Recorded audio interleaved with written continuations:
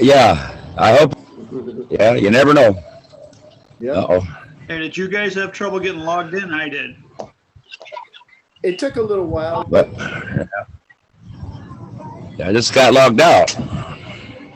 you're in. Am I? Yep. Can't see. Can't see nobody. Uh-oh. There I am. Okay, doke. Closed all the speakers. Good evening, Mr. Miller. Good evening, Mr. Szymanski. How are you? Great, thanks. Good.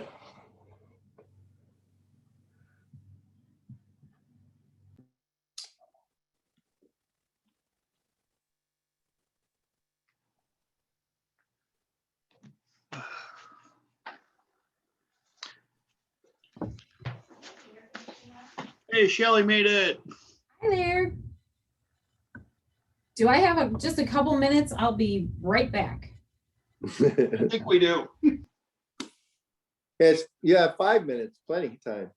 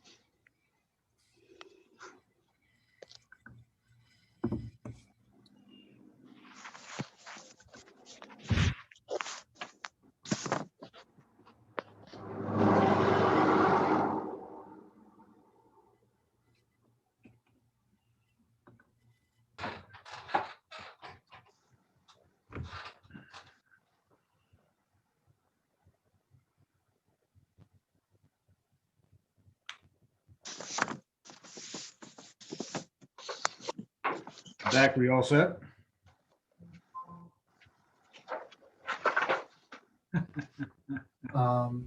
Heather, are you good? You ready? 1, 2, 3, 4. Yes, I'll just continue to unmute or admit people and try to keep everything orderly here, but there's still people coming in.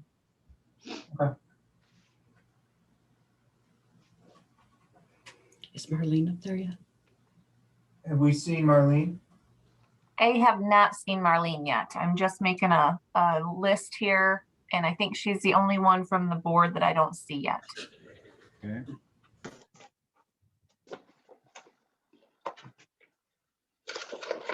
Unless she called in on a number. You know, if was She calling will, in. Heather, she'll be calling in on a number. She will. Do you know what the last 4 digits of her number are? I can find out here. I've got him right here. Should be 7917. Okay, let me take a quick look here in my numbers. So this is just the planning committee. I don't see that number yet. Hold on 1 second.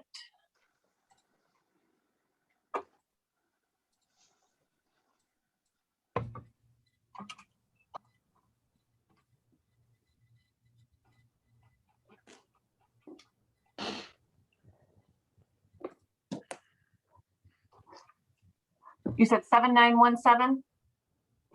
7917. Okay, not yet. I don't see her, but I'll keep watching.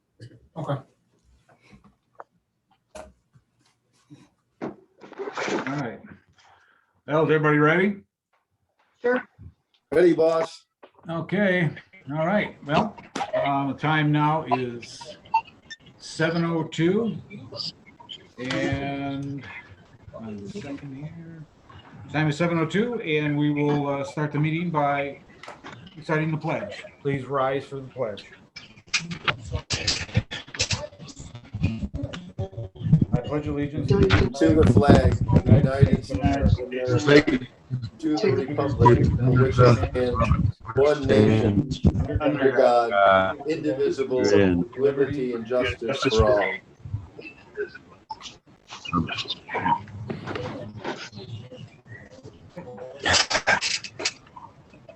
Mark, Yes. Mark, Yes, Roger. I'd just like to say, I just got off the phone with Marlene, and she's trying to get on with Zoom. Okay. So she may join us later. Okay.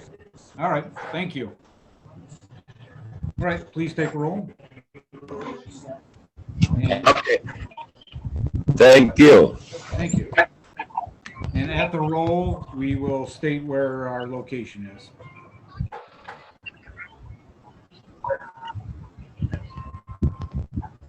Ready? Ready? Go ahead, Nancy.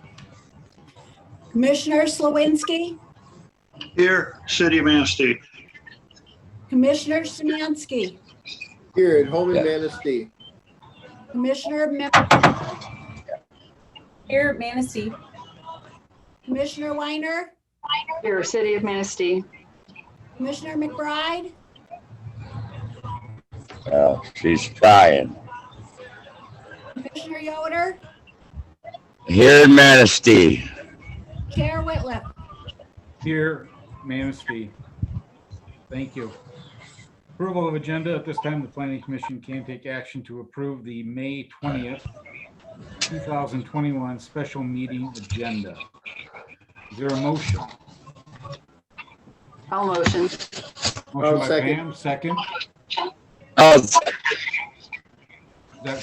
I'll second her. Roger. Any discussion? Yeah, second. Okay. Second by Roger. Any discussion? None? Please take a roll. Commissioner Slawinski, Yes. Commissioner Szymanski, Yes. Commissioner Umberto, Yes. Commissioner Weiner, Yes. Commissioner Yoder, Roger? Commissioner Yoder. Yes. Chair Whitliff, Yes. Thank you. Yes.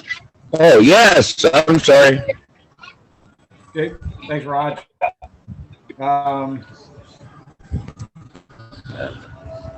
Approval of minutes. At this time, the planning commission can approve. Okay, yeah, May all right. 6th, 2021 meeting minutes. Is there a motion?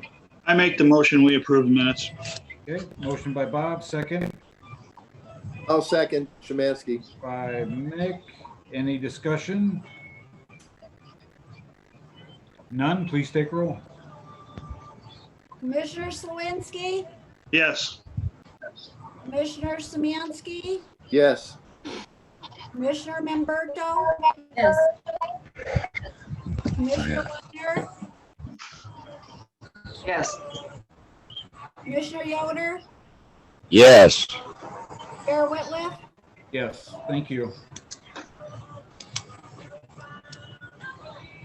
Correspondence. This time, Chair will ask any correspondence has been received and be read into record.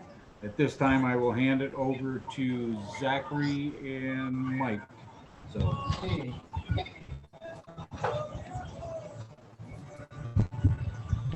Before you get started, there is some background noise, like music or something, that's causing some interference, I think. So if anybody has any background noise, please turn that off. Thank you. there we go. Roger. Thank you, Heather. Okay. Greetings. I'm writing to express concern with the Hampton Inn proposal and the actions of the Planning Commission in handling it. The proposal as submitted does not meet the very specific requirements of the planned unit development section of the ordinance, and it will violate the Manistee Charter as well. What is most disturbing is that in spite of substantial public opposition to the size of this project and conflict with the zoning ordinance, the master plan, and the city charter, the Planning Commission has all but predetermined that the project will be approved. What is the purpose of having public hearings when a decision has clearly already been made by a majority of the panel? What are the reasons for having zoning ordinances, master plans, and a city charter if they are going to be blatantly ignored and steamrolled in pursuit of a non-compliant plan? The project spills over from its own boundaries into adjacent parklands, specifically Douglas Recreation Area. This park is the largest and most utilized in our community.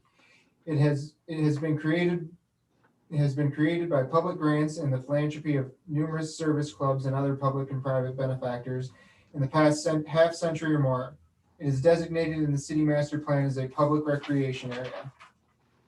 This proposal privatizes part of the public asset for private use. More specifically, the PUD application calls for 30 parking spaces, well as a half-acre size stormwater retention basins that lie outside the footprint of the available project site and on city park land.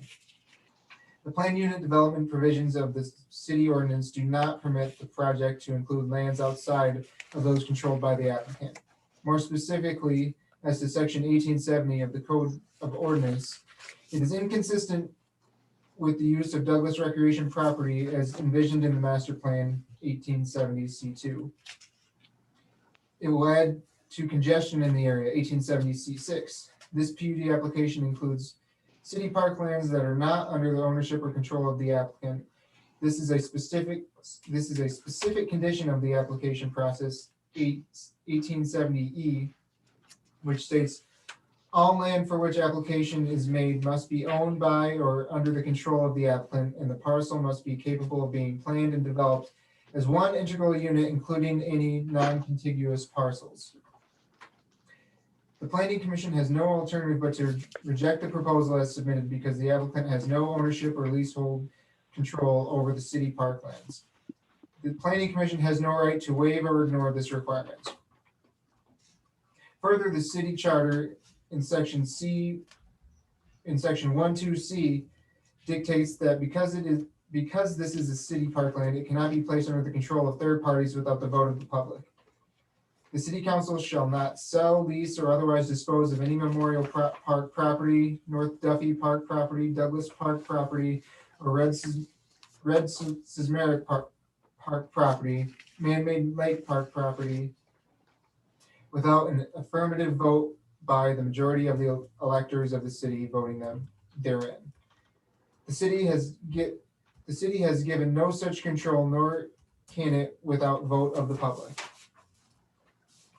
Approval of this project as proposed undermines the entire rule of law. It sets the city up for challenges in the future.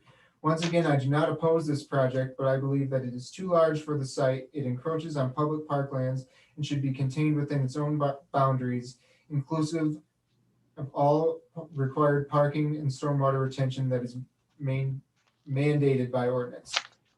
A development plan smaller in scale would accomplish these things. Marty Spalding. Why don't you go, Katie? Okay. Dear Planning Commission, I live in Manistee. I am raising my children here. We enjoy the natural and unique beauty of Manistee's beaches. In the summer, the parking lots are very full. I have a hard time finding a parking spot. Sometimes when I do, it is quite far away. This is a problem with children. We have a lot of stuff we carry to the beach. Hampton Inn will make it harder to park when I want to go to the beach. We probably won't be able to go to First Street Beach or maybe Fifth Avenue either. It is hard to imagine that the parking problem will not get worse for both beaches. Why does it have to be 5 stories? I don't think that would look good on the beach. Sincerely, Teresa Papera, 160 Quincy Street. Dear Planning Commissioners, I am not in favor of the Hampton Inn proposal. It will change the beauty of First Street Beach. It is ugly. The article in the paper referenced the money it would bring in. Is this accurate? Did they subtract the revenue from 2019 and previous years? The hotel is too big, doesn't have enough of its own parking. I'm concerned about other hotels going out of business. Also, if the fitness center is open to the public, the center in town may go out of business. Do they think people will be wanting to be at the hotel beach in winter when it is snowing and blowing? The road won't be clear. The city can't keep plowing there when the city streets don't get plowed as soon as is desirable. The light pollution and traffic congestion isn't worth the hotel. Manistee allowed Harbor Village to build on the bluff. That destroyed the beauty of the area. Manistee made a poor decision when the industrial park was put on the north side instead of off a highway. This should have been homes. This would have helped decrease the present lack of housing in Manistee. Where are all the tourists coming from? A new hotel on River Street will accommodate many. I agree with all the letters to the editor that are against the 5-story monstrosity. This hotel belongs on a highway area. It doesn't fit in the Victorian city. Please reconsider. Elizabeth Herman. Several Manistee neighbors are asking to send letters to the Manistee Planning Commission and Manistee City Council before their May 20 meeting. We're asking to postpone approval of the 5-story Hampton Inn that will replace Lakeshore Motel. We believe that the current proposal is not in keeping with the will of Manistee taxpayers, and the change will affect Manistee life for generations. Please sign this letter. I will mail it or drop it off at City Hall. Thank you, Rick Rapera.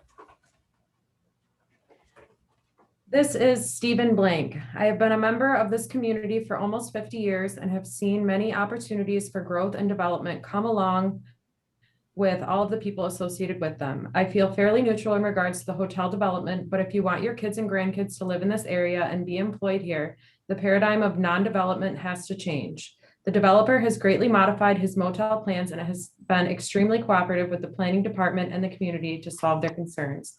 Their cooperation should be appreciated. If the community wants to grow, it has to start with the first step. This could very well be the spark for future growth downtown and in the community. Thank you for our Manistee City Planning Commission. Thank you for your service to Manistee. Here are some concerns I have with the proposed Hampton Inn. Number 1, the red letter sign on the top of both sides of the building draws attention to and accentuates the height of the 5-story building. The red glow at night would be an issue for both surrounding neighborhood and beach area. I live near this beach. Number 2, to use a loophole to override a zoning ordinance limiting structures to 35 feet in height is just wrong. Number 3, the talk of the money that this hotel might bring pales in comparison to marrying permanently the priceless natural beauty of First Street Beach and surrounding park area. Number 4, Ludington has overcome an era of struggling downtown businesses. It did not give up its beach waterfront to commercial development to achieve their financial success. Number 5, The bottom line is that the proposed hotel is just too big for this site on the beachfront. Thank you for your consideration. Kathy Butler, Manistee. My name is April Soggy, maiden name Hobart. I was born in Manistee. I've lived here my whole life. Now I'm raising 2 boys up in this beautiful town. The job opportunities aren't the greatest. What a wonderful job opportunity this hotel establishment would bring into our community. I'm a hard worker, been at the casino for 10 plus years, and it's not the greatest place for work. So I know there is a lot of hardworking moms and dads in Manistee that would benefit from the new hotel. Just to think of how many people it will bring to our town and open up more jobs for the city as well. It will cause such a chain reaction in this town so desperately needs. Thank you for your time reading my letter. Sincerely, just a small town girl, April Soggy.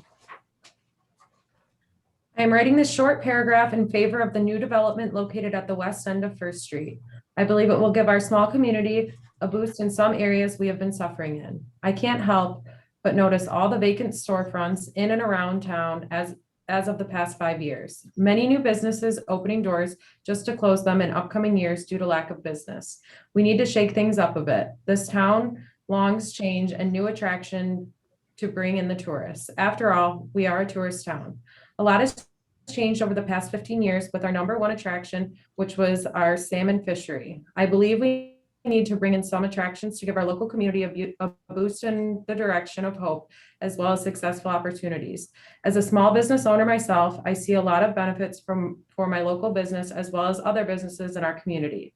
My household supports this future attraction. Leland Keeney.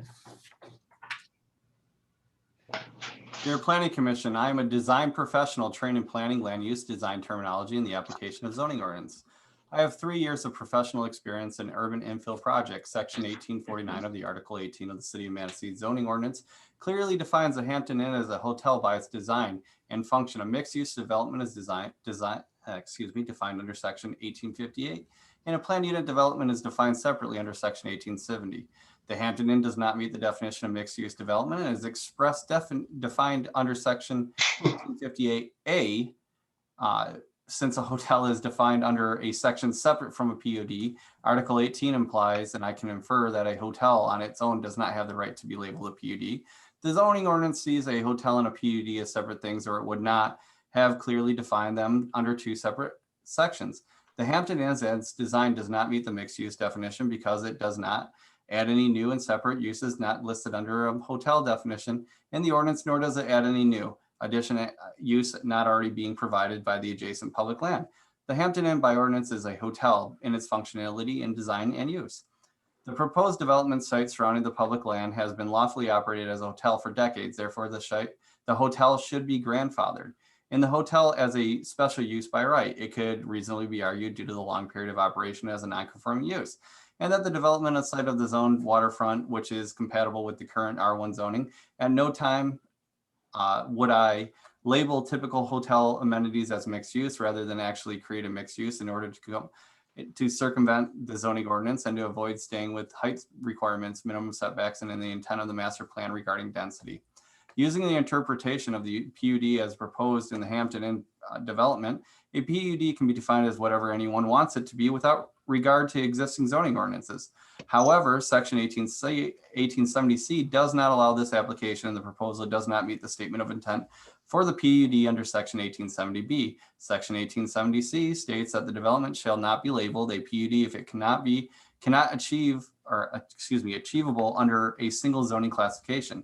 The only reason the Hampton Inn project is not achievable under a single zoning classification is because its height is greater than that allowed in the city, and it does not meet the minimum setback requirements. Secondly, the Hampton Inn does not meet the PUD requirements of Section 1870C because it does not consolidate nor maximize open space as required. It is overbuilt for the existing footprint and encroaches on public land. The only open air space being maximized by the proposed Hampton Inn development is the public space on public land that is already under a land use plan and presently being enjoyed by the public as part of First Street Beach Public and Land District. Finally, I want to thank the Planning Commission for exercising their discretionary power so judiciously prior to my investment in the city of Manistee. The city has been well planned. The city would benefit from having the Hampton Inn Hotel.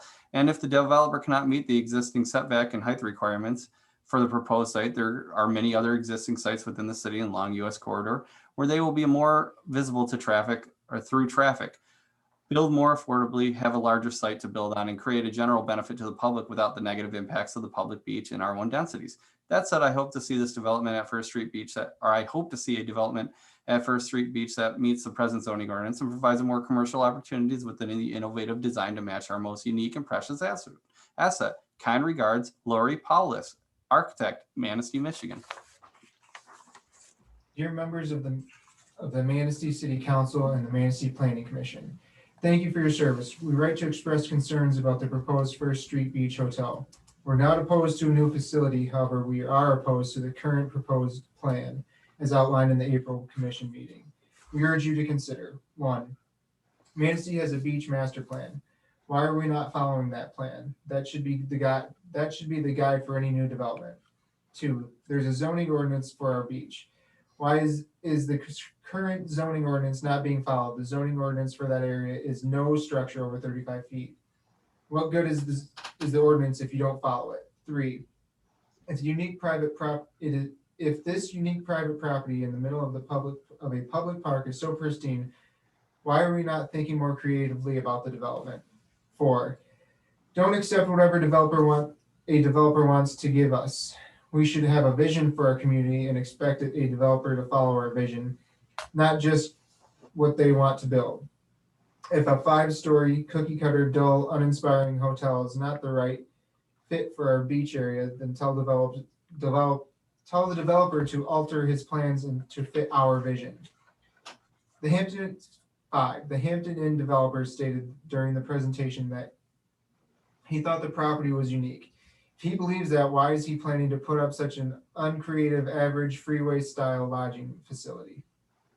6, as a community, we should take confidence and pride in what our community has to offer. The First Street Beach is one of our stellar assets. We can and must require that any structure built on the beach does not denigrate it, but improve it with a more creative, original facility. 7, what will First Street Beach look like in 10 or 20 years once the tax depreciation schedule runs out, with the proposed owners sell to a super budget hotel like others have done all over the country? 8, economic development is essential, but to overwhelm a public beach with a 5-story uninspired cookie cutter highway style uncreative structure for 30 plus mostly lower wage jobs does not fit our idea of a long-term economic development plan. 9, demand any developer planning to put up a facility on First Street Beach to be able to fit the entire projects in the space, not require more public land for parking and water runoff, etc. Look seriously at the items mentioned above. Make First Street Beach truly pristine, unique, and classy by building a facility that will stand the test of time and fit into the park setting. If the commission approves this current plan, they are abdicating their responsibilities as good stewards of our community. Regards, Richard and Linda Beaton, 365 Lighthouse Way, Manistee. Dear Planning Commission, I raised my family in Manistee. Now my children and grandchildren enjoy the unique First Street Beach. The planned Hampton Inn will change the character of First Street Beach forever. It will also have a big effect on the character of Manistee, the feeling that residents and visitors have about the town, Manistee's uniqueness. The 2016 master plan designated the Lakeshore Motel R1 for future development. This was done to assure that new development would not affect the natural character any more than the Lakeshore Motel. The revised Hampton Inn plan still leaves concerns. Please postpone a decision at the next meeting. Richard Albee, 365 Lighthouse Way, Manistee. Mr. Sokola, Mr. Samples, and Ms. Baker, I've attached photos taken on May 17th show the present parking congestion situation on the south end of Lakeshore Drive when there is activity in the area. The first photo is looking west on the tennis courts on the left. The second photo is in the same area looking to the east in front of the dog run. There was a tennis match with spectators at the time. We walked in the park frequently and observed that the parking situation is significantly more congestion than this during the weekly summer music events at the pavilion in the south end of the park. Would you please forward this note to the Planning Commission board members so that they have the benefit of perspective provided photos? Feel free to share the photos with any other interested parties. Richard Blue and Sandra Karshmar, 130 Lighthouse Way North, Manistee. Dear Planning Commission members, please accept our letter of support for approval of the planned unit development application put forward by Suburban Inns. We're enthusiastic about the future of Manistee and applaud efforts by private and public sector building owners who are investing in the future of our community by making a commitment to downtown Manistee. Ironfish Distillery takes pride in being part of Manistee County's outdoor economy, an interconnected network of businesses, services, industries, and end destination locations that combine to attract and serve many thousands of visitors annually. Put quite simply, as the outdoor economy grows, Ironfish Distillery expands, providing meaningful employment, including manufacturing jobs. Ultimately, policymakers and land use planners are in a position to encourage community and economic diversification and vibrancy through decisions such as the PUD application before you. Thank you for taking the time to consider this opportunity. Respectfully submitted, Richard Anderson, co-owner. Dear Planning Commission members, thank you for all your careful consideration in hearing the concerns of the public for the 101 Lakeshore Drive. This Lake Michigan Shore development will have forever consequences to this beautiful, unique, sensitive, special location. As a family of Manistee taxpayers for over 100 years, much enjoyable time has been spent on the fabulous beachfront, picnic areas, and playgrounds. Progress, change, and development are quickly approaching. This light residentially zoned parcel is being considered under the Plan Unit Development Ordinance. According to attorneys Micah Myers, a PUD allows for flexibility, economy, and efficiency in land use and encourages useful open space and other things in the regulation of land development. The proposed detention pond on public parkland is not encouraging useful open space for the public. A detention pond in an already limited area is not in the spirit of what this sensitive location is meant for. The city says this pond would be a mutually beneficial undertaking to the city park property. Taking away useful open space from the public park to satisfy a mega hotel and its private need is not a benefit. The city says that the draining of 2 road water collection locations is a benefit if the hotel pays for it. Again, taking away useful open space on public land is not benefit enough when considering the future needs for this land for the public. Other hotel drainage options were presented by the city, which will preserve this sensitive area for the public.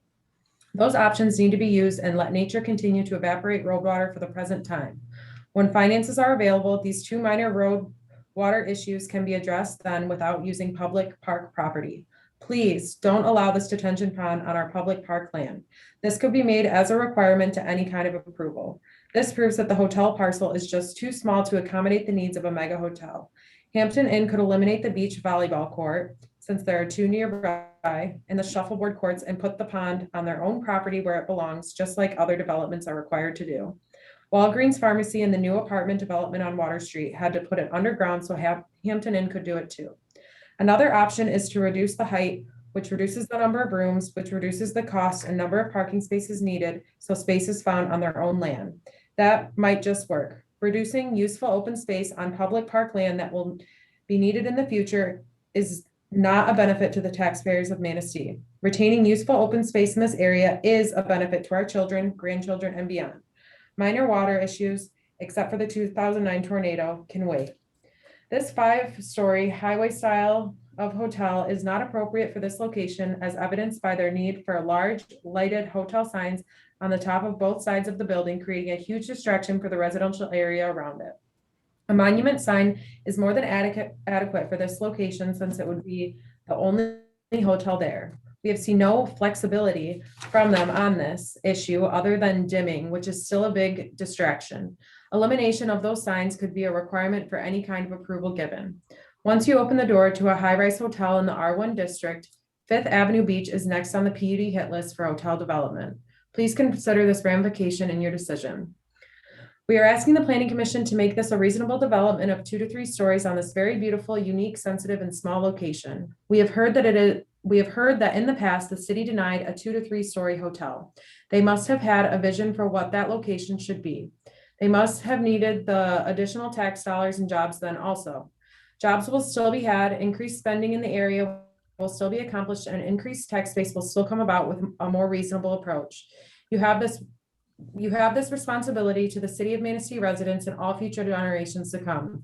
We feel this is a reasonable PUD compromise, giving something to everyone. As much as we like Hampton Inn, if they can't do it, they There could be other developers that would meet reasonable requirements for that pure Michigan location. Maybe someone else could put a rooftop bar lounge on a 2 to 3 story hotel. Perhaps with the coming convention center downtown, extra meeting rooms wouldn't be necessary in this development. We understand that it is allowable, but for all of these reasons, is a mega highway style hotel truly desirable in this moment in time, in this location? We sincerely thank you as you consider this decision. Dale and Jennifer Teller, Manistee. All right. I have a blanket letter here, Mark. I'm going to read it. If there's additional comments written on it, I'll read it separately, and then the addresses. All right. All right. So, Manistee Planning Commission, City of Manistee. Dear Planning Commission, on Lake Michigan between Chicago and Mackinac Bridge, there is no rarer property than the Lakeshore Motel. It is on the white sand beach, meticulously maintained by the city, surrounding by natural, mature woods and dunes. A river walk built by the city of Manistee leads to the quaint Victorian downtown and close to the major highway. The transformation of this property is an opportunity for the city to enhance uniqueness that is so carefully and repeatedly spelled out by the Manistee's master plan. Restroom/concession buildings on Manistee beaches were designed for their beach location. A developer has submitted plans for the lakeshore property. The following questions, among others, remain. Specific agreements for the physical accommodations and costs to be shared by the city. Any deviations granted under this section PUD which do not conform to the City of Manistee Master Plan shall include findings of facts justifying the exceptional variance. Zoning Ordinance Section 1870D. It is possible to build a hotel on a 2-acre lakeshore motel property with less than 5 stories. The Hotel Indigo in Traverse City is on less than 1 acre. It has 4 stories, 108 guest rooms, full service restaurant.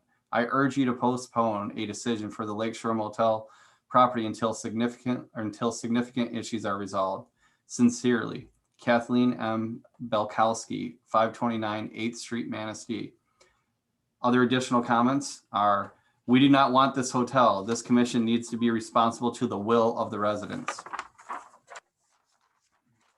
The same letter is signed by Judy Ayat of 120 Lighthouse Way, North Manistee. Excuse me, Mark, it's going to take me a minute to get through this. Okay, take your time, Mike.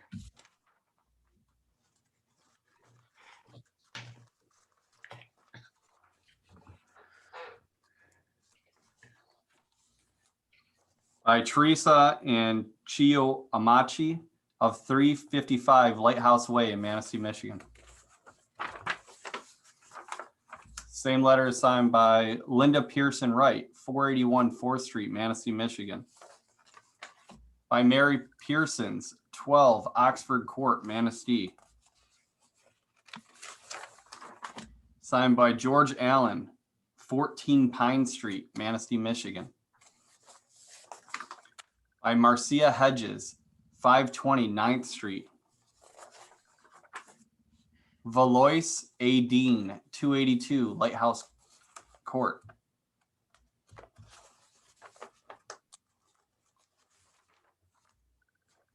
Jenna Stoltz, 9274 Linderman Road in Bear Lake, Michigan. Ginger Wiseman, 1539 Critter Trail, Manistee, Michigan. Beverly J. Saylor, 533 8th Street, Manistee.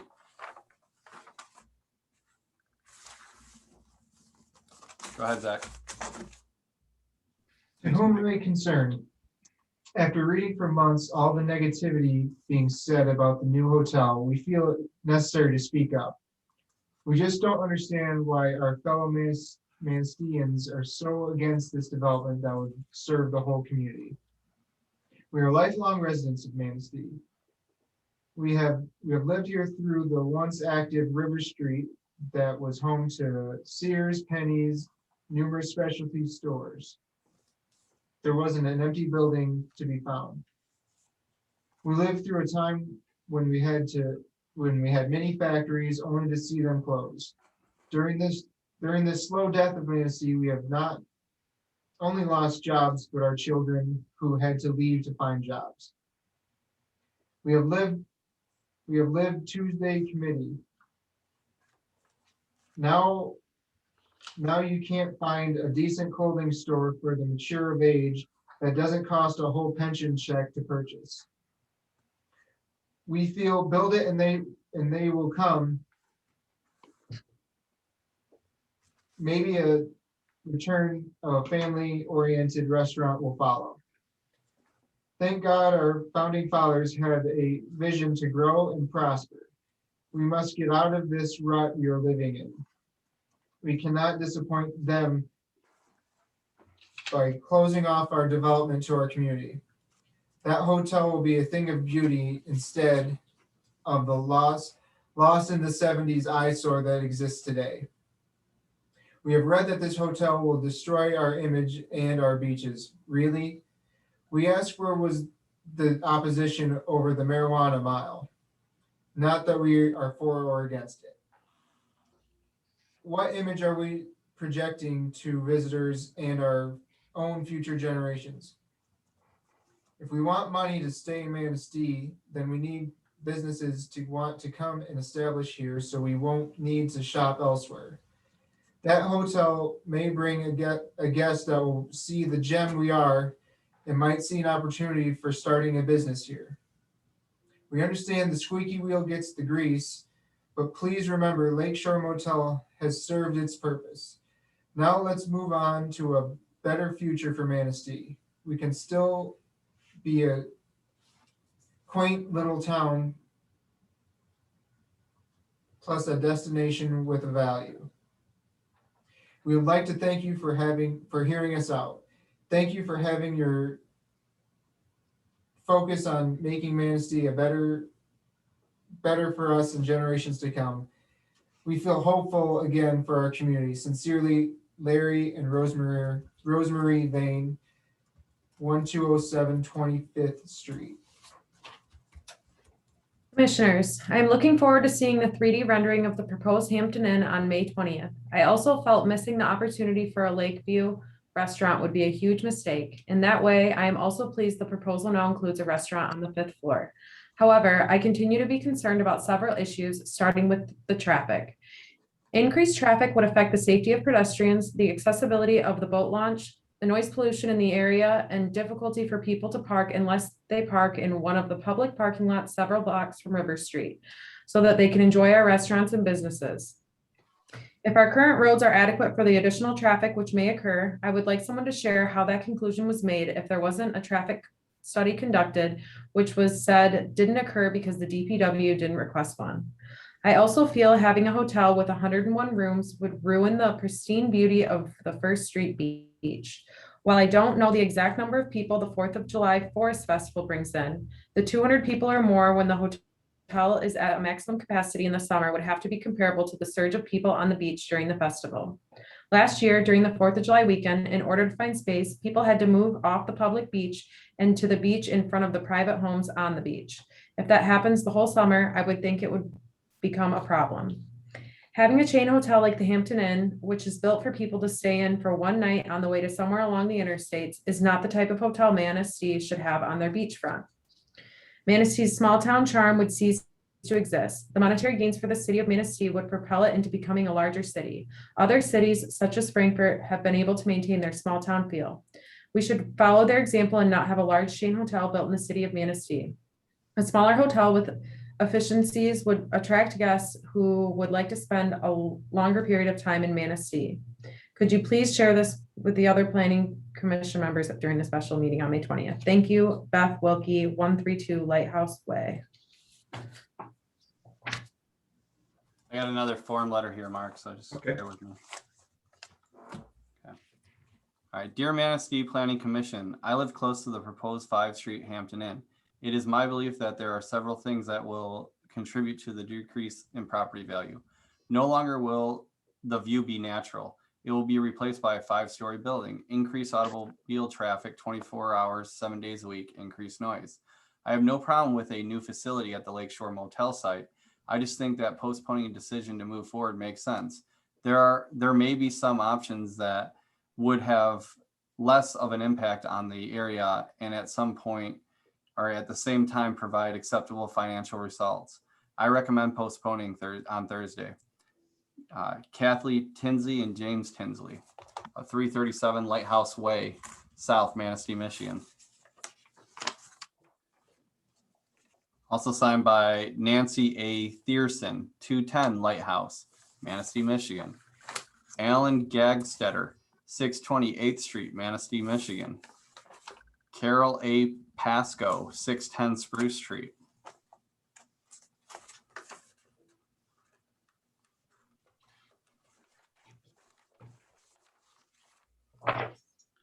Edwin McWatt, 730 Harbor Drive, Manistee, Michigan. Bill Oyette, 120 Lighthouse Way North.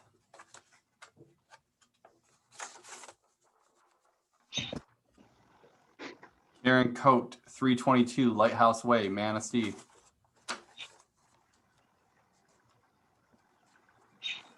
Steve Coate, 322 Lighthouse Way, Manistee. And Donna Bowman, 807 Dincy Street, Manistee, Michigan. That it, Mike? Yep. Okay, thank you.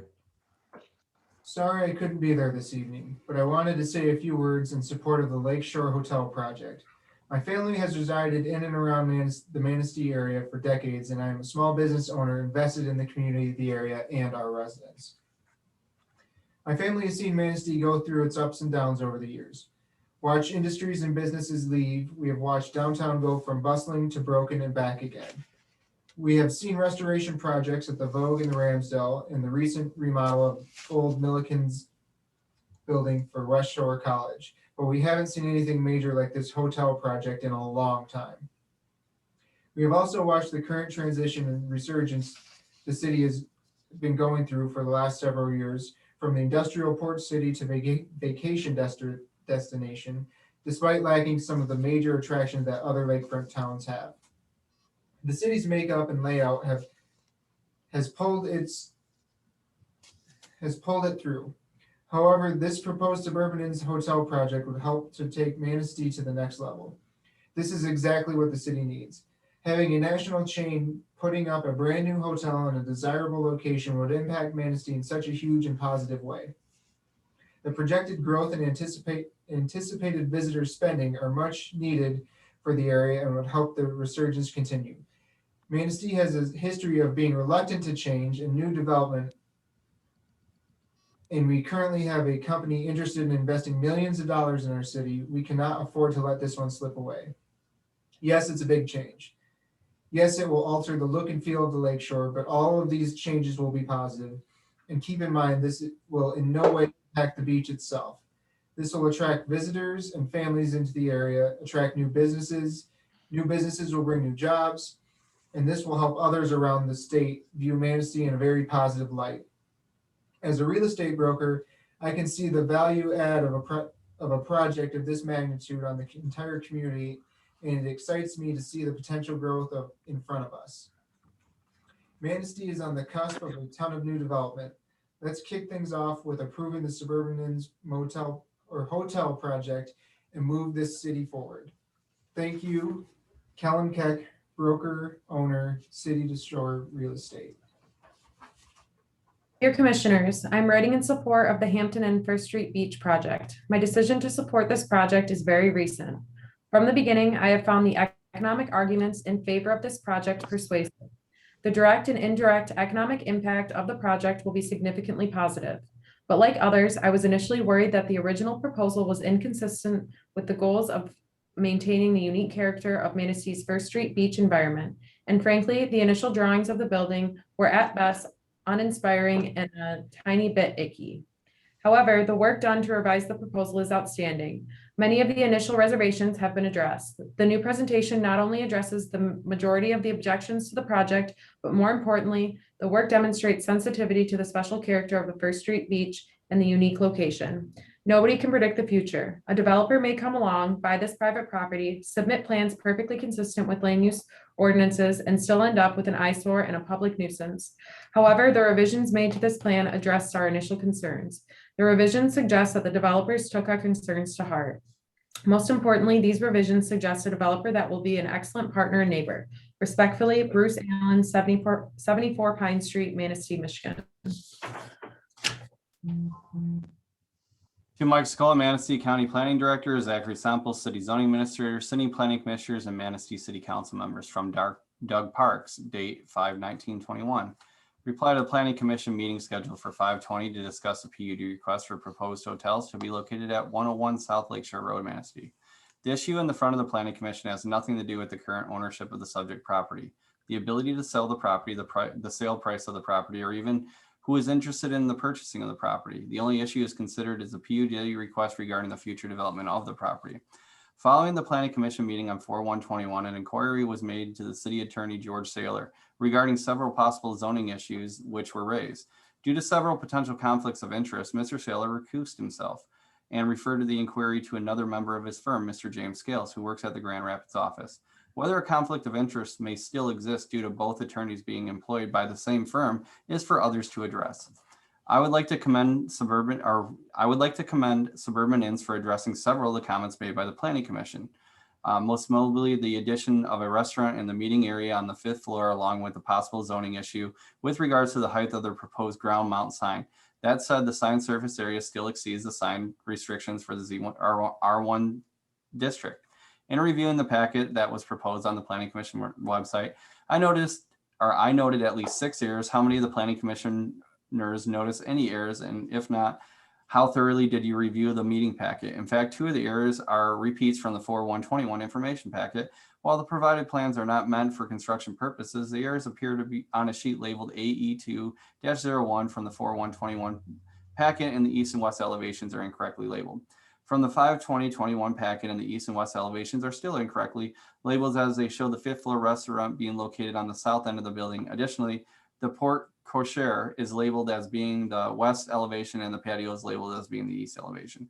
Addressing a couple of issues that were mentioned in the 4/1/21 meeting, parking. Current zoning requires hotels to have at least as many parking spots as they have many rooms.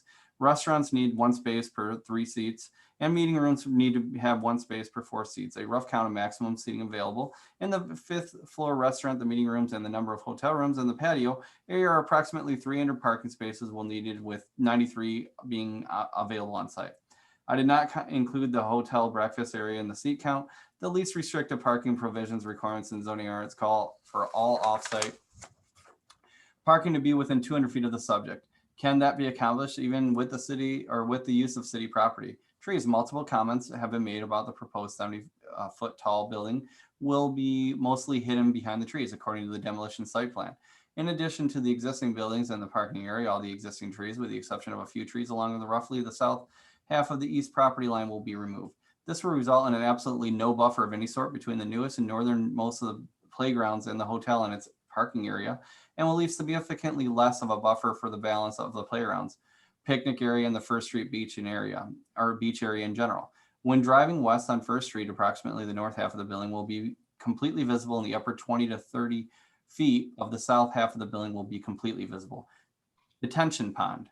Rough measurements show the northern edge of the detention pond will be approximately 70 feet south of the subject property south boundary line. The proposed detention pond will have a bottom area that measures 1895 square feet and will be in an excavation at grade of 9,594 square feet, which is approximately 70% of the size of the Olympic swimming pool. This is not a small area.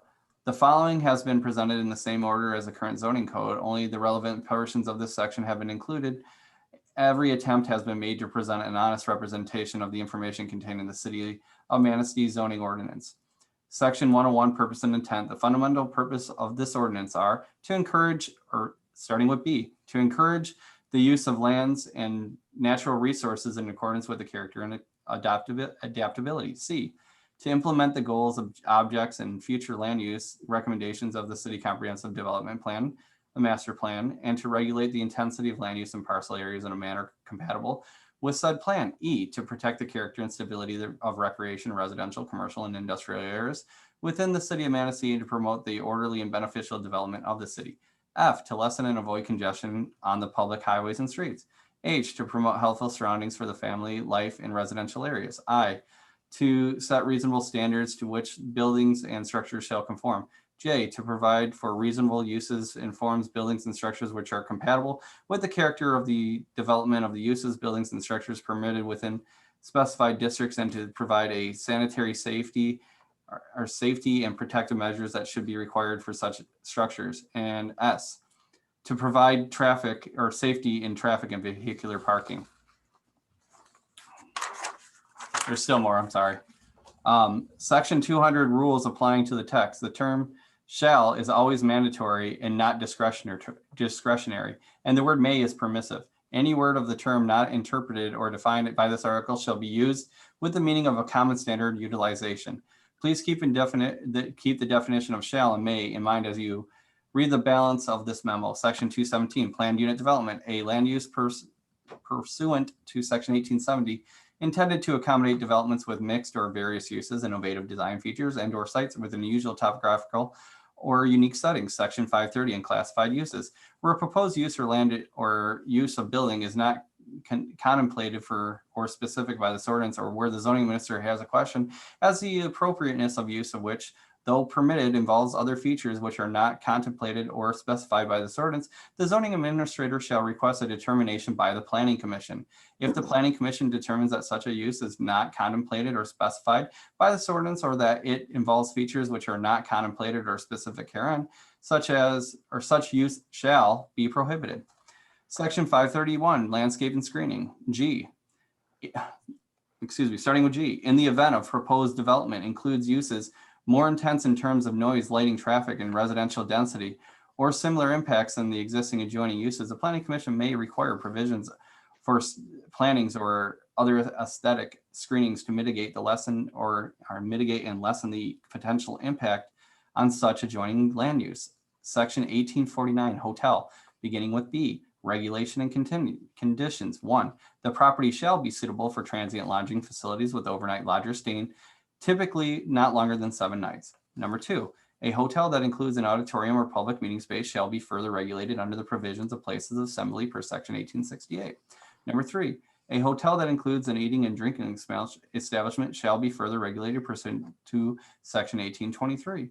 Number 4, the use and impact of the establishment shall be compatible with other allowable uses in the vicinity in terms of parking, traffic, noise, and odors, and shall not adversely impact the subject neighborhood.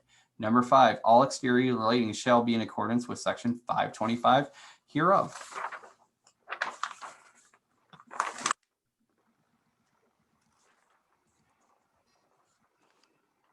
Sorry, make sure I had it double-sided. I apologize, guys. R1, R2, R3, and R4, grand marquee projecting suspended wall, not applicable. 16 feet, ground signs limited to 8 feet in height. A search of each of the specific zoning districts reveals interesting information and raises one or more interesting questions. Even if authorized, can a PUD override a particular district height restrictions? While the following chart is my creation and the subject matter was taken directly from the zoning districts stated height regulations. R1, 35 feet, 2.5 maximum stories shall be lesser of. R2, 35, 2.5 stories shall be lesser of. R3, 35 stories, 2.5 shall be lesser of. R4, 35 feet. I'm sorry, I said stories, I meant feet, guys. 2.5 stories and shall be lesser of. C1, 40 feet, maximum height of 3 stories and shall be the lesser of unless part of a PUD. C2, 35 feet or less, 2.5 stories shall be the lesser of unless part of a PUD. C3, 50 feet, 4 stories shall be the lesser of unless part of a PUD. Waterfront, 35 feet, 2.5 stories shall be the lesser of unless part of a PUD. Light industry, 50 feet, 4 stories shall be lesser of unless part of a PUD. In general industry, 50 feet, maximum stories 4 shall be lesser of unless part of a PUD. It is obvious that the drafters of the city Manistee zoning ordinance and the City Council, in approving it, purposely intended to restrict the height of a development in all 4 of the residential districts to a lesser of 35 feet or 2.5 stories in height, with no exceptions, regardless of whether it was permitted or used or special use, or even if a PUD is approved. The remaining 6 zoning districts each shall adhere to the height restrictions unless a PUD is established. The word shall is included multiple times in the City of Manistee zoning ordinance. Section 200 rules applying to the text states the term shall is always mandatory, not discretionary, and the word may is permissive. Based on the definition of the word shall within the Manistee zoning ordinance, regardless of the approach or the approval of PUD requests, any development associated with the subject site shall be limited to lesser of 35 stories and 2.5 feet. The last paragraph of the opinion letters provided by Attorney James F. Scales, one addressed to Mr. Thad Taylor, city manager, and the other addressed to the City Manistee Planning Commission. He very clearly states in whether the request or the PUD is approved or denied, it should be carefully drafted and included specific findings of fact. The only disagreement I have with the letter to the Planning Commission dated 4/9/21 is that Mr. Scale writes that the findings of fact should be included, but Section 1870 G3 says the decision of the Planning Commission shall recite a findings of fact. In conclusion, the definition and use of the word shall in the City of Manistee zoning ordinance as currently approved prevents the approval of the PUD application submitted by suburbanites for the redevelopment of the property, for which is commonly referred to as Lakeshore Motel. It appears that the options are either the PUD applicant to modify their plans to comply with the 35 and 35 foot and 2.5 story height restriction, or begin the process or require process of making changes to the City of Manistee zoning ordinance.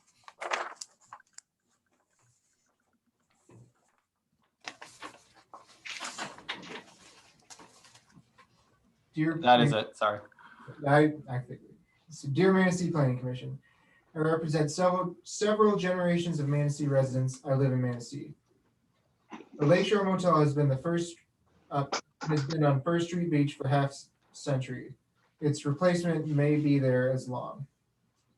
The revised Hampton Inn plan to replace the Lakeshore Motel will permanently affect the natural beauty and character of First Street Beach in Manistee. Many people believe that the full potential for development in this spot has not yet been achieved in the Hampton plan. Consider Hotel Indigo as an example. It is 4 stories on less than an acre with 105 guest rooms, full service restaurant. The Lakeshore Motel is 2 acres and 5 stories are proposed. Manistee should develop the full potential for this site while satisfying those with financial concerns. There is no urgency. I ask you to postpone approval of the project at the May 20 meeting. Shelley Thomas, 367 Lighthouse Way. Julie Grage, 5 Bridge Street, Manistee, Michigan. Patricia Peppera, 342 Pine Road.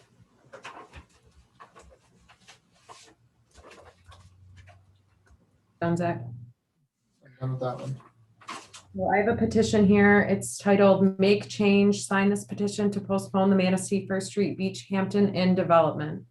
Please complete the form below to join our collaborative effort to postpone the current First Street Beach development in Manistee and support our vision for a new reimagined First Street Beach. Your participation can be as simple as noting that you agree with our mission and vision by signing this document as a collective petition. We also encourage you to share your own letter to the Manistee Planning Commission and Manistee City Council. Finally, we encourage you to share your contact information so we can all band together to have our voices heard at public meetings, hearings, and within our community. Once you have pledged your support, we encourage you to share the points of this petition and mission to postpone the current Manistee First Street development. Thanks for bravely supporting a different vision than what is currently proposed as a Hampton Inn. Your voice will make the change, and we hope to postpone the vote on May 20th. And I have just about 400 names here that I will rattle off. All right.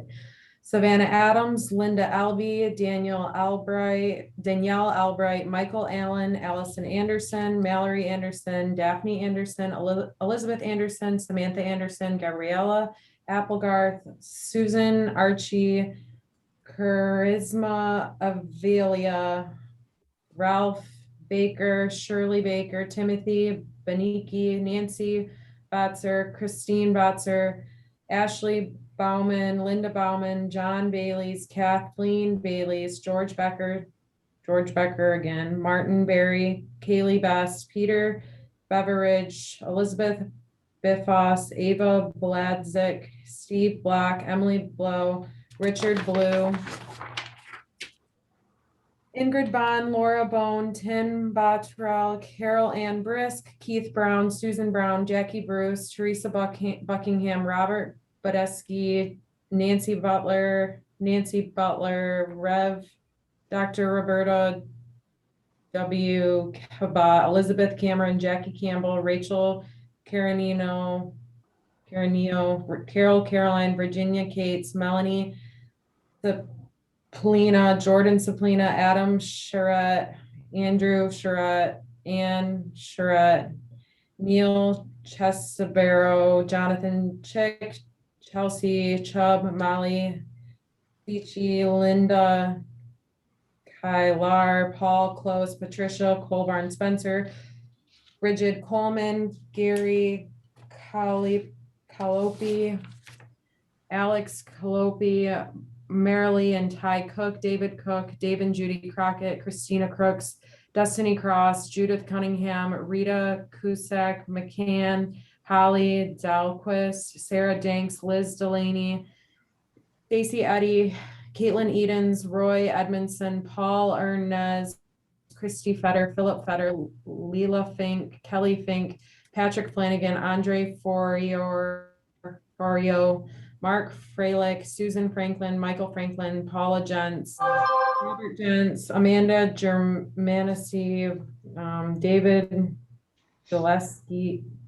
Oh, sorry, that one's hard. Ann Gillespie, Ann Glenn, John Gorney, Jennifer Gouvet, Barbara Grabowski, Jolene Grace, Deborah Green, Heather Green, Tiana Graymore, Caitlin Griffin, Rebecca Grosset, James Grosset, Kay Gunderson, Carl Haas, Vickers Hanson, Elena Hanson, Crystal Harthun, Eliza Harvey, Georgia Hepika, Rebecca Hoffman, Diane Holman, Bethany Horncole, Jennifer Howard, Paul Howard, Jason House, Colleen House, Lena Howland, Kimberly Hunter, Cindy Jacoby, Stephanie Johnson, Kathleen Johnson, Sue Johnson, Rebecca Johnson, David Johnson, Deborah Kaminsky, Debbie Kowalik, Shane Keeler, Amina Khan, Stacy Kidder, Laura Kiefer, Donna King, Allie Needle Peppers, Camille Cassis, Star Coon, Chelsea Cott, Lorinda Kraus, Tim Kraus, Jean Kraus, Sandra Kamar, Katie Krozalski, Edmund Krumans, Laura Kubeka, Lisa Kushki, Haley Lacarte, Brenda Lahiti, Juliana Larson, Alyssa Lasky, Marjorie Lawrence, Linda Lebert, Andrew Lee, Barbara LaFever, Dennis Lurg, James Lurg, Ann Lesky, Brittany Levaronsky, Deborah Kaminsky, Debbie Kowalik, Shane Keeler, Amina Khan, Stacy Kidder, Laura. Okay, this is repeating. Sorry, hold on, let me see. I got one that's definitely a double. Thank you, Katie, for doing this. Yeah, Carla Lidkey, Dency Lippert, Glass, Logan, Selena, Loretto, Madison Ludwig, Clory, Luke Beyonce, Shane Mackin, Andrea Mack, Kelly Mack, Lori Macpherson, Cindy Maddox, Jerry Madison, Hans Madison, Ellie Magnon, Roni Majarzak, Elise, Lacey Makowski, Chanel Mileski, Taylor Mallison, Elizabeth Marquand, Justin Marquand, Virginia Massengarb, Douglas Masselink, Shannon Madison, Carl Maurer, Tim McCloskey, Gabriella McDougall, Patricia McGinnis, Kendra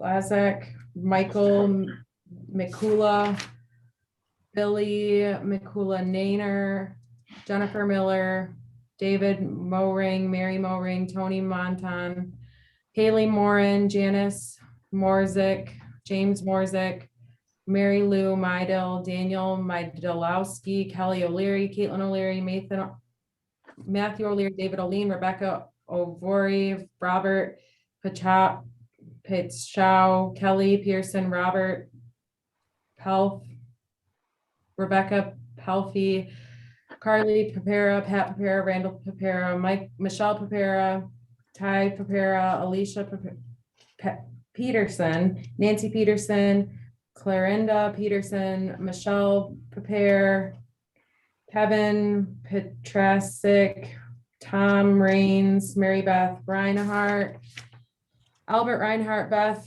Robkey, Matthew Robkey, Darlene Rogers, Sarah Ross, Mary Russell, Brianna Rybicki, Bailey Sable, Joshua Sagala, Lana Sains, Karen Shab, Alvin Shackman, Evan Shelfie, Greg Schmidt, Diane Schmidt, Chloe Schumatzler, Carrie Shabush,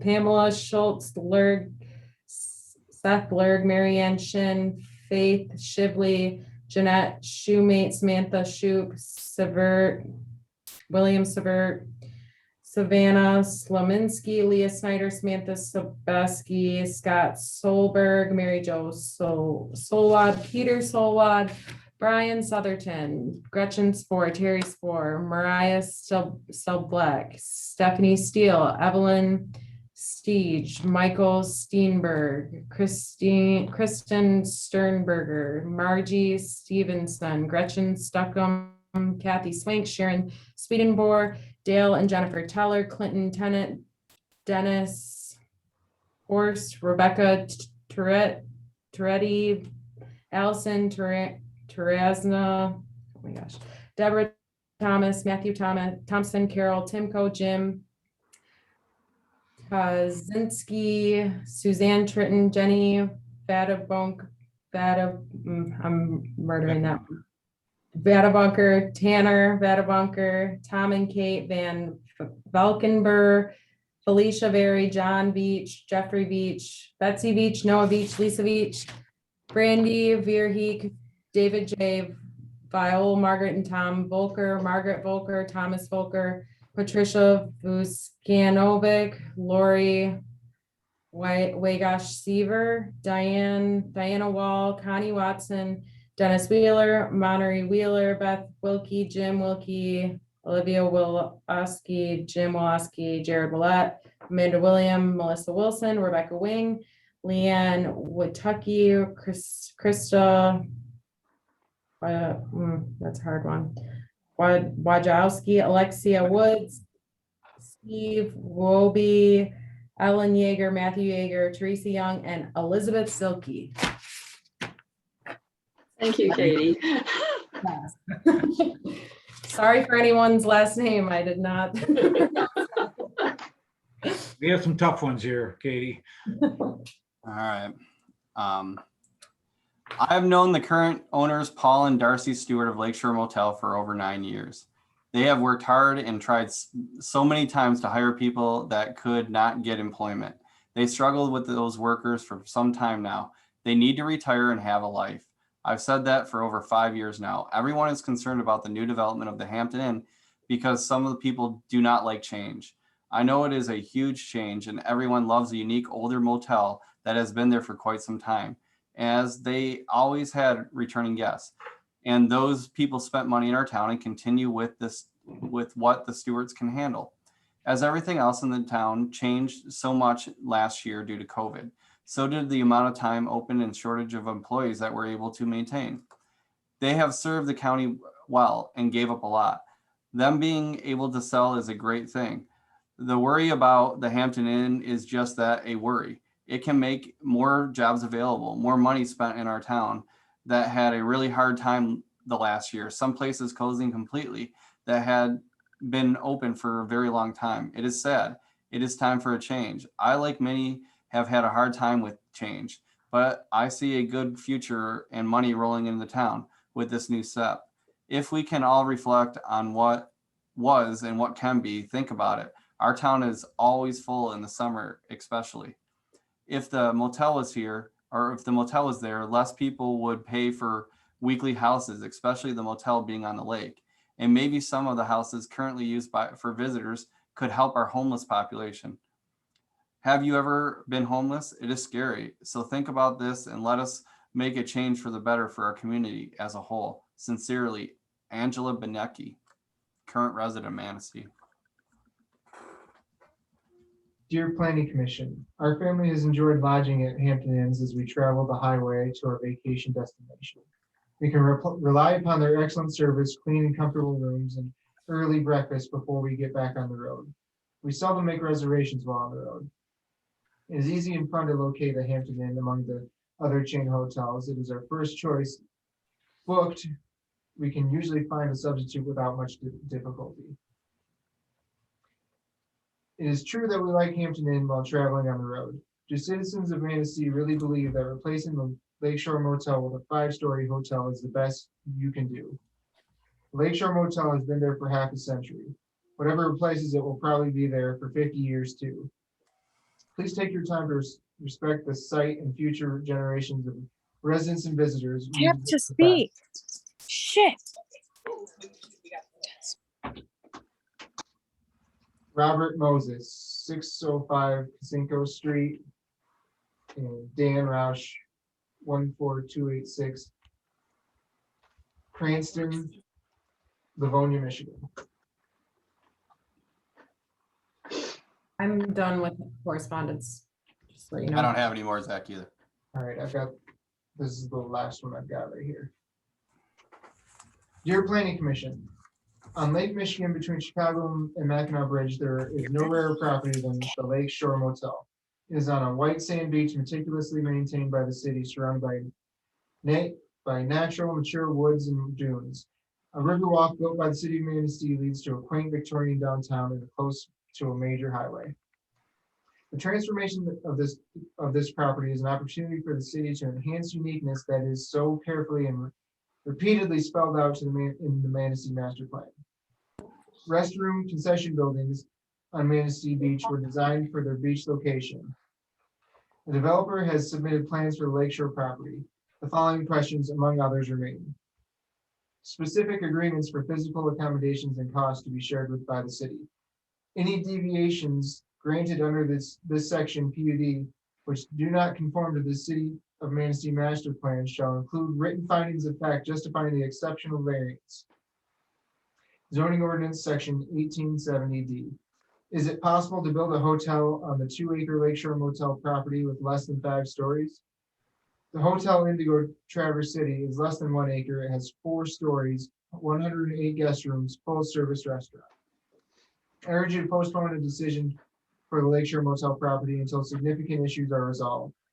Sincerely, Mary Beaver, 222 Lighthouse Ways, and Randy Beaver, 222 Lighthouse Way.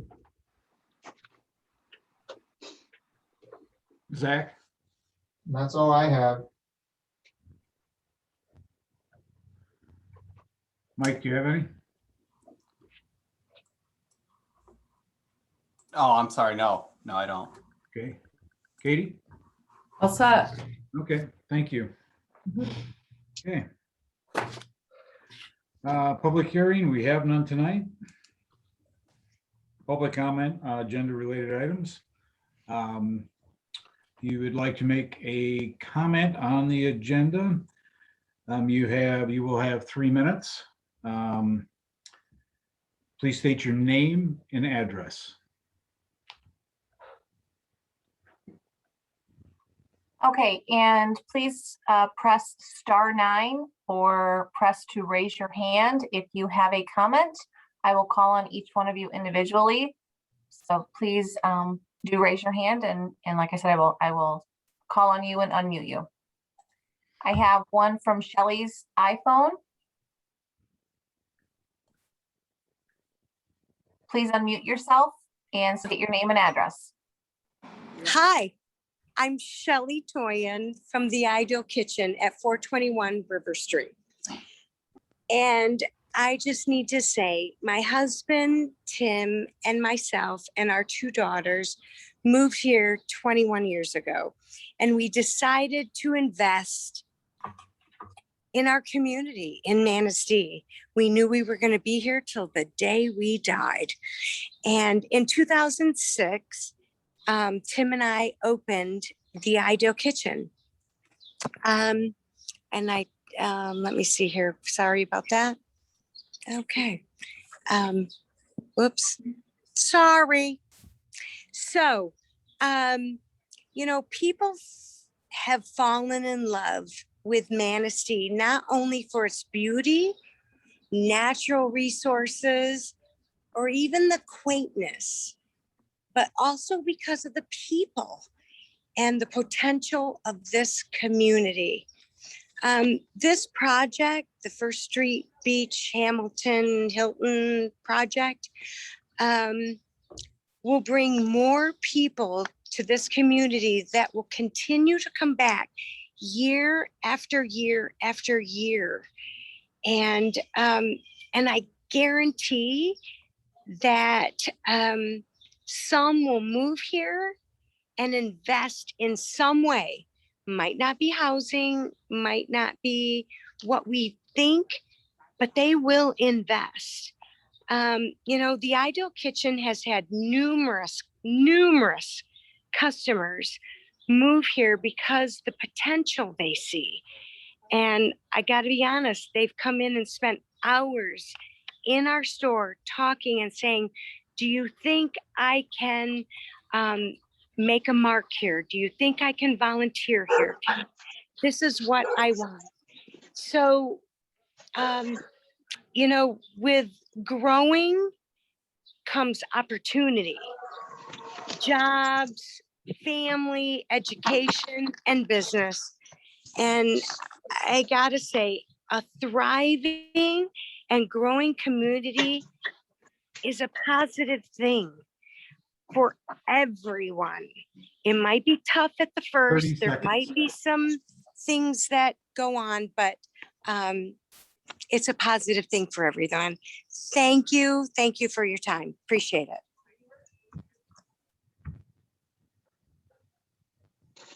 Okay, we have, I'm going to ask to unmute. It says WZ's employees. That's me. Okay, go ahead. Hi, Lindsay Swiderski, address 2797 West Fox Farm Road. My husband and I own TJ's Pub and the Ramsdale Inn, which is 399 River Street. And I'm calling in to share our support for this project. Some may say that it's direct competition, so why would we want it? But I'm looking at what this is going to do as a community as a whole. Personally, I don't want to offend anybody, but I think it's a beautiful development. It's going to bring a lot of new people here that maybe otherwise wouldn't come here, and they're going to eat in our restaurants. They're going to shop in our shops. They're going to explore Manistee, see what we have to offer. I was born and raised here, and I've seen Ludington grow. I've seen Frankfurt grow. And again, I'm not trying to be rude or offend anybody, but I feel like Manistee is just kind of hanging out. We're just kind of hanging idle here.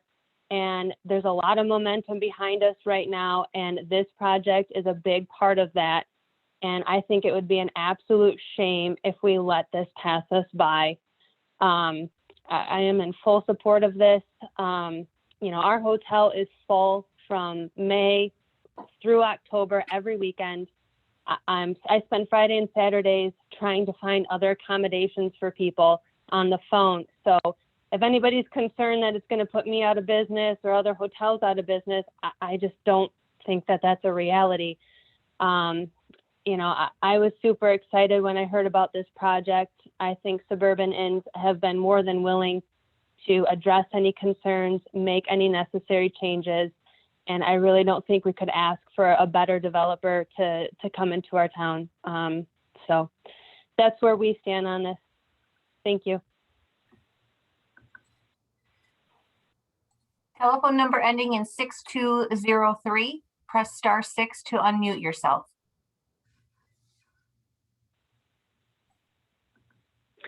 Yes, thank you, commissioners. This is Jennifer Teller from Harbor Drive, Manistee. And I have heard so many comments now on both sides of this issue. And I'd just like to say that it looks like the great number of people here would like to have this postponed, because the letter from Doug Parks was very articulate. And it it just needs all of his points need to be addressed and doubly checked into before we allow a Micah Myers letter from someone out of the area to allow this to go through. I just want to make sure that you're doing the right thing, for that. We want the laws followed like all other developers and contractors in the area have to do. So we are in favor of a new hotel there, just within the law. And it sounds like the 2 to 3 story concept is within what the city would allow according to its regulations. So if the planning commission can't get a rooftop bar lounge like you had asked for at the last meeting, then maybe the Hampton Inn isn't the right fit. There are other things, like this detention pond on public property. It just goes to prove that the whole hotel is too big for that parcel. And maybe if they used a storm sewer, if the city spent some money to get that down there, that would resolve the runoff issue for both the 2 small areas on the Circle Drive there and their needs for a runoff from their parking lot. Then we don't need to take public parkland for a private development. So, in this pond, how big is it? How's it going to be anyway? It's going to be big. Just from the bottom of it's almost 1,900 square feet. Plus you have to figure out how much more slope inland is going to be required. And then of course the fencing, how far setback is that going to be? It's in a bad location. It's a picnic area. It's an open space area that Micah Myers says is what we need, and we should be developing there. So we're just asking that this be postponed again. This is a huge development. It's very difficult to make decisions on all these issues unless you take time. This doesn't have to be done within a 2 or 3 month period. They can wait until we get all the answers and it meets the requirements that Manistee has set forth. So we appreciate all of your consideration on everything. I know it's a tough decision, so it just looks like postponing is 3 minutes. Christina Baika, please unmute yourself. Good evening. Oh. Thank you for your time. I've been a resident here in Manistee for about 15 years. And before that 5 years, I was a tourist here. I'm originally from Grand Rapids. Manistee was a destination for me. I selected it 2 to 3 times a year. I spent about $1,000 per weekend. That includes charter fishing, restaurants, lodging, and then downtown shopping. But what was missing for me was a hotel on the beach. In Grand Rapids, there is no beach. There's no, beauty that Manistee has. So this is just a place that I would want to stay and take advantage of the sights and the sounds that we have. Enjoy what larger cities don't. And I'm sure I'm not the only tourist that would say that. We do have this beautiful place. This hotel is perfect for this location. Even as a local, I want to book a room. My house doesn't face the lake now. This gives me the opportunity to look at that lake overnight or over a weekend or invite friends up. So I hope that you'll vote yes and move this project forward. Manistee deserves to be the destination town it is. Thank you. You. Vicky, please unmute yourself and state your name and address. Hi, My name is Vicky Portola. I'm at 596 Harvard Lane. Can you hear me okay? Yes. Oh, thank you. So my husband and I purchased a home on Harvard Lane last October. And we actually looked all the way from Pentwater up to Petoskey, and we fell in love with the community of Manistee. I have to say, one of the things that we really enjoyed about the community were the public beaches. And I've seen the First Street motel, and I know that it needs to be, something has to be put there. And I absolutely believe that that property could have a new development where it brings value to the community. But I really have to say that I believe a 5-story hotel is just out of character. And one hotel is not going to create the economic activity that you're looking for in the community. What I think we want our families to move into the city. We pay taxes now. We are residents. We are not renters. And I think that you want to bring families to the community. I'm concerned about the light pollution. We can see the stars now at night. I can't see them in Southeast Michigan, but I can see them in Manistee. I would hate to have the night stars gone because of light pollution. I'm also concerned about the traffic. I'm an engineer. I'm a professional licensed engineer in the state of Michigan, and I know a lot about detention ponds. The fencing around that will get garbage. It'll collect garbage. It's going to become an eyesore. And I also agree with a lot of the other comments that I heard, is that if there are zoning ordinances that this PUD would be in violation of, that I do think you need to have an attorney review it, because I would not want the Planning Commission to approve something that was not appropriate based on the current zoning ordinances. I'm a new resident. I appreciate you letting me speak tonight. I do feel very passionate that we should have something there, but a 5-story hotel just does not fit the character. And I do believe that the right development will come along, something that blends in better with the environment, the natural features, and will be a wonderful addition to the city. Thank you. Jeffrey Dance. Yes, good evening. I'd like to thank the Planning Commission members for all their time. I know all these meetings are not always fun. I'd like to echo a lot of Lindsay Swiderski's comments. I think she was really on point. Next month, I'll turn 60, and I can tell you about every 10 years in Manistee, we have a significant possible development, and we always seem to kind of chew ourselves up in the process before we actually give something a green light.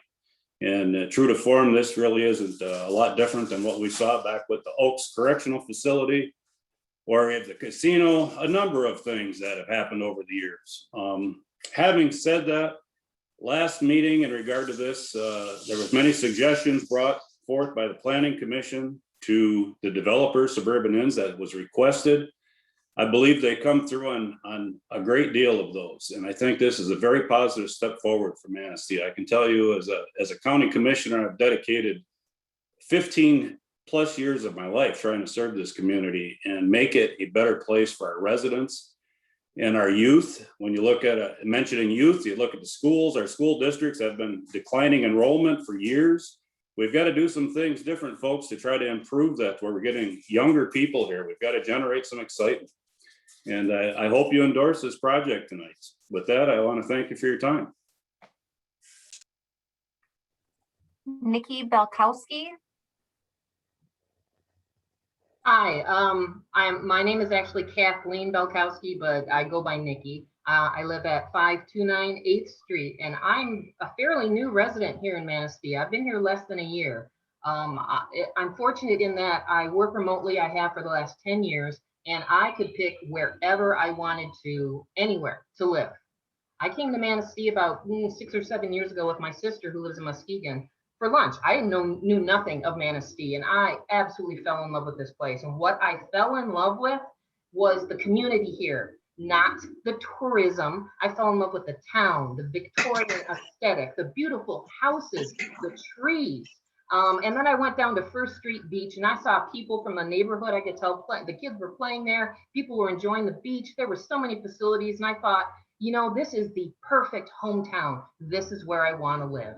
And I finally was able to buy a house here last summer. And now I learned that one of the main reasons that I moved here, our beautiful beach, you're going to put a big old Hampton Inn right in the middle of it. Now, I've lived in Ann Arbor and Marquette and Muskegon and all over the state, and I have seen what developments like the Hampton Inn do to places. They don't attract good jobs. These are housekeeping jobs. These are wait staff jobs. Those are low wage jobs. I've done those jobs before. That's not going to attract anyone. That's not going to provide for someone's family here. What we need in that spot is some kind of development and in the town that's going to attract people to come live here. We should be focusing on that.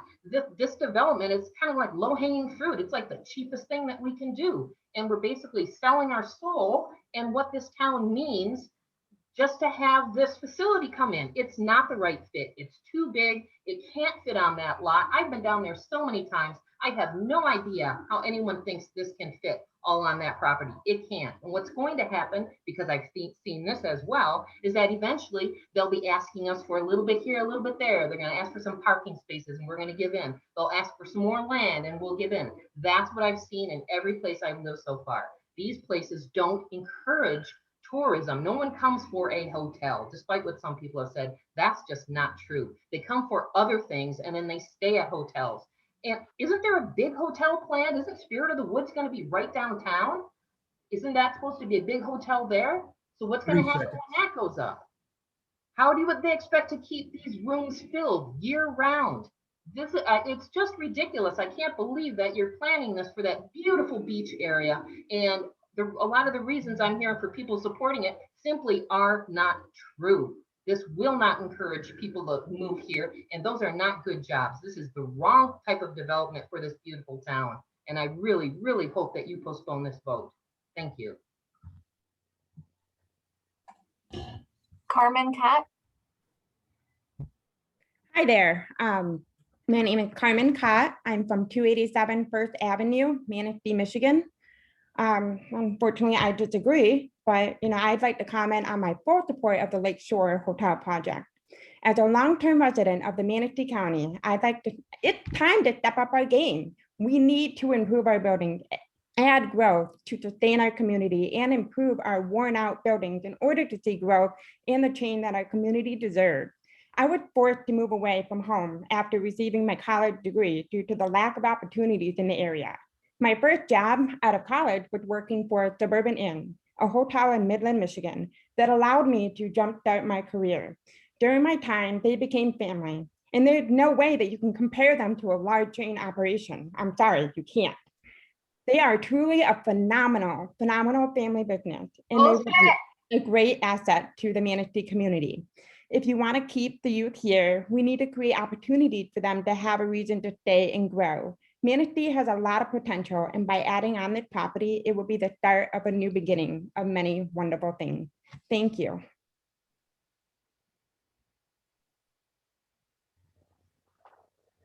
I believe that Patricia, you had a comment? I do. Okay. My name is your name and address. My name is Patricia Karras. I live at 9822 North US 31 in Free Soil. Although I live in Free Soil, I shop in Manistee. I also work in Manistee. I'm the manager of the North Country concession stand at First Street Beach this year. The hotel on First Street will bring many people to Manistee. They will utilize not only the beach facilities, but will also improve business in the downtown area. This is the first step in revitalizing the city and helping small business owners recover from the pandemic. Downtown foot traffic has to increase in order for business owners to survive. I also feel that hotel would be a key step in drawing new business owners to Manistee. I've read that there's over 100 rooms, a restaurant, and a bar are the components of the hotel, and I see jobs, and more jobs available. It sounds to me like it's a win-win situation for Manistee. I also worked 40 years in Manistee County in the court system, and I think that the biggest problem people had were jobs. Thank you for listening. Telephone number 48 ending in 4814. Please state your name and address.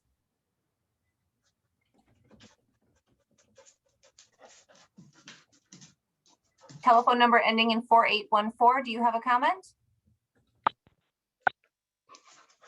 Please unmute yourself. Press *6. Go ahead and state your name and address. I see you're unmuted. Okay. Not sure where they went. One more chance. Telephone number ending in 4814. I'm not able to hear you. I think you're trying to speak. Okay, we'll go to Karen Goodman.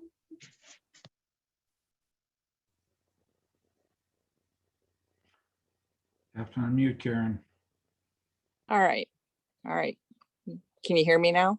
Yes. Yes. All right. My name is Karen Goodman. I am a county commissioner for the city of Manistee, and I'm on the DDA. I would like to, I guess, my position, there's been a lot of good points that have been provided this evening.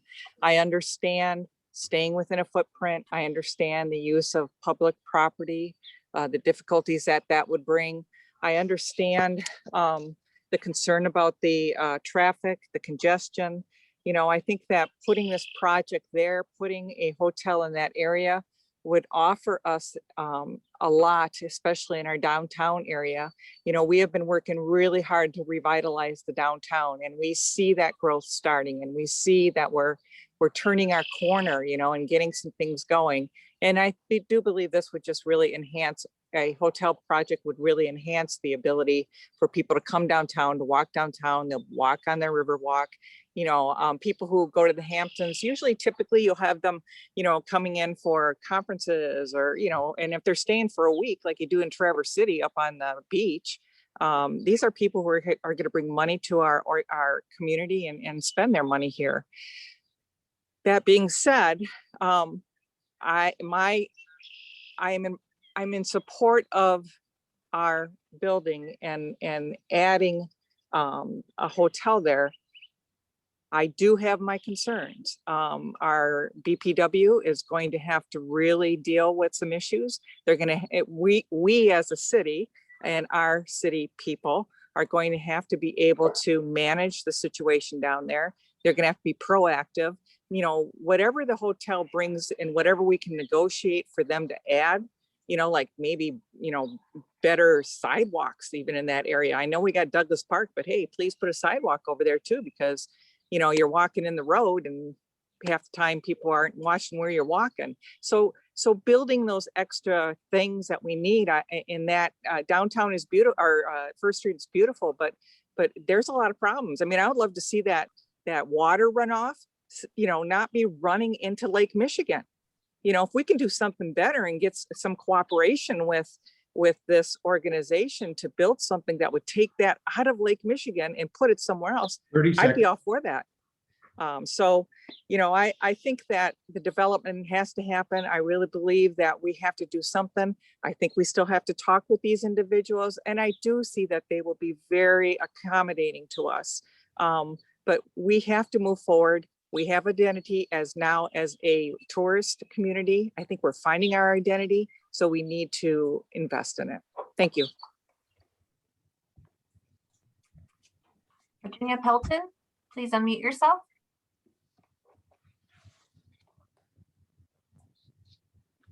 Hi, can you hear me? Yes, state your name and address. Hi, Jenny Pelton here from 329 First Avenue. I'm the listing agent for the owners of the Lakeshore Motel. First of all, I'd like to thank our new people in planning and zoning. What a welcome to Manistee. They have done some amazing work. Thanks to our planning commission for all the time you've spent on this project. Just a first mention on the petition. If any of these petitioners who happen to own a business and wanted to sell it were stopped by the citizens, the zoning or planning, we would hear the roar far and wide. Many of the petitioners are not currently residents of the city. We appreciate their input, but they are not taxpayers, and the fact that this business is being sold to contribute to our tax base is important. Every one of these people have gone to South Carolina, North Carolina, Florida, Texas, Mexico, and stayed at a hotel on the beach. Good for you when you're on vacation, but not good for our town.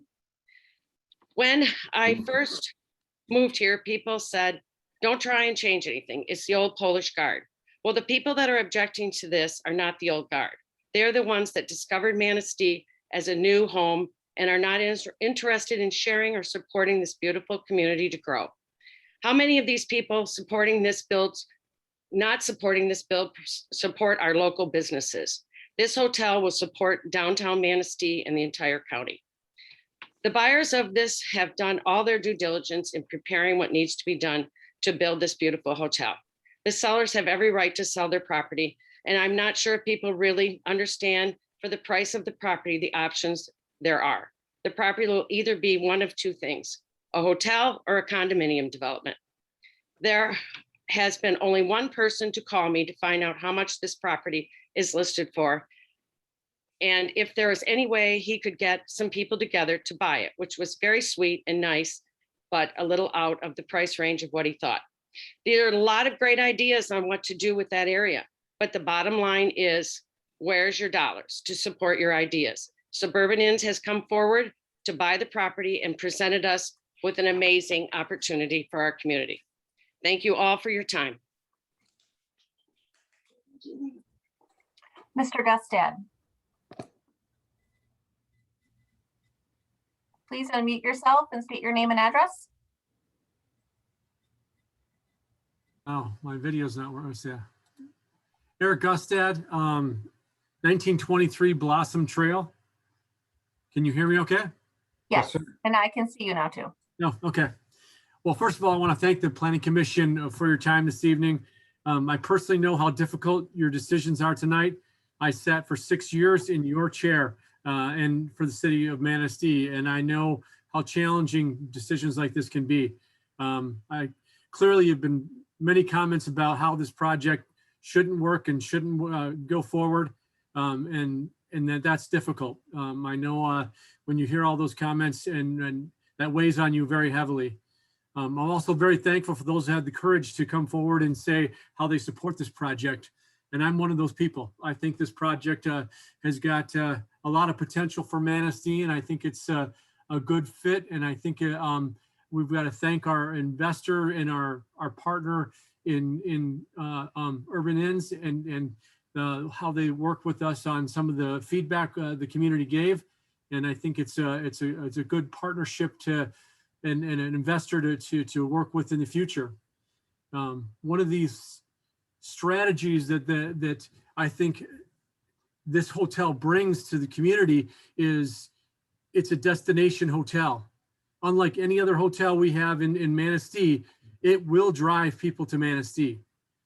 If I'm looking up to visit somewhere or go visit a community, I look for the location and I look for a hotel. And that hotel, if it's got lakefront property or waterfront property, that's where I'm looking for. I'm looking for places like that. We have a lot of great hotels in Manistee, but none that would compare to this one. And people have clean, efficient hotels, and but they're not going to drive people to Manistee for the lakefront that they're going to have here. So that does drive people to Manistee, and that's going to drive tourism to Manistee. So I would challenge anybody that would say otherwise. This hotel will drive people to Manistee. And some of the other issues that were brought up, I agree. There are some infrastructure issues that we need to take a look at. But I'd also challenge many of the folks that were on the petition, both from Lighthouse Landings and our development over on Fifth Avenue. I guarantee you, I'm a lifetime resident in Manistee, and there was a lot of opposition to Lighthouse Landing, and there was a lot of opposition to the development on the north side. And those contributed to some of our infrastructure issues. And so when you think about those developments and when they came to fruition, they turned out okay. So I would challenge everybody to make sure that they be careful when we're shooting down other projects before they come to fruition, because this one is going to turn out good too. So thank you again for your time, Planning Commission. 3 minutes. And I hope you do well. Okay, I believe I have somebody who just unmuted that would like to speak. It's just coming up as Samsung. I don't know. So if you have a comment, it says Samsung SM.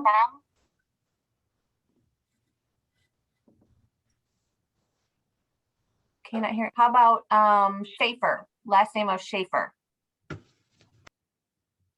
No? Okay. If you have a comment, we have a lot of participants in the meeting, so I don't want to miss anyone. Patrick Schaefer's here. Okay, go ahead. State your name and address. My name is Patrick Schaefer, live at 82 Greenbush Street. I am the owner of Port City Emporium on River Street. My wife and I, we actually just moved here last July. But obviously we've invested in a business because we feel the potential of Manistee is quite large. And I think that for the hotel, I would hope that it's done correctly. You know, in all my, vision of everything perfect, I would love to see some, 3-story, 50 style motel with a view from every room but that's not really possible with a price of a piece of property that costs that much. If someone's going to invest that much money in it, there has to be a profit. You can't exactly just think it's just going to get bought and someone not make any money with it. Plus the people that own it, they have the right to sell it. And so who's going to buy it? The city can't afford to buy it. It can't be a park because how many more people want to pay that much more property taxes in this town? And also, Manistee used to have a lot more population when it was an industrial town, and now it's got a third of the population that it used to, but it still has the footprint of that large town.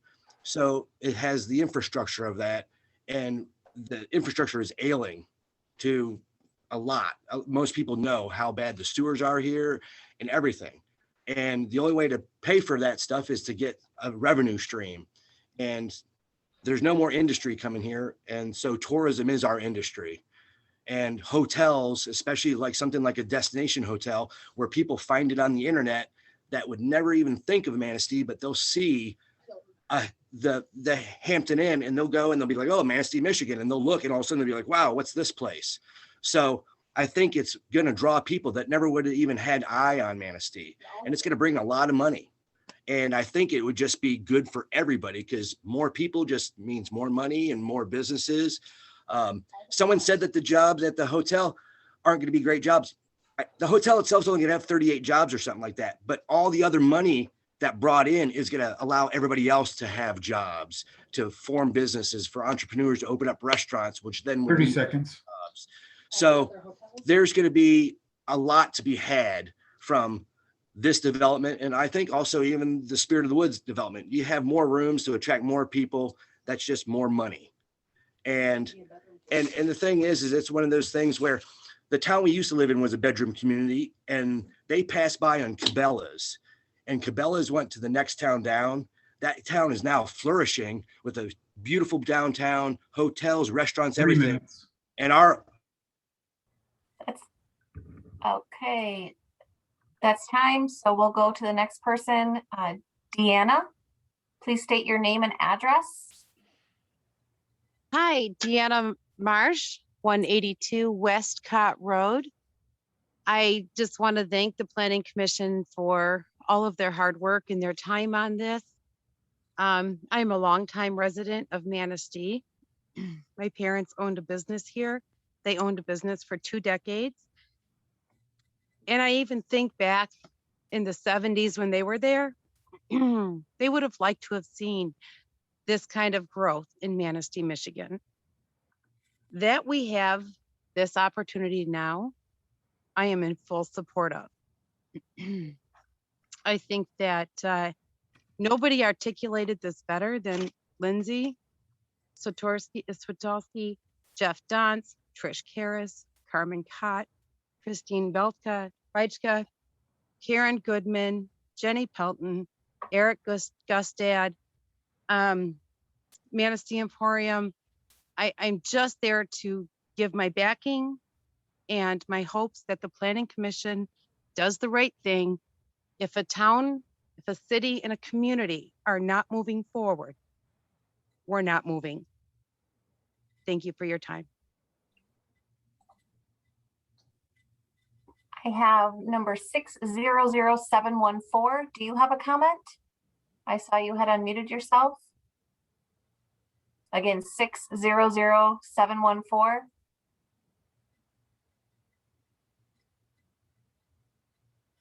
Okay, is there anybody else who would like to make a comment? Please raise your hand by pressing *9 from your telephone or unmuting yourself on your, here we go, there's one, okay.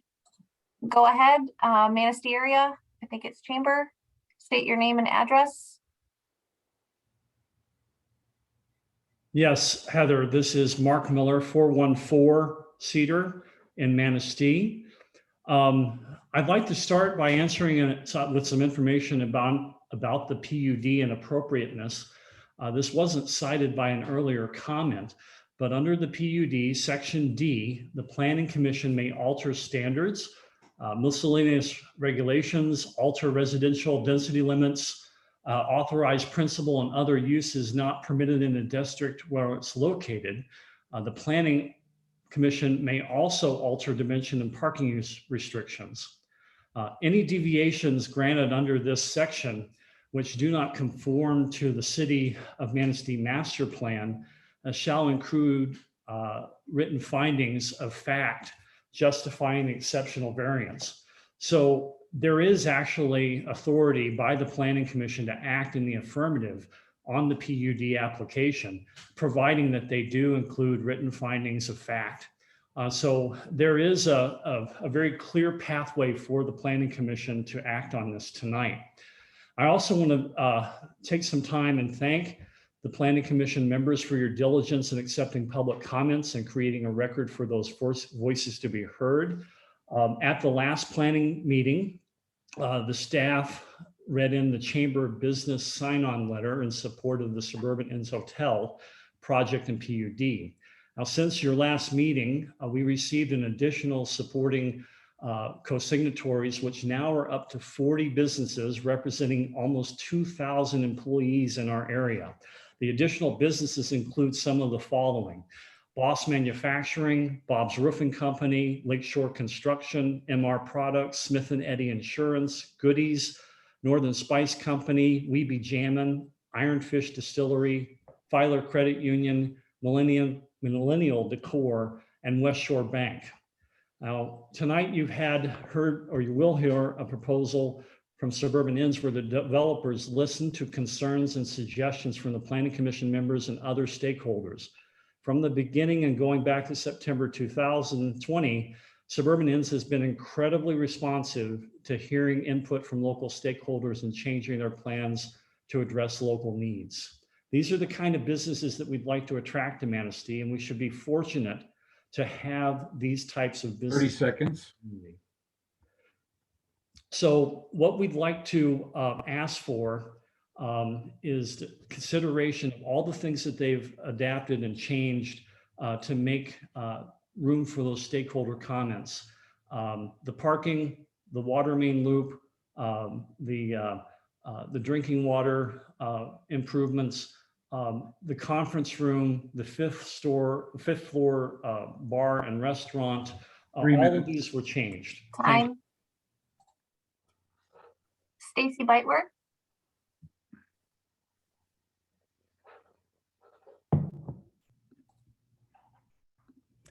Good evening. My name is Stacy Beitwerk, 297 Lakeshore Drive, Manistee, Michigan. I'm speaking on behalf of the Chamber of Commerce as the president and CEO. I would like to take this opportunity to thank the planning commissioners for their due diligence as public appointed officials, as this can be a thankless but very important job tonight.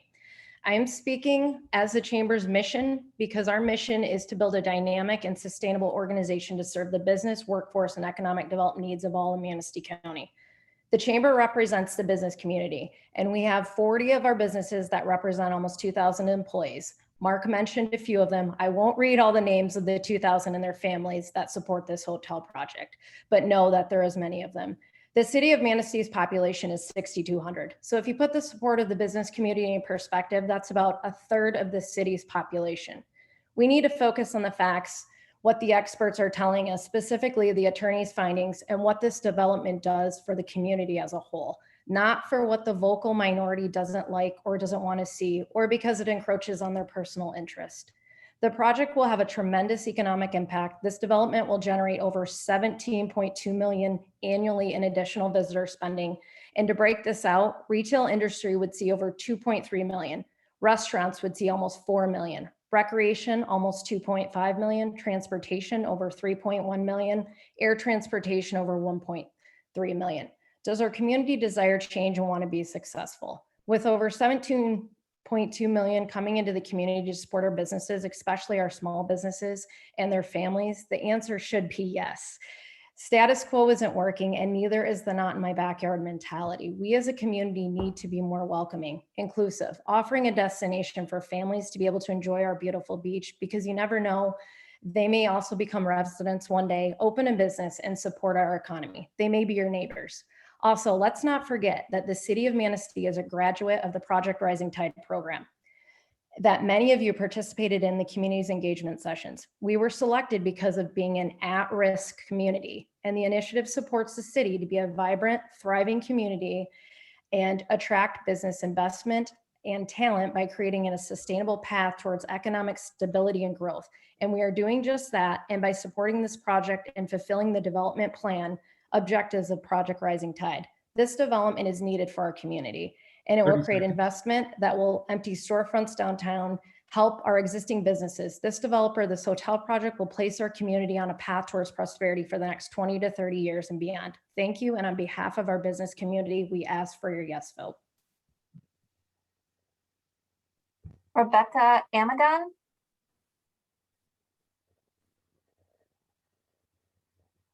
Please unmute yourself. Yes, State your name hello. and address. My name is Rebecca Amadon. I live at 160 South Claybank Road here in Manistee. My husband and I are millennials, and we moved to Manistee from out of state last October 2020. We work online, and we could have chosen anywhere in the United States, but we found our house online and visited Manistee one time, and we fell in love and we bought our house. We love the downtown, the parks, the beaches, everything. And we saw the potential of Manistee, and that's why we chose this town. But as we drove around, we noticed so many empty buildings, empty gas stations, and decrepit strip malls. And this worries us as we're raising our son here. And we left a huge city, and we want our children to have opportunities here. And we want to start a business here one day. And when we heard about the hotel, I mean, this is a win for the local economy.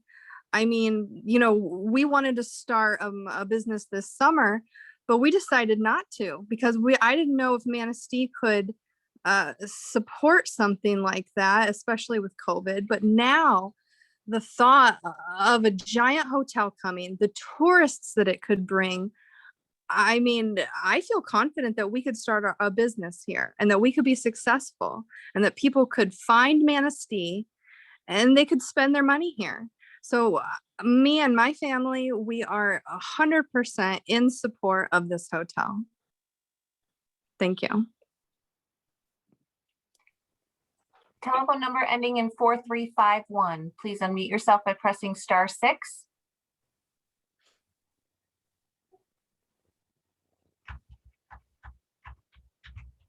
Telephone number 4351. Press *6 to unmute yourself and state your name and address. My name is Linda Bauman, and my address is 1453 Murky Road. We just moved back to the Manistee area.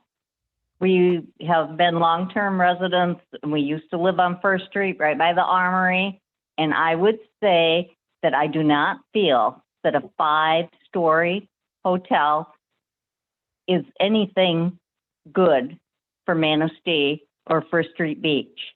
I do believe that economic development is wonderful for a city, and I believe that the hotel, there's lots of property on the north side, north of Manistee on the business corridors, south of Manistee on the business corridors.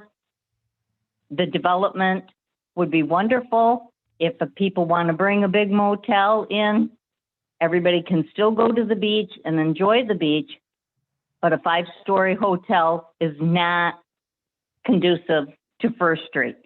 The traffic on First Street, if you live there, you will experience a lot more trucks bringing beverages, food, things like that.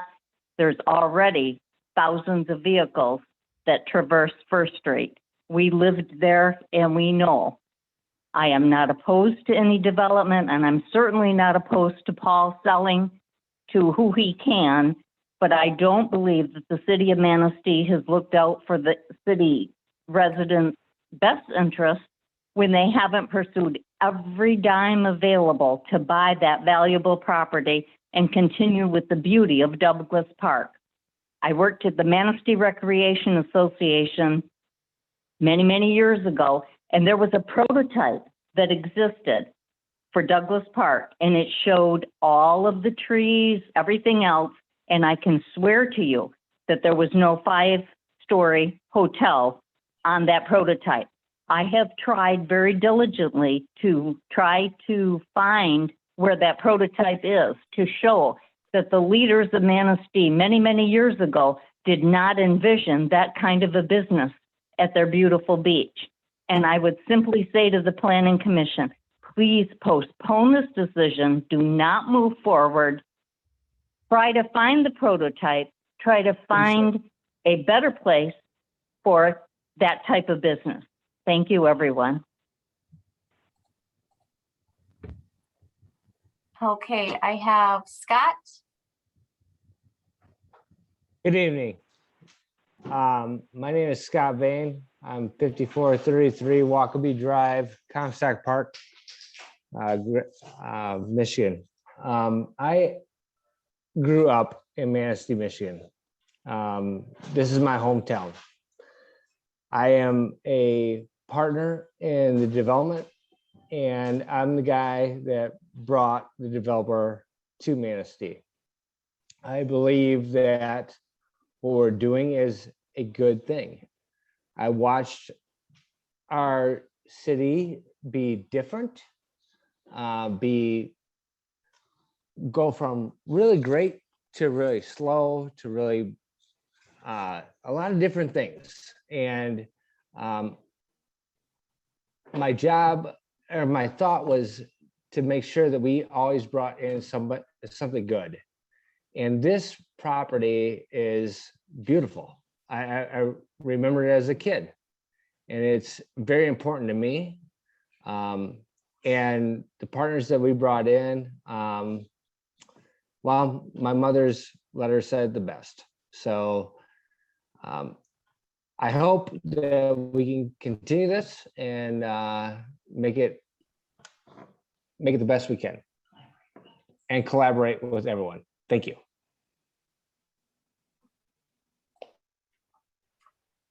Okay, is there anyone else who has a comment? Okay, Kathy?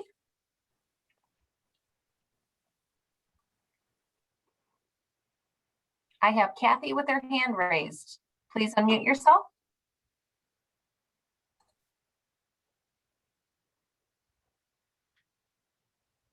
One more time, Kathy, you have your hand raised to speak. Please unmute yourself and state your name and address. Sorry, I was having trouble. Kathy Butler at First Street in Manistee. I've already What is written your a letter. address, Kathy? I'm sorry, What is your address? 547 First Street, Manistee. I do live right near where this proposed hotel is going. We moved here because, as others have said, we just love the open beach area, the open park area, the natural beauty. And I was devastated to see the size of this hotel that's being proposed. Because I live close, it's a bigger deal. I do walk down there all the time. I'm frequently in that area. Those trees that are shown in the video, I will not have all their leaves on them in the winter. I live here and walk here year round. Those red lights at the top of the building are very offensive to me, and they would be very visible, both from the beach or from this area where I live. And that red at night, the developer has not addressed that I have seen. If this goes through, please, developer, would have the developer remove those or turn them off or do something to make it not such a deterrent. in this beautiful area. We want to see the sky, you want to see sunsets without all this light pollution. Thank you for listening. Okay, now I have Becky. Please state your name and address.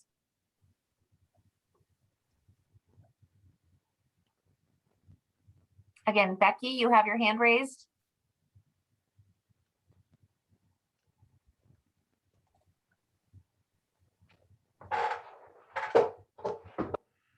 One more chance.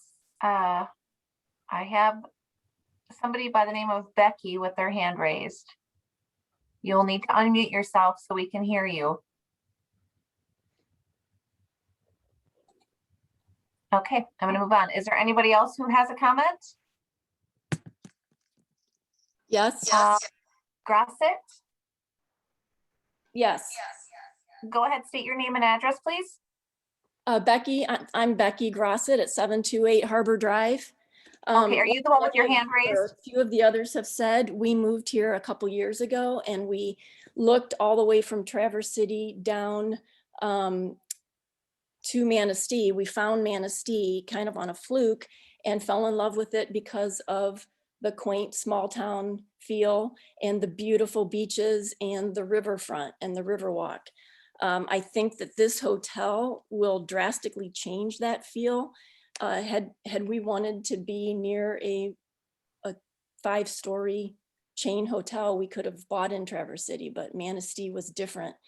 We're hoping it stays that way. What I'm hearing is that most people are not opposed to a hotel development. They're opposed to this size, this hotel as proposed. And I understand that the size of it is based on the purchase price of the property, but I can't help but wonder, we have a master plan, we have ordinances, we have a 35-foot height requirement. We have all those things for a reason for our beachfront, and I think those are good. And I feel that the purchase or the sale price of the property should be based on what can be built with those parameters in place.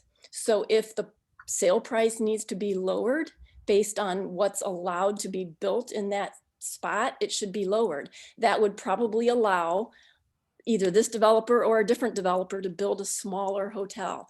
They have a smaller hotel that they have in Holland called City Flats, or a different developer, different developments. There's a Hotel Earl in Charlevoix, or someone mentioned a Hotel Indigo in Traverse City, that all are smaller. And I think you could still get the benefits of development in Manistee and tourist traffic to a beachfront hotel if you did it in a smaller footprint. The 5-story chain hotel look is just, in my opinion, going to ruin the feel of Manistee. I think there are other options that should be considered. And you can, I understand the drive for development, and I think you can still accomplish that goal working within the master plan parameters, working with a smaller footprint. And I ask you to please listen to all the feedback you've gotten and don't rush this decision. That beachfront property is priceless, and once it's gone, it's gone. And I think you need to be really smart and take your time to find the perfect development for that spot. Thank you. Okay, is there any other public comment?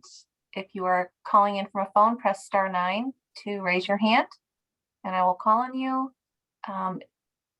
Telephone number ending in 8627, please press *6 to unmute yourself. Again, telephone number 8627. State your name and address, please. My name is Ted Fricano. I own 440 River in Manistee. I'm going to reiterate what I said at the last Planning Commission meeting.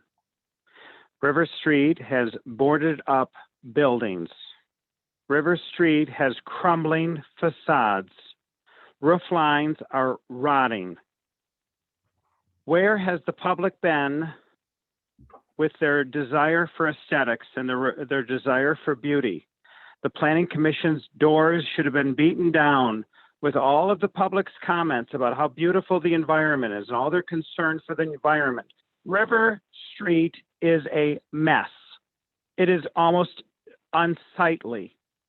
So now all of a sudden we are so concerned about the aesthetics and the environment of the beach. Yet the street of river, which is the epitome of beauty, is crumbling. The last planning commission meeting, a commissioner wanted some retention pond fenced because if there is water, children will find it and a potential drowning hazard will happen. You can look back at your minutes and some commissioner, part of the planning commissioner, made that statement. They wanted the pond fenced, yet the entire Manistee River is not fenced. It was a ludicrous statement. Another planning commissioner was questioning the size of the laundry room in this hotel. Really? That is what's on everyone's mind? The size of the laundry room? A 5-story chain hotel look is going to save the city of Manistee. Is any planning commissioner aware of the homeless that is living underneath the deck at 440 River?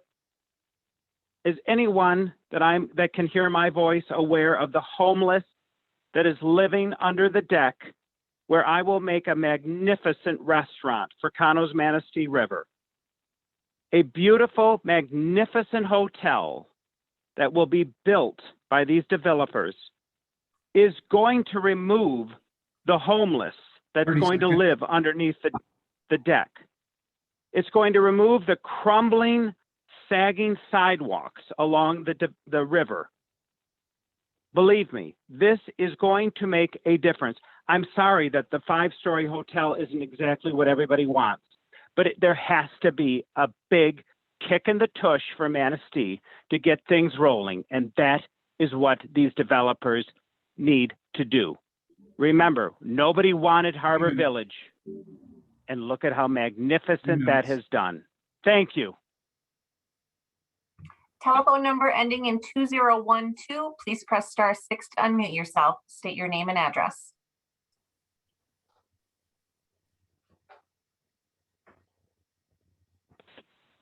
Hello, this is Paul and Darcy Stewart, current owners of the Lakeshore Motel. First of all, I would like to thank the city, the Planning Commission, the Chamber, the Hampton Inn developers for their huge commitment to this project.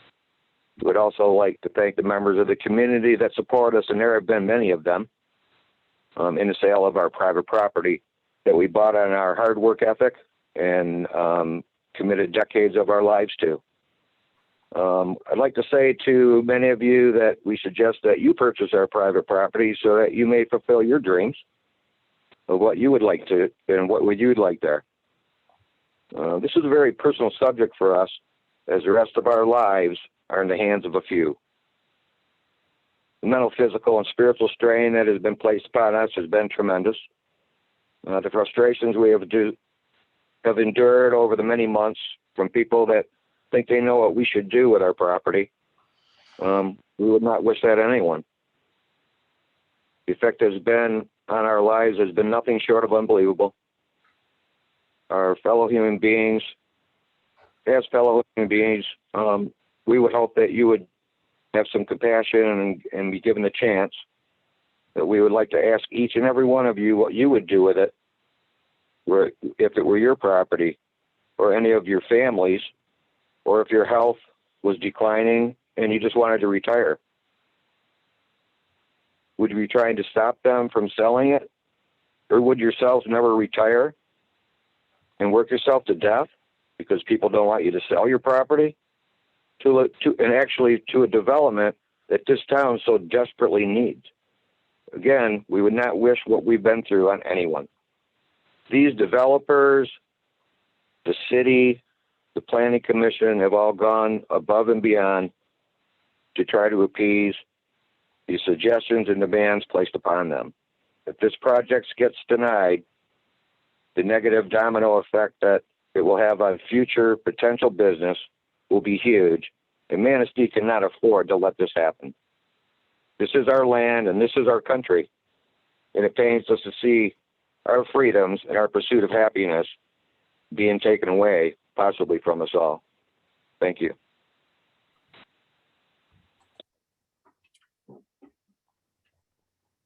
Do we have any other comments?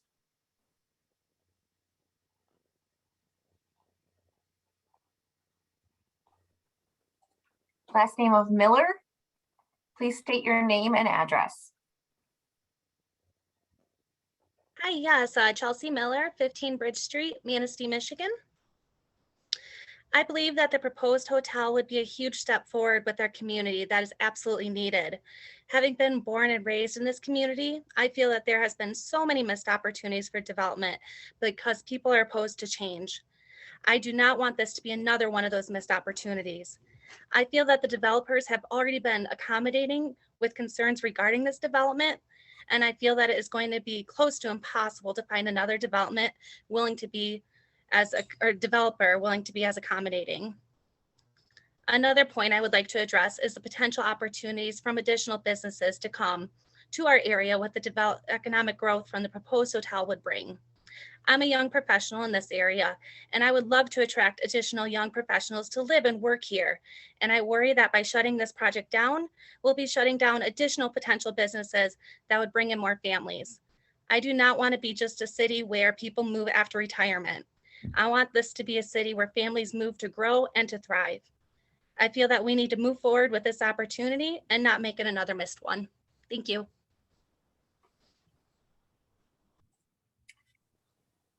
Do we have any other comments?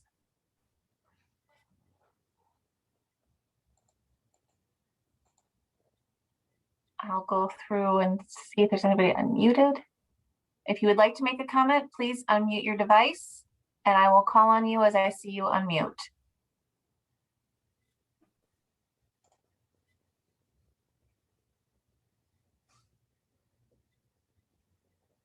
Second chance, unmute your device. And final chance for public comment. Is there anyone else who would like to make a comment who hasn't already done so? If you've already made a comment, we ask that you not unmute.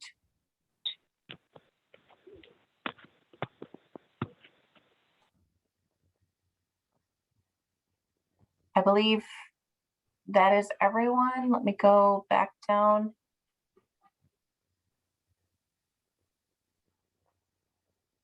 I think that's everyone. I'm not seeing anybody else raise their hand or unmute. There are still several people in the meeting that have not spoken, but I think I've given several opportunities. Okay. Okay. All right, Heather, thank you. It's going on 2 hours and 18 minutes for the meeting already. I would ask the commissioners if they'd like to take a 5-minute break. Stretch their legs and do whatever. Is there- Support. Yes, about 5 minutes. Thank you. Okay. 5 minutes. We will return at 9:23. Thank you. Thank you.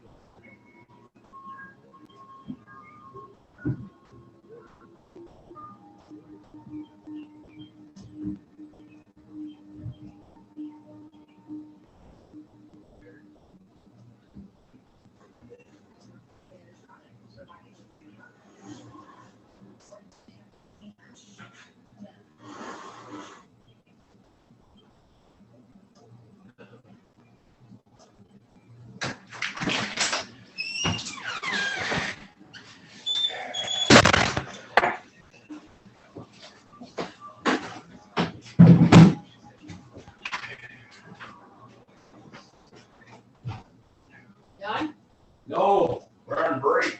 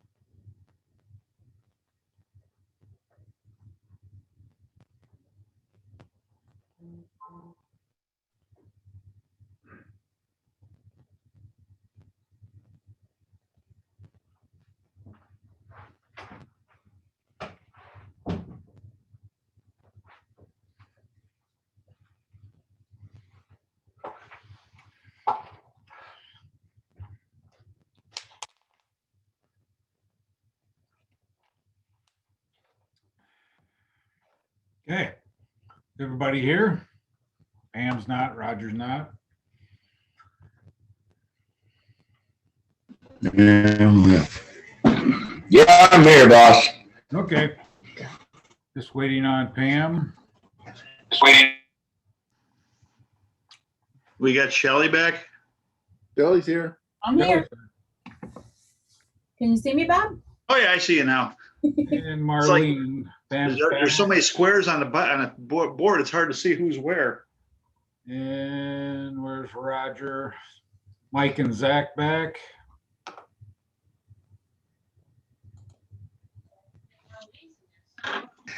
Hey, Mark, Yes. did Marlene ever get in or not? Yes, she did. She dialed in, but Oh, she's muted. I don't see her. Oh, okay. I don't see her right now either. The name is the name. She's still on, but Okay. she's muted. Okay. Say hello, Marlene. Okay, so we are back. We'll take a motion to rejoin the meeting or rejoin the meeting. I make a motion that we rejoin. Second. Second. Here, they can. All right, Mike and Zach, are you ready? Oh, Zach, is Nancy back? Nancy's back. We're ready over here. Okay. All right. So we'll move along to, new business, 101 Lakeshore Drive, applicant updates. So the applicant is here.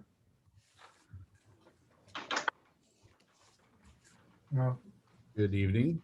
There we go. Tom, are you ready? Because Tom has the presentation, so I'll let Tom drive through this again for us. I'd like to start off with thank you to the commission, and especially for your time tonight. It's late again, and I want to recognize that it is greatly appreciated, and to the city staffers, Zach and Mike and the rest of them. This takes away a lot from your family and stuff, and we appreciate it. So does your community. So thank you for that.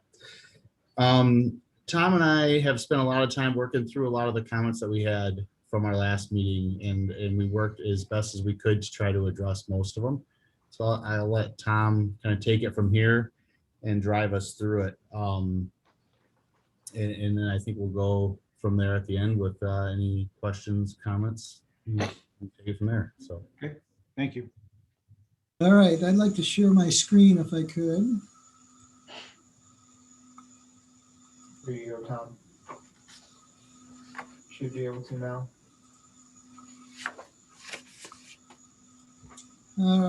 Okay, I'm sorry, not that one.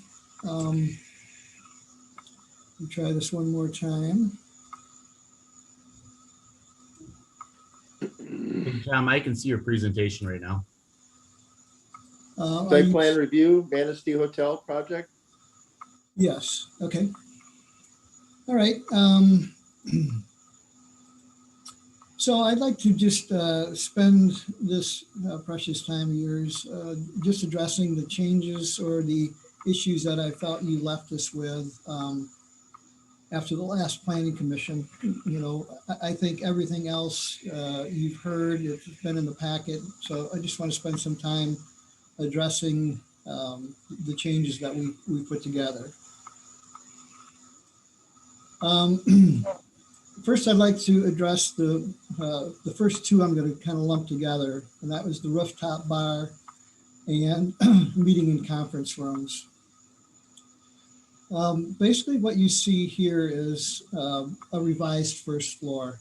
The rooftop bar was basically just not feasible. The basic and biggest issue is adding a rooftop bar would require us to bring the stair tower, the elevators up one more flight. That would then put us in what would be considered a high-rise category for building code. And that adds just a prohibitive amount of cost to the project. So instead, we took out 11 rooms out of the fifth floor. So basically from this area right here, this way, previously were guest rooms, we took those out and we moved the kitchen, the bar, and added some meeting rooms up to the fifth floor. Zooming in on that area, as you exit the elevator here, there's public restrooms. The kitchen that was on the first floor that was supported the restaurant bar has been moved up. The bar here, restaurant bar, would seat about 85 people. This would all be glass through this edge here with a surrounding balcony that would have a glass railing. So from this fifth floor restaurant, you'd have great views to the west, to the north, and to the east up the channel. We also added these two meeting rooms. Each one can hold about 48 people. We put a dividing wall in here that's movable so that you could combine it or have two separate meetings with this small pre-function area out here. Again, these rooms here would have a great view out to the west. This area right here is also a movable wall. So for a given event, this could all be combined into a single event space. As I mentioned, this takes out 11 rooms, but because of the kitchen and restrooms that we moved and the bar that we moved up, that provide space for 4 additional rooms down on the first floor. That would be these 4 rooms down here. So that leaves a net of 7 rooms lost, which puts us down to 101 rooms. Next issue was the size of the monument sign. So we did reduce the size to 8 foot. And if you see it in perspective at the site, it doesn't seem overwhelming, but it is reduced from what we had submitted previously. The next issue was extended patio size. So what we did, you see this red line right through here. This represents the original patio, which was about 2,650 square feet. So we over doubled the size of the patio, extending it all the way out here to this edge, which is where the indoor-outdoor pool patio is, and added some length down to this size. And then just to give it some character, we added some additional fire pits, and then we added an outdoor bar here because obviously in the summertime when people want to get a drink, they're not going to want to go all the way to the 5th floor. So this outdoor bar here would service people on the patio. The next issue was a request for a more Victorian roofline design. These are the current Hilton exterior guidelines and direction. So in the past, they've had some level of cornice at the top here, which gives at least some Victorian look, but the new guidelines have completely moved away from this. So anything you see in red here is gone away. And this is what a typical prototype looks like. But despite not being able to get significant Victorian roof lines, I think this looks so much more appealing than the typical prototype that Hampton requires. So I think it's fairly obvious how we've done a lot to the exterior here to try to make it more appealing than the typical highway hotel as we've often been referred to. There was some question about the existing soil conditions. In the packet, we did include the soils report. This is just a small excerpt from the geotechnical report that Otwell Mobby Geotechnical out of Traverse City did for us. And in it, you can see where it talks about the current soil conditions would have excess settlement over time. However, what they propose is that we do what are called stone columns or aggregate piers. This is a very common thing. Our hotel in Midland that we built 11 years ago that has not settled at all is built on geo piers. So basically it's a special rig that will drill a hole down maybe 10 feet and just leave stone. And then you end up with these stone piers. And then the foundation, the footings rest on these piers, and that will prevent any settlement. So we're not really concerned about the soil conditions. Obviously, we wouldn't be able to build on it as they are, but we have figured in aggregate piers into our design. The last question or comment was, could it be less than 5 stories? So the answer is economically no. Hotels are successful based on the revenue from guest rooms. The fewer guest rooms, the less the revenue. I think that's fairly obvious. So to accommodate the requests that we have primarily for the rooftop bar and conference room, we've already eliminated 7 rooms, and that's had a couple of points of impact on the pro forma. If we eliminate a floor, that's 34 rooms and reduces the return on investment by over an additional 5%. And there comes a point where it just doesn't make sense anymore. And this project would not make sense. The cost of the land is expensive. And as Paul mentioned, there were not a lot of people who were lining up to purchase the property. But we're willing to make the investment because we feel we can be successful with what we've submitted. In addition to the cost of the land, the cost of construction is high in Manistee. Most subcontractors that would work on a project of this nature would come from Grand Rapids or Traverse City, and that adds a lot of cost to the project. And, you know, this hotel's been referred to by many of the last the meeting in the media, you know, as just a large concrete block or a cinder block, which would look something like this, you know, on the lake shore, and who wouldn't agree that that's not very attractive? But what we have proposed is a fabulous lakeshore hotel. This is not a highway hotel, as people have referred to it so eloquently. This is a destination hotel. I can assure you that you will not find a Hampton Inn with balconies, sliders, a bar and a restaurant, patio and fire pits along any freeway. That just doesn't happen.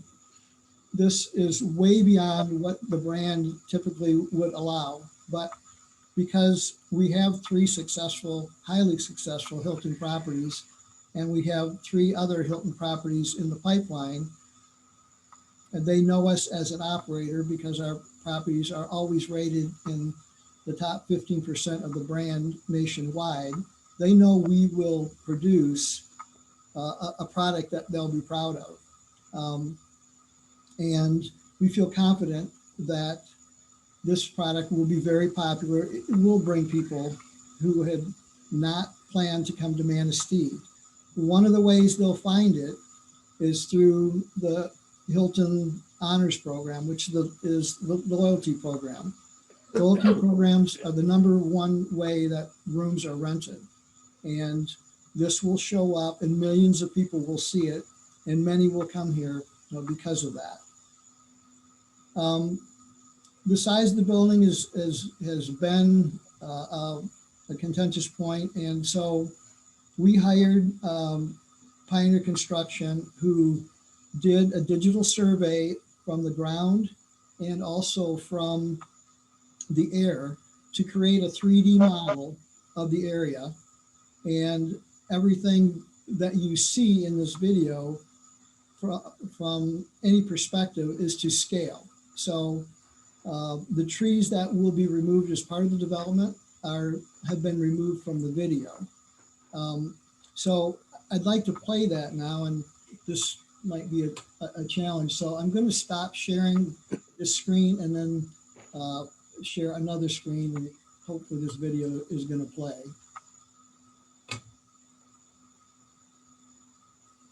One second.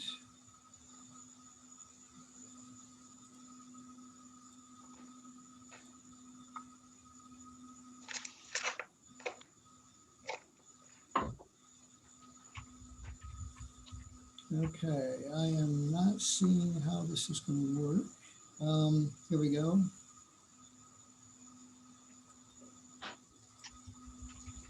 Okay, here we go.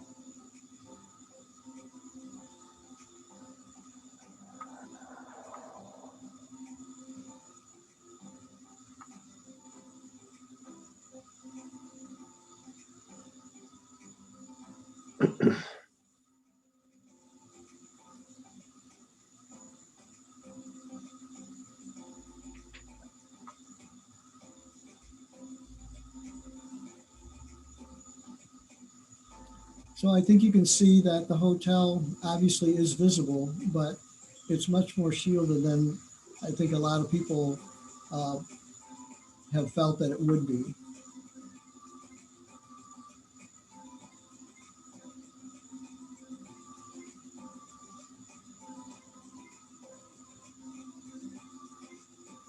So from many of these angles, you can see that the hotel is not even visible at all.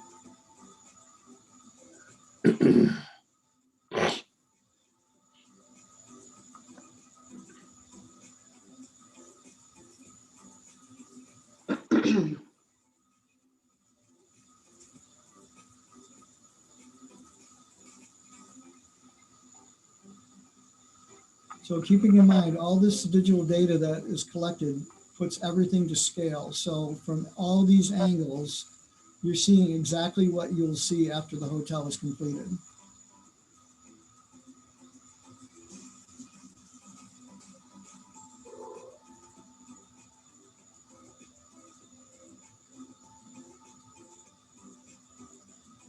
I think one of the most exciting things about this hotel when it's completed is going to be this patio. As we pass through there, this animation shows really just how much excitement there'll be along the front side of this hotel. And with a patio like this, I anticipate people other than hotel guests are going to want to come and hang out.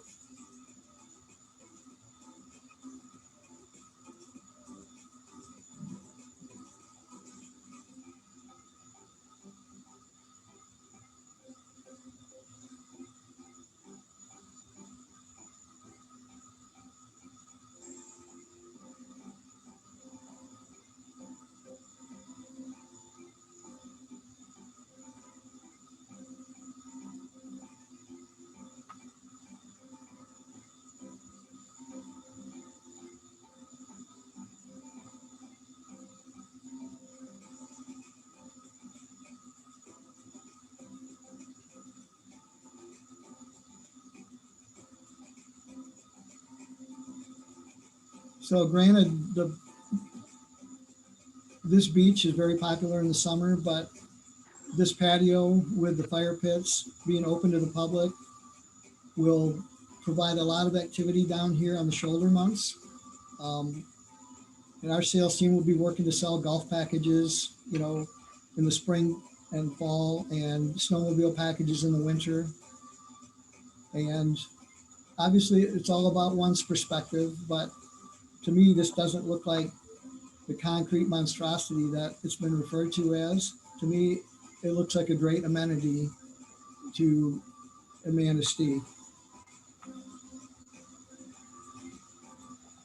So I've just got a couple more slides. So I'm going to go back to the PowerPoint.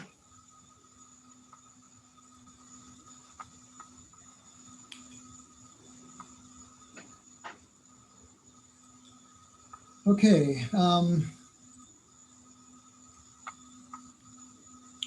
Just to wrap this up, really with just some summary comments. You know, we're a small company. You know, we're not a mega developer, but we're passionate about providing first-class hospitality.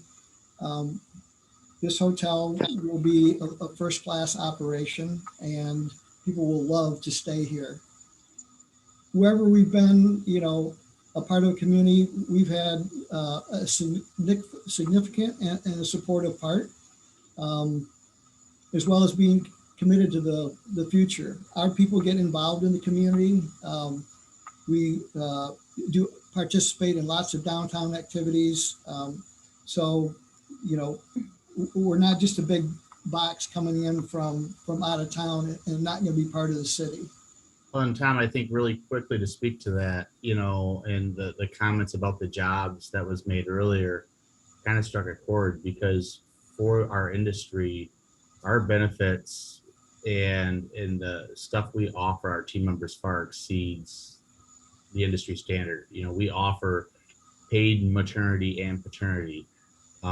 We offer 401k. We have a great health insurance program. We have paid volunteer time. So we encourage our team members to get involved in their communities. So and that's just a few of the benefits that we offer that just come to mind. And so speaking to what Tom said about getting involved in the community is important to us as an organization. And then on the award thing, there's not a management company in the Midwest that's won more quality awards for their product and service than we have. And all of our properties, like Tom said, they're always in the top 15% of their brand, even when they're under remodel. So continue on, I hope that the changes we've made demonstrate that we are flexible to accommodate. We've been working on this, since September, and have made a number of changes trying to address the needs and wants and desires of the city. It has been collaborative. We're not just bulldozing our way into town. We're, like I said, we're a small company, and we're here for the long haul. We want to be a part of the community. And that means, working with everybody to provide the needs and meet the needs that as best we can. It's not a concrete monstrosity. It's first class, and it will represent the city in a very positive light. A Hampton Inn is the right product for this city. We've got multiple franchises in multiple markets, and this is the right franchise for this city. Anything less than 100 rooms, it just won't work. I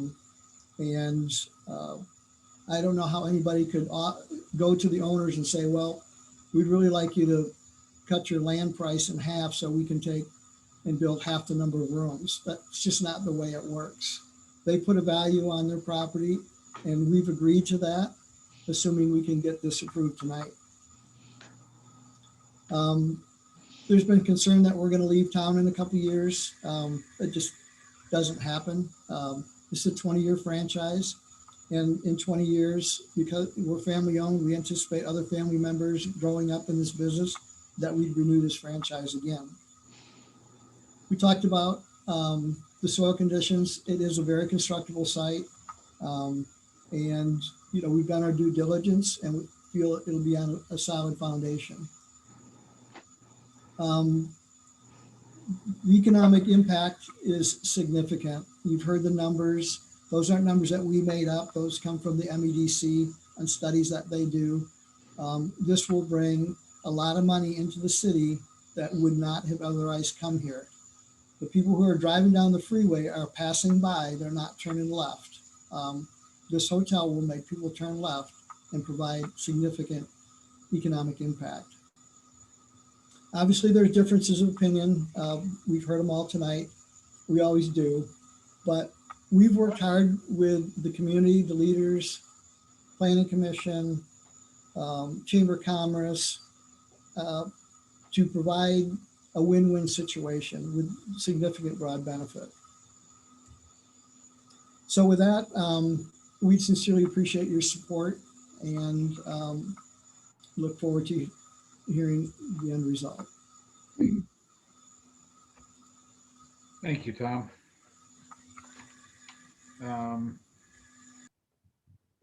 With that, is there any questions from the commission? Mark. Yes. Yeah, I just want to state I'm very pleased that when they sent that geotechnical report, because I'm the one who asked for it. Seeing that they are using the vibro piles, I'm extremely ecstatic about that. To give you guys, the rest of the Planning Commission, an idea, look at the Tondu plant. That is built on the exact same type of piles. That place is not going anywhere. They did a very good job of choosing the right materials. They could have went with the the engineered soil, which is extremely expensive, but I think they made the right choice there. So I am extremely pleased with how they picked their foundation. Thank you. Thank you, Bob. Pam? I have a quick question for them. I was just wondering if they would consider opening up the pool to local residents for a fee, of course. If that would be something that you might be interested in doing. I know a lot of hotels over on the east side of the state do that, and I was just curious. We have not done that at most of our properties, but we have done it at some of them. I think in the, in the off season, especially, it's attractive, and it's definitely something that we could look into. During the high season, it gets hard with, the traffic that's already at the hotel, but Oh, in sure. the winter Yeah. months when it's most attractive to the families, it's definitely something we would consider. Okay. All right. Thank you. Okay, thank you. Shelley? I don't have a question for the developers. Mark, are we going to have a point where we can make a comment, the commissioners? What's that again, Shelley? I said I don't have any questions for the developers, but are we going to come to a point in the discussion where we can just make comments? Yes. Okay. Yes. Roger? I have a couple questions, if that's all right at this time, to the developer. One question, are we okay? Yeah, go ahead, Roger. Oh, one question I have is with the outdoor bar, with the patio, could you foreseeably walk off the beach, buy something at your bar, and then go back to the beach? Is that legal? Okay. My next question, with the balcony that you have around the restaurant upstairs, is there any way you're going to have like a table or a person could sit on the balcony that isn't in the restaurant and look out? And my third point is the Indigo Hotel in Traverse City, which I've heard reference to. I've looked up, and they have one floor underground. Now, if that's a feasibility to put an underground parking storage, we would save the parking from the public in that situation. And another point I had is several pictures they show no light on the lakeside with the Hampton Inn. And even in their architectural drawing, which I have here, it shows no Hampton Inn lit sign on the lakeside. And I don't know which way. I would prefer it without a lit sign. I don't know which way they're going to do it. That's my next question. And then last, I've been a lifelong resident of this community, and I've been on the planning commission for 37 years. Heather can attest. So any date from back when we had planned, I don't recall anything, but I think this is a good deal. Go ahead. I'm done. Okay. Peter?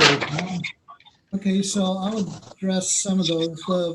Typically, a liquor license will not allow off-premise consumption. However, with COVID, there have been some leniency on that, but I think typically you would not be able to take alcohol off-premise. We're allowed to do cocktails to go, but then you'd have to, it'd be up to the beach in the city whether or not they'd be allowed to be consumed on there.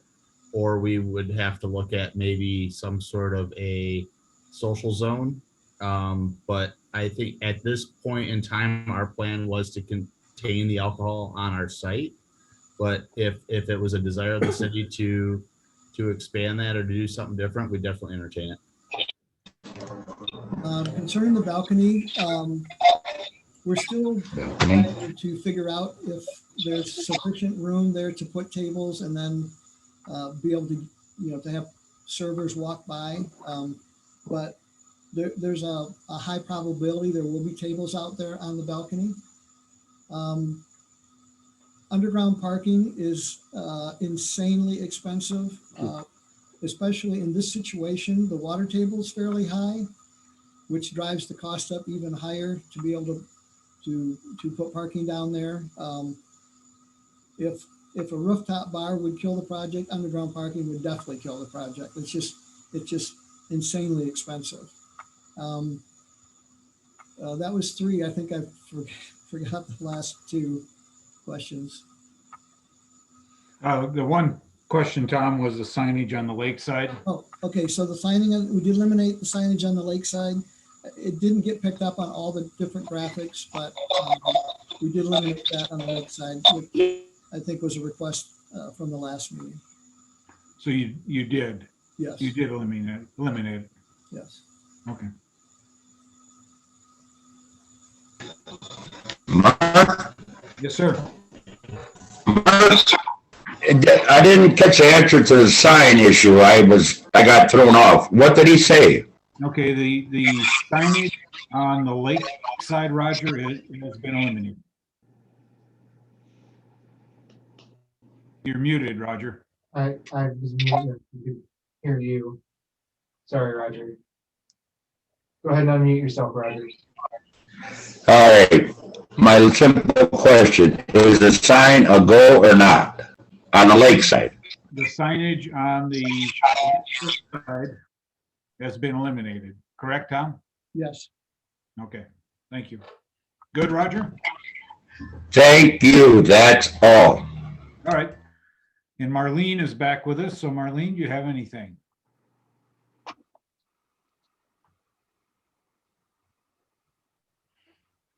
Marlene? Marlene, press *6 to unmute yourself.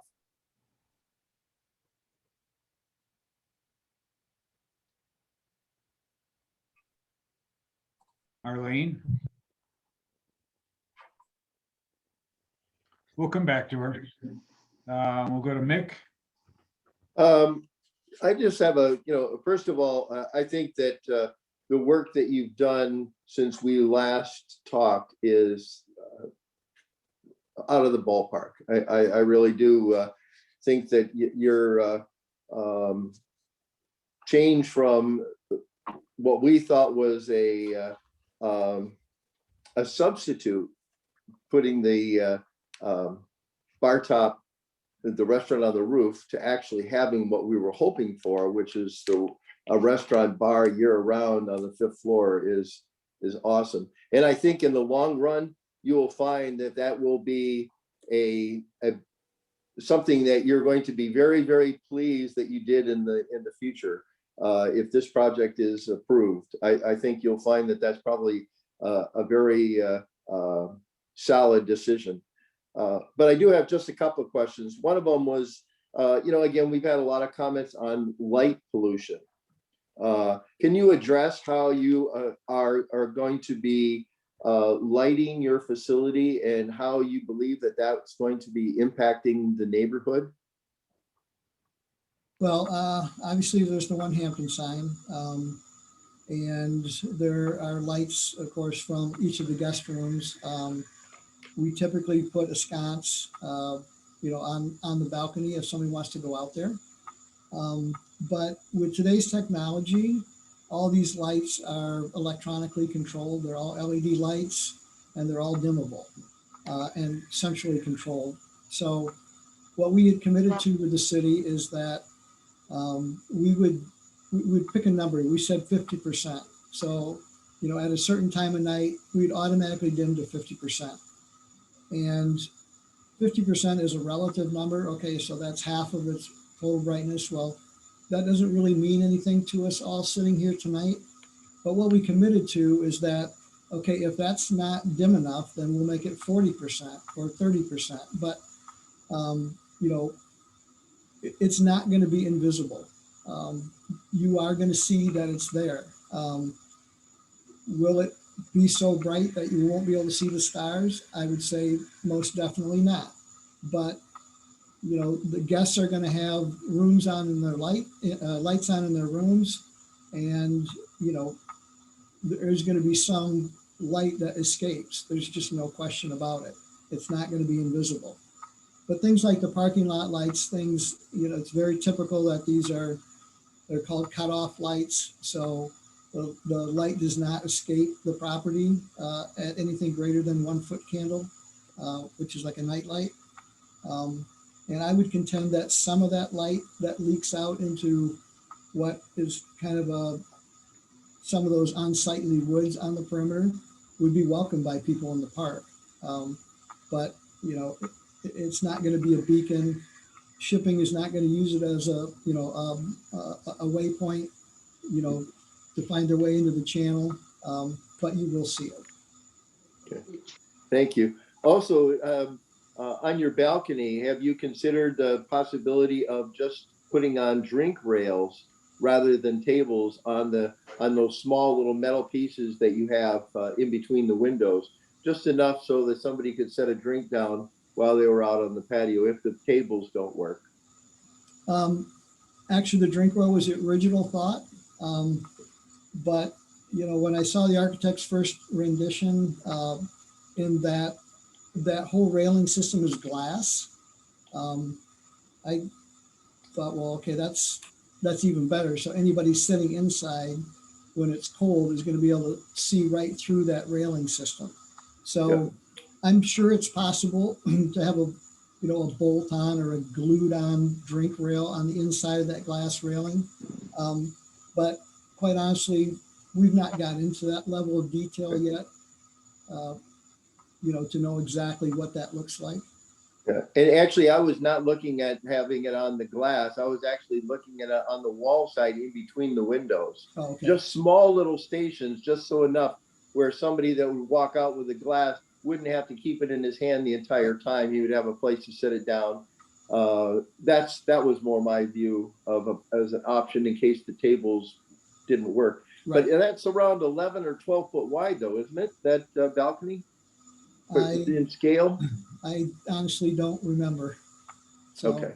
It was pretty tight for tables, and they were looking at really the, on the detail side of it of can it cantilever out a little further, or is it going to start thickening up and get, structurally impossible to cantilever out further.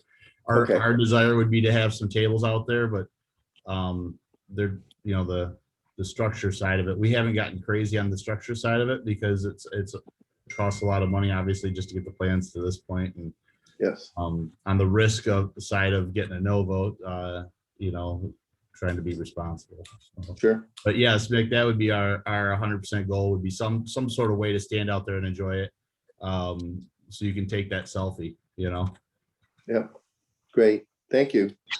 That's all the questions right now. All right. Thank you, Mick. I'm going to go back to Marlene, Roger. You guys had a chance.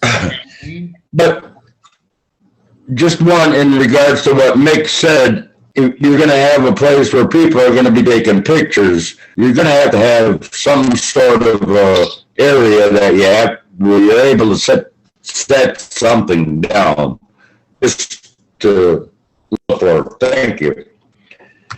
Marlene, you have any questions? Please unmute yourself.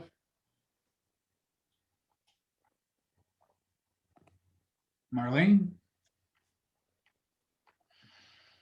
Marlene, it's *6 on mute.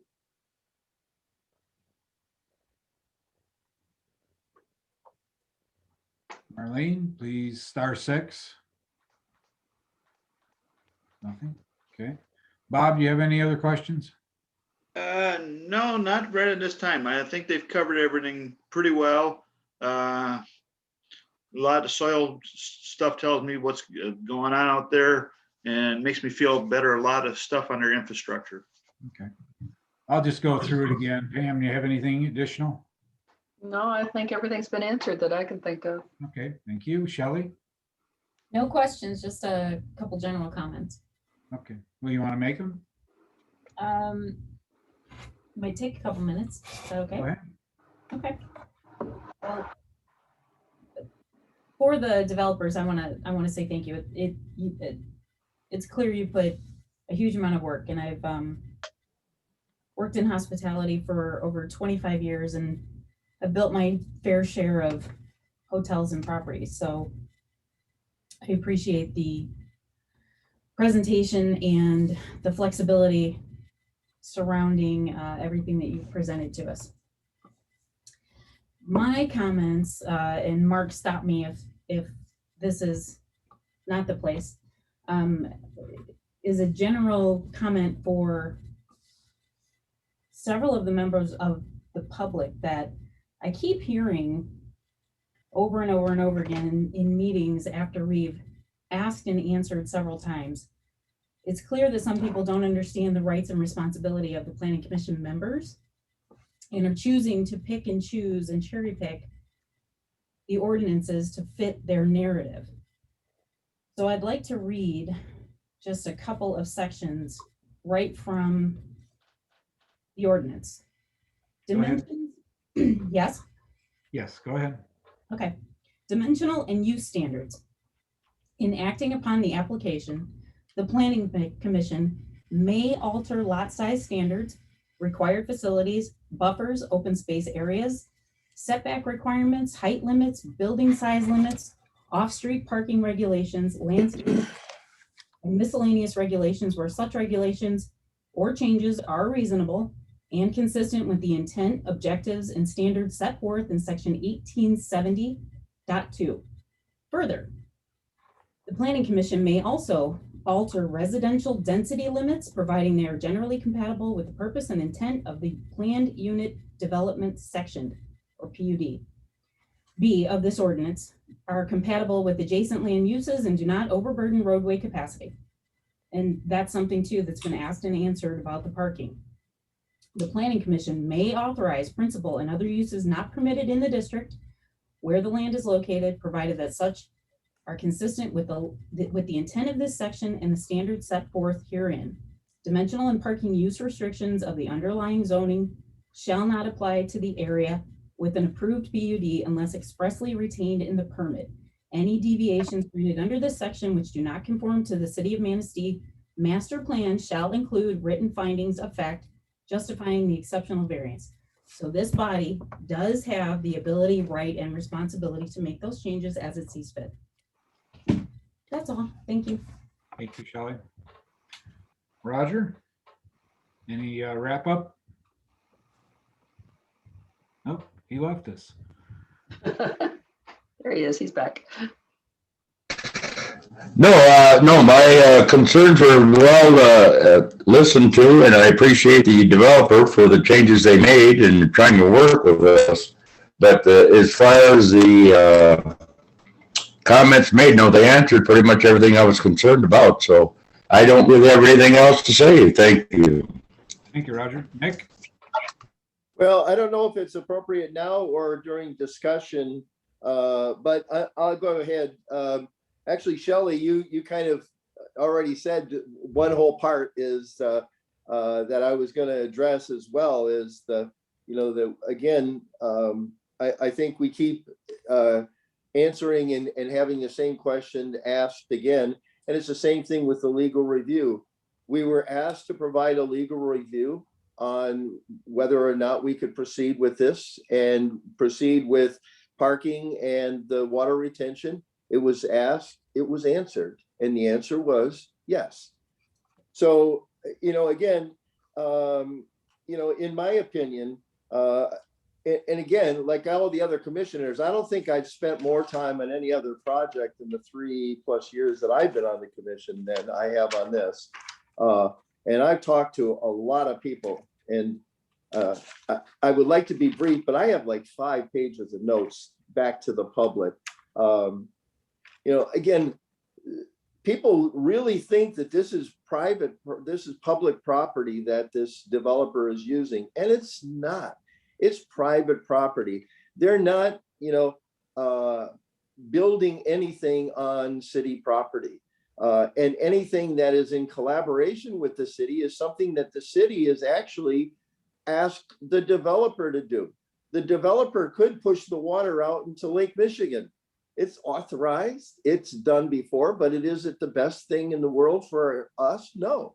It makes much more sense as it does for us to use a retention pond and have Mother Nature filter that water rather than just put it into the lake, for our park as well as for the hotel. But not a showstopper, right? I mean, you know, either one is doable. The fact that Suburban Inns has gone out of their way to accommodate the Planning Commission's early request says a lot about Suburban Inns' ability to work with the city and be a partner. And I know that the city of Holland appreciates the fact that you're there and what you've done to help develop their town. And I think that is very commendable, that you have the reputation that you do, and you didn't come by it easy. I too have been in the hospitality business for 30, well, probably almost my whole life, honestly. And again, if I were a younger man, I'd be thrilled to work for a company like you that has the kind of insights that you have into developing properties. I don't think, you know, again, that people understand that a 100-room hotel isn't a gigantic hotel. In the greater scheme of things, it's a small hotel. I ran 265 rooms lodging operation at Warner Robins Air Force Base before I came here. And I didn't consider it to be a large lodging facility, okay? It was just adequate to take care of the business that we had. So 100 rooms, it's not gigantic, but it's great for us because compared to what we currently have. Concerns about light pollution. I thank you for your answer about how you were trying to work with the community. But folks, there is a ball field. If you looked at those pictures that they developed around their property, you saw these big light towers. The lights are on until 11 o'clock at night. Talk about light pollution. It already exists. If those are ball fields and tennis courts, I can see them from my house when they turn them on. I don't have to be a neighbor on First Street to be able to see the glow. And we haven't been talking about eliminating the ball fields from at least anything that I've heard to this point. They talk about, you know, what some concern was with the Victorian vision. Well, all the new houses that are built on Harbor Drive and in Lighthouse Landing, the last time I looked, were contemporary. I don't think there is a Victorian house in the block. So when we look at for planning, we look at houses to be similar, right? Isn't that one of the things that we talked about in the Planning Commission, is that properties have a similar look? Well, everything around you is modern, so I can see no problem with having a modern structure in that area. I think the look of the building is certainly improved from the original that you showed. And I think, again, the signs are more proportionate than they were in the original proposal. You know, appearance as far as color and some of the decor, it really is in the eye of the holder. I mean, if you go to Europe, large rectangular buildings are very commonplace in, oh, by the way, Victorian England. So it's really a matter of taste, and that's not our job to determine tastes. So I think that it certainly can be argued that it is in keeping with the character of our community. A lot of what we hear is opinions, and again, we can't address our decision based on somebody else's opinions. We have to try to verify and use facts when we can. And there is very little that I've seen from concerns that I can use any kind of logic to either verify or dispel. And in that case, I have to, basically, vote my own conscience. My experience is that when we look at something better to come along, we end up with nothing. And I will use the senior center project that we were close to having on the corner of 31 and Memorial Drive. We would have had senior housing for our community. We would have had our senior center in a location that they could literally moor readily afford. Yet we, again, they decided that there was something better coming along. And the something better never materialized. And again, and this is a good example, there isn't anyone beating down the door to build this dream hotel that people may have in their minds, with 3 stories and looking like it came out of Victorian England. And the chances that it never would. We have to take advantage of good, credible developers when they come our way. And unfortunately, Third Coast was one of the developers that we've kind of, kicked in the pants, and they're not very likely to come back to Manistee. We can't take the chance of losing, the good guys. Well, other than that, to summarize, I think that Suburban Inns has done an outstanding job to put together a first-class presentation. I think the hotel proposal, as it has been proposed to us, meets all of my expectations, and I literally look forward to being able to rent a room if the commission so chooses. Thank you, Mick. We're going to try Marlene one more time. I texted her and nothing there, but Marlene, are you there? Marlene? Okay. Question I have for Peter and Tom on the color scheme of the hotel. In the video, it shows blue, white, gray in one picture, and in the other, it is a brown, blue, and gray. Can you fill me in, please? Well, if you're referring to the video is really showing the sun reflecting off that side. That's where it picks up that brown. So the still renderings would be more reflective of the color in that probably blue grayish with white accents. So I think the red or brown was the animation showing the sun reflecting off the building. Okay, that was on the east side of the building. So I would just like to know that what color scheme we're going to have, because that's one thing that we did talk about last time. We all discussed. So what is the plan for the color scheme? It will be in that lighter beach, if you will, lakeshore tone. I would call it a blue gray, not a brown. Okay, all right.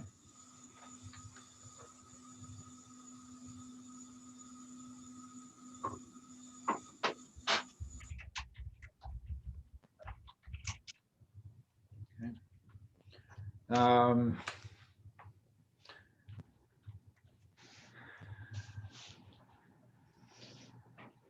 That is the only question I have. I think the commission did a fabulous job on their questions. So I'd like to close that and then go to the attorney a letter regarding the PUD.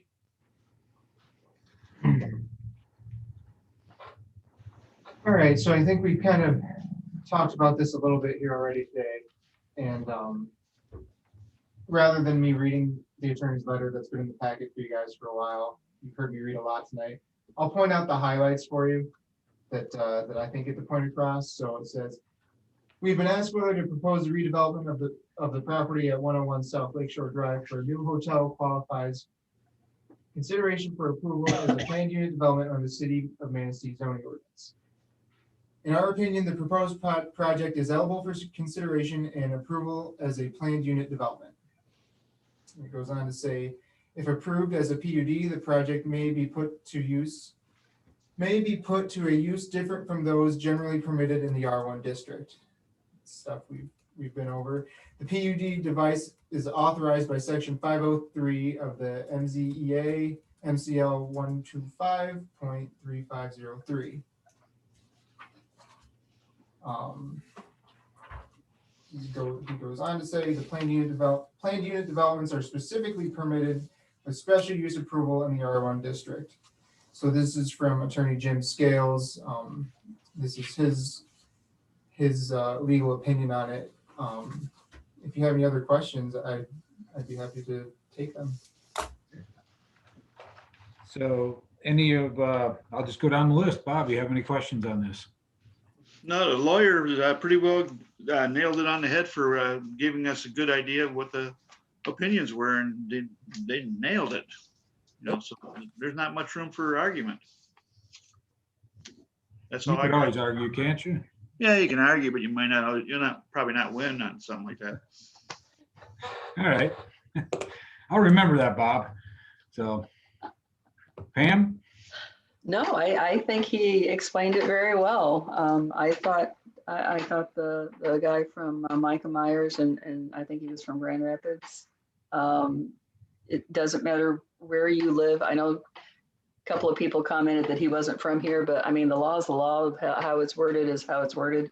And I think he did a good job explaining it. Okay. Thank you. Shelley? Agree with everything Pam said. The law is the law. We asked for a legal opinion and we got it. And it was clear and concise and gave us great direction. Okay, thank you. Roger?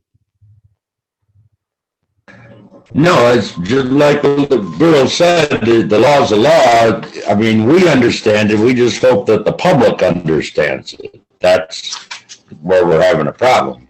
But no, I have nothing else to say. I think he did it just fine. Thank you. Thank you. Mick? I'm comfortable to proceed with this portion of the planning commission without any additional requirements to go back for another legal opinion. Okay, all right, thank you. Try Marlene again. Marlene, you with us? Marlene, please unmute yourself. Nothing. I mean, I can see her that she's dialed in, but She is there. I texted her and nothing yet, but I'm happy with the explanation, excuse me, from Mr. Scales. So that, thank you, Zach. Okay, you guys had asked about the traffic study, the environmental impact and the stormwater retention. Jeff McCula, the Public Works Director, had put together a memo for you guys. Jeff's also here, I believe. I've seen him earlier. I don't know if he stuck around, but You might be out of order here, Mike. am I out of order? I'm sorry. Yes. I think you So, jumped the gun a little bit. We're gonna move to the attorney letter regarding that. I apologize, guys. Don't worry, Mike. We'll give you a pass. Right, that's okay. All right. You want me to continue then, Mark? Yes, yes, sir. So again, this is another of the attorney opinion from James Scales again. This one regarding the retention pond, and I'll read a few excerpts here to kind of clear things up there. So in connection with the proposed redevelopment of the property at 101 South Lakeshore Drive, the city has proposed construction of a shared stormwater detention area on the Douglas Park property. Later he says, in our opinion, the cooperative arrangement proposed here does not constitute a sale, lease, or other disposition of the property. And so section 2-1 of the charter is not applicable. And later he says, in this situation, the detention pond will be used and continue to be used by the city to handle stormwater from the city park. The detention pond area would therefore continue to be useful to and used by the city for valuable purposes. The arrangement by which the private developer agrees to construct the property in return for permission to use it for its stormwater runoff is a value for value exchange, which does not constitute a sale, lease, or other disposition of the detention pond area within the meaning of the city charter. So if there's any questions on that, I'm happy to talk about those. Okay. Any questions, Bob? Nope, the attorney spelled it out nicely and very understandable, and like the girls have said earlier, the law is the law, it fits it. We're go with it. Yeah. All right, Pam? Yeah, I'm fine with it. He again gave a very concise explanation. I liked it. Okay. Kelly? Okay, thank you. Roger? No, he did a good job. Okay. Nick? Yep, I was So we fine want- with it. And in fact, I thought Ted Fracamo had a good comment too, is that, you know, we don't have any fences, and I didn't think about it until he said it, but we don't have any fences on Lake Michigan or the river, so water is water. Water's water. It's all liquid. So, and Marlene, try her again. Excuse me. Marlene? Okay. Nothing. I am satisfied with the attorney letter. So we can move on to Mr. McCullough. So Jeff, do you want me to handle this, or do you want to speak on it?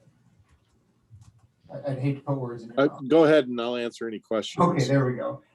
So Jeff kind of laid out some of the questions that had come up in a previous meeting regarding the traffic study, the environmental impact study, and the stormwater retention. So I'll just kind of breeze through this real quick. The DPW did not request the completion of a traffic study. The parcel is served by First Street.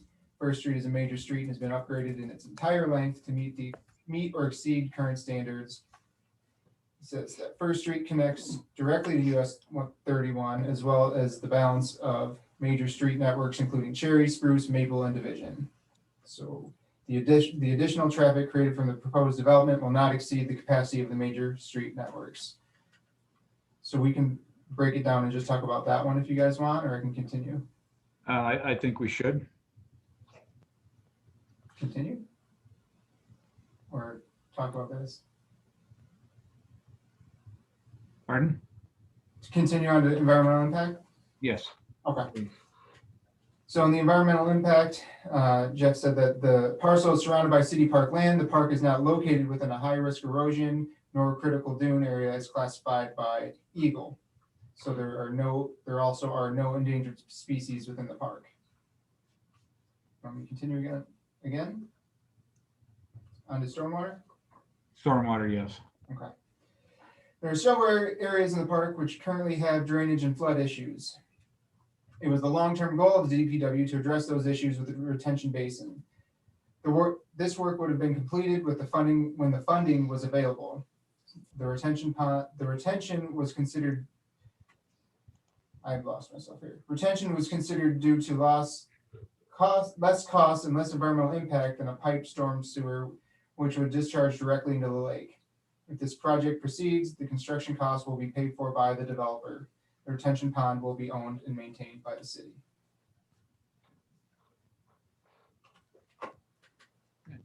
Is that it, Zach? That's what I've got, unless you guys have more questions. Okay. Bob, we'll go to Bob. Okay, for Jeff.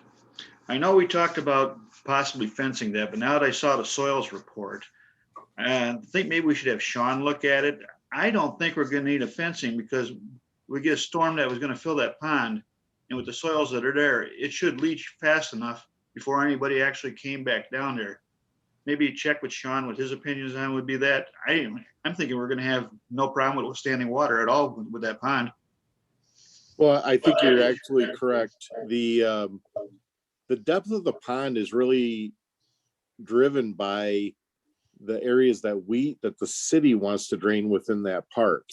So without the hotel there, if I were to drain those two areas, the pond would be at the same depth. But the operating level of it is just the bottom few feet of it. So yeah, with the sandy soils, we anticipate that even in the worst storms, and we do have a collection of water that will drain through and percolate very quickly. If I were to do this without this development, I absolutely would not put a fence there. And for a couple different reasons. One, because it creates a large maintenance issue for public works moving forward.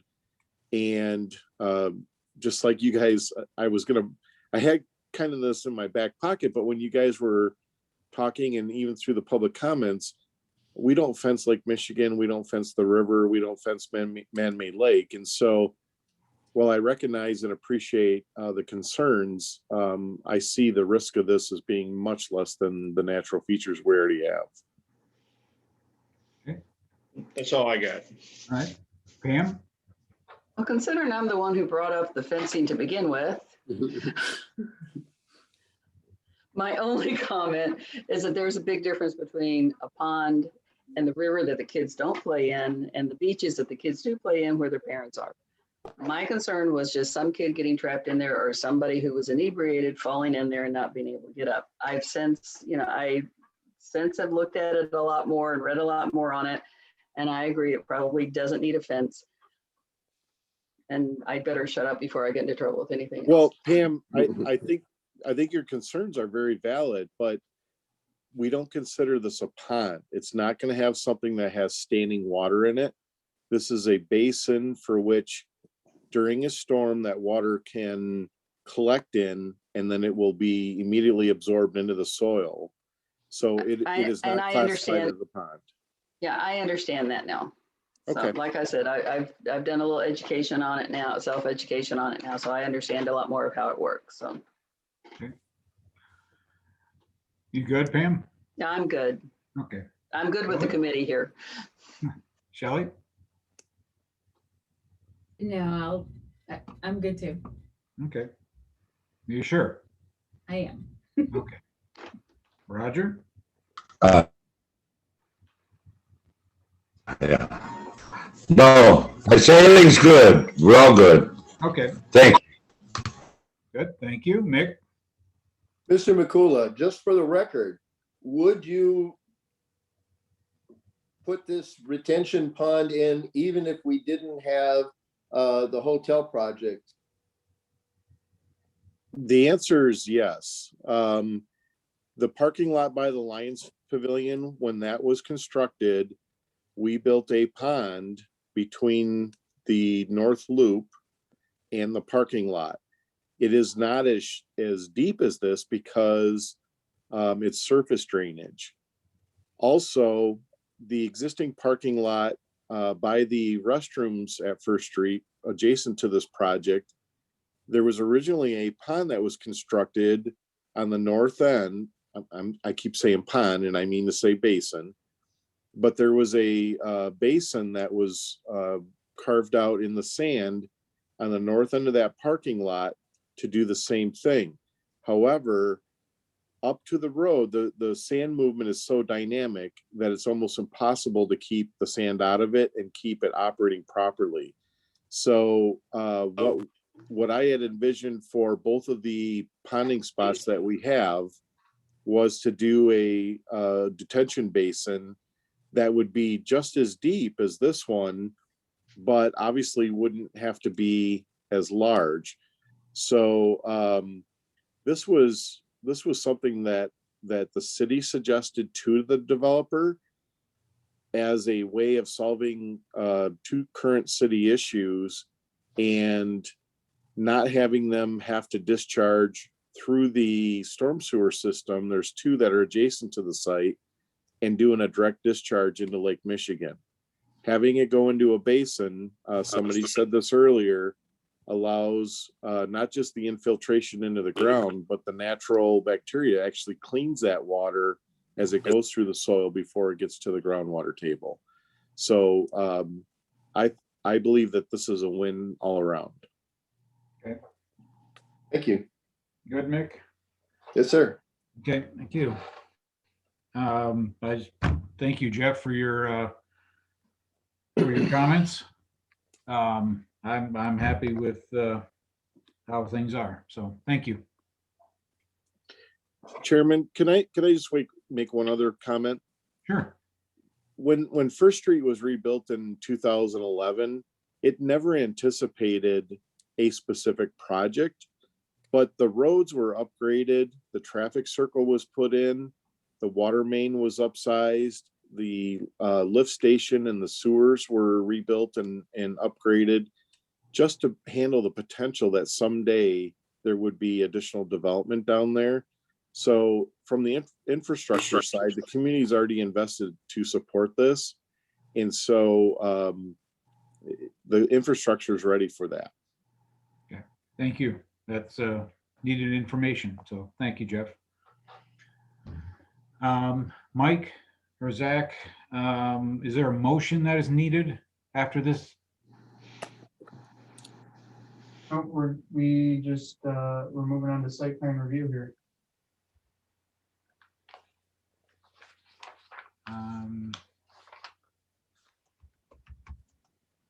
Am I missing one? No. Pardon? No. I'm on? You're on Ryan. Okay. Yep. So I can give you the update on the site plan review. Okay. Out in their review again. So site plan review met again after these alterations the project had made. I'll just kind of go through some of the bigger ones here from them. So the police department wanted a few more details on security, crosswalks, and traffic control kind of stuff. Fire department had a few requests there, one of them being another hydrant added near the access road to kind of close their distance there. They had Knox boxes and fire calculations added as well. No issues with sanitary sewer, the water main. A development agreement is needed a development agreement is required with the city to include the construction of the water main and cost sharing between the parties. So that was one of the comments there from that.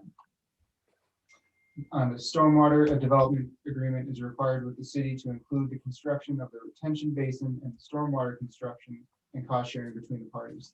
So that one as well. Off-street parking, the city reserves the right of final layout of the off-site parking prior to construction. Engineering wanted calculations of anticipated peak daily and peak hourly flow rates. And those are some of the highlights there. I can go into more detailed ones if you guys want to, but I think with I don't know how everybody feels, but the question came from the public about parking and traffic. So, if we should expand on that. so yeah, and I think Jeff's still here, so he might be able to add more onto it. So the cities gets the final on the layout of that, and so if they're moving parking spaces, there shouldn't be any changes in the number of spaces, but if they're moving them from one location to another, things like that still have to be approved, and the city gets the final approval on that. Okay. Mike, So with any parking that's provided, Mark, the city council should enter into that agreement if this plan was to move forward. While we can specifically outline a number, as far as like the final outline of that, or where those parking spots are going to be located on the city property, that'd be on city council to decide that. You guys could basically set the number of parking spots, additional parking spots that are going to be required, but the layout would be city council's decision. Okay. Chairman Whitloff, this is Jeff McCullough. I just need to restate that the use of the parking lot north of this development on First Street is underutilized, and through the discussions with the developer on this project, we actually had suggested that if they put in a curb cut into there, that it is public parking currently, so there's no restriction from guests to use it. But in the event that the public is using some of their facilities, in the event that their customers bring a boat and trailer up, that would be a very good place for them to park. And they offered to construct additional spaces within the park. And so we're going to have a net gain in the park. Plus, we'll have a new access into that large parking lot. So overall, the parking availability to the public is going to actually increase with this development. Okay. All right. Thank you, Jeff. As far as retention also, Mark, that would be a discussion between city council for the retention basin there, and city council to make that decision on entering into any agreement. So any stipulation for that runoff would have to be included, that they come to an agreement with city council for that retention basin. Okay.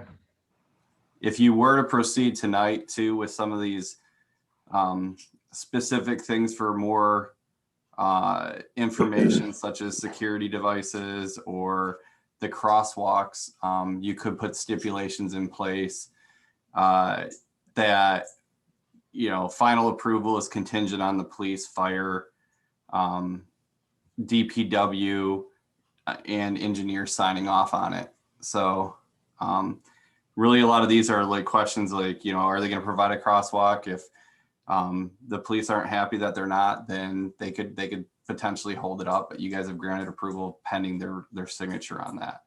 So if they felt that they wanted a crosswalk and it wasn't provided, they could, you know, potentially stop this. So that is the only drawback to that. But the developer will know, at least they've, you know, if this is moved forward and it is approval is given, that they, you know, basically know that they have approval pending those requirements that they're going to have to work out. Yeah. All right. Thank you. Okay, so that the final with the site plan? Okay. So again, I'll ask this question. Is there a motion on this, Mike or Zach? No. No? Okay. You guys can open it up for discussion on these stipulations, Mark. Okay. Or these requirements, and just see if there's any concern in it, but there is no motion at this time. Okay. All right. So we'll move along to old business or discussion, excuse me. So with, is there any discussion on the stipulations? And we'll start with Bob. Could Zach read us down the stipulations we had come up with before to just review our minds so we got it fresh in our memory? A minute here. So here's a few that have been discussed here. So the restaurant and bar must remain open to the public year round or whenever the hotel is open. Another one, when the seasonal ground floor bar is operational, it must be open to the public. All recommendations of the site plan review committee must be adhered to. The conference rooms must be available to the public. Any necessary state, local, federal permits will be needed prior to construction. That's a pretty standard one. The special use permit is valid for 2 years as determined by the planning commission. That can be subject for debate.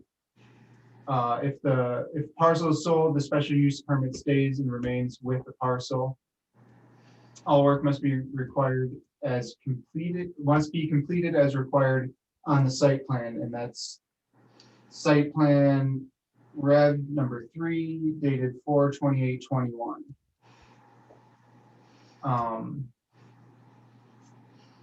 Soil erosion permits required through Manistee County. The applicant must schedule an appointment when work completed with zoning administrator for approval. And applicant to provide digital CAD files and site plans to planning department and surveys to county equalization department. Okay. Some other ones that have come up in discussion here were the sign on the west side of the building, the red sign facing the lake, and whether that was there or not. The dimmability of the signs of the red sign on the front and the east facing side.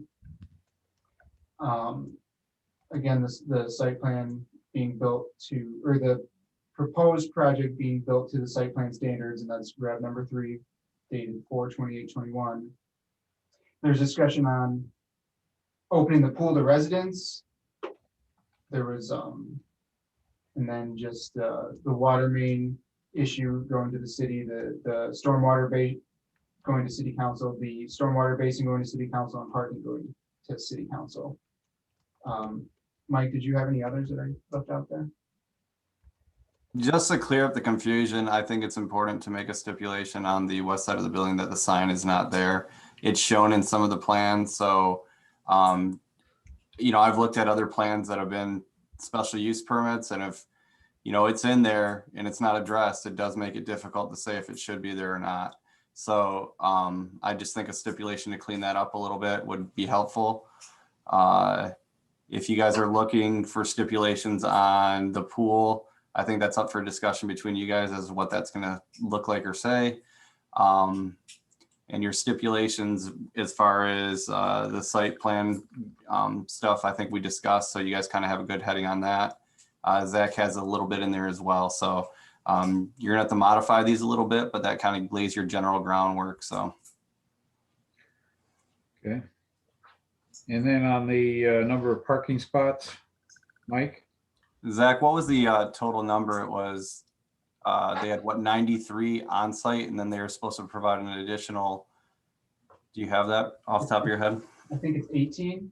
I thought it was 18. I just didn't want to say it without verifying it. That was about 110. Let me pull it up here.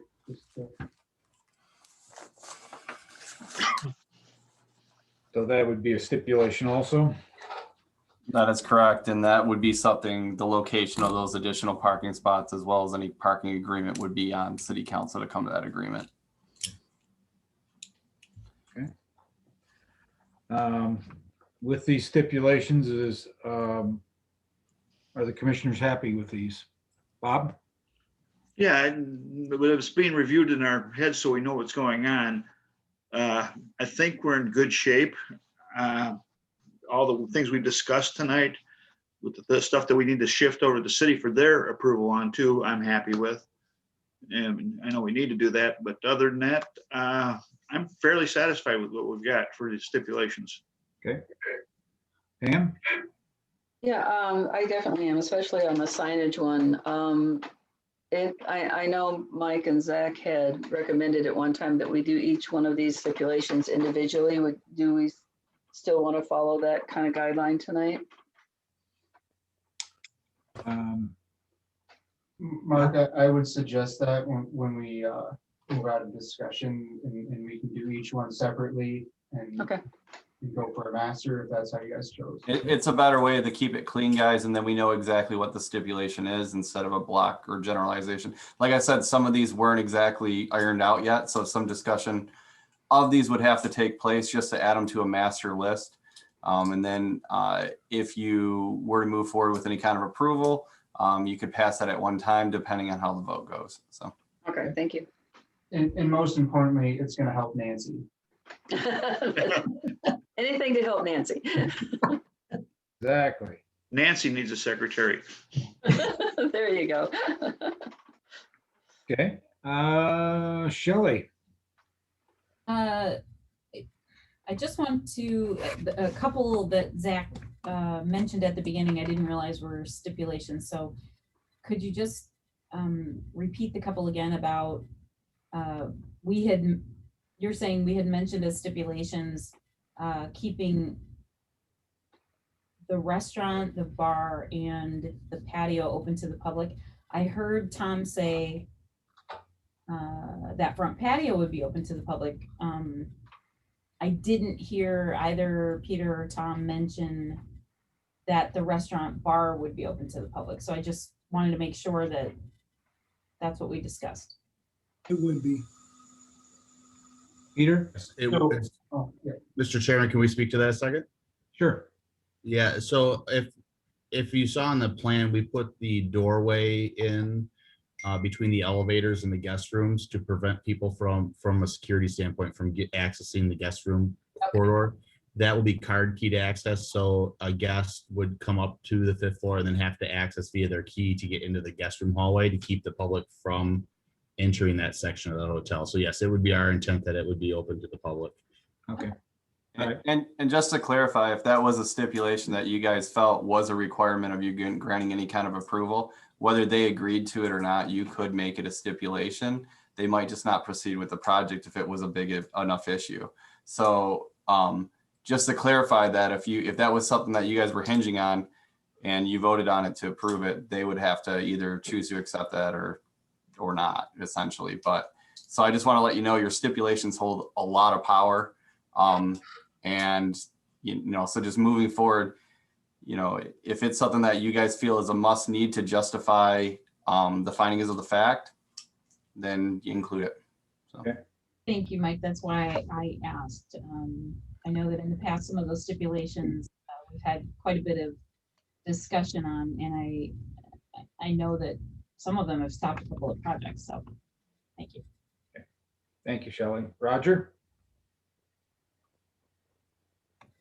I think he's mute yourself. There you go. Yeah, there you go. No, I feel that with the stipulations we have, a little clarity wouldn't hurt. But I think we pretty much, I can't see what else we could ask for, to tell you the truth. As long as they go by what they say. Like I say, I saw 2 different printouts on the sign on the lakeside, but I was told tonight that that sign will not be lit, correct? The Hampton inside on the lake. Okay. So I have nothing more to say. I'm done. Thank you. Right. Thank you, Roger. Nick? The only one, again, it was mentioned on the pool. So my thought is that if we had a stipulation, that it would be for off-season pool memberships. Would that be agreeable? Okay. I mean, that's how I would think, because I understand when you're during the prime season with as many guests and the usage, it would be very difficult. But the reality is the people who would want to use it most would be the ones that live here year round, in the dead of winter when it's not much fun to go swimming in Lake Michigan. Not a lot. So, okay. I just have an off-the-wall question for Peter or Tom. There is a jacuzzi hot tub. Would that be open in the winter? Yes, that would be open year round. Okay, so that could be granted to the public also in the off season? Yes. Okay. Yeah. We would just have to work through the verbiage of that and then making sure our insurance man's comfortable with it. Okay. Sure. And that's why I was suggesting that it would be some kind of a membership. I mean, where, there would be an agreement in advance of when you could use it, when you couldn't, so that it had some specifications that were mutually agreed upon between whoever would want to use the pool and you, to make sure that it wasn't something that would be causing you problems and challenges in the future. All right. All right. We will move on. We will move on to old business. So this, 1 second. Move on to the Lakeshore Drive. We can vote to approve, vote with stipulations, vote to deny, or vote to table. If we vote to approve or approve with stipulations, Mike or Zach, we read these off? Yeah. So what we recommend on these is, if you're going to set the motions or the stipulations that prior to passing it all at once, is add them to a stipulation list, go through them one by one, and then make the motion at the end. So, and then that way, okay, so really the discussion, you could set up a master list, go through them one and one, and then add them to it. And then at the end, you make a motion to do whatever you want to do.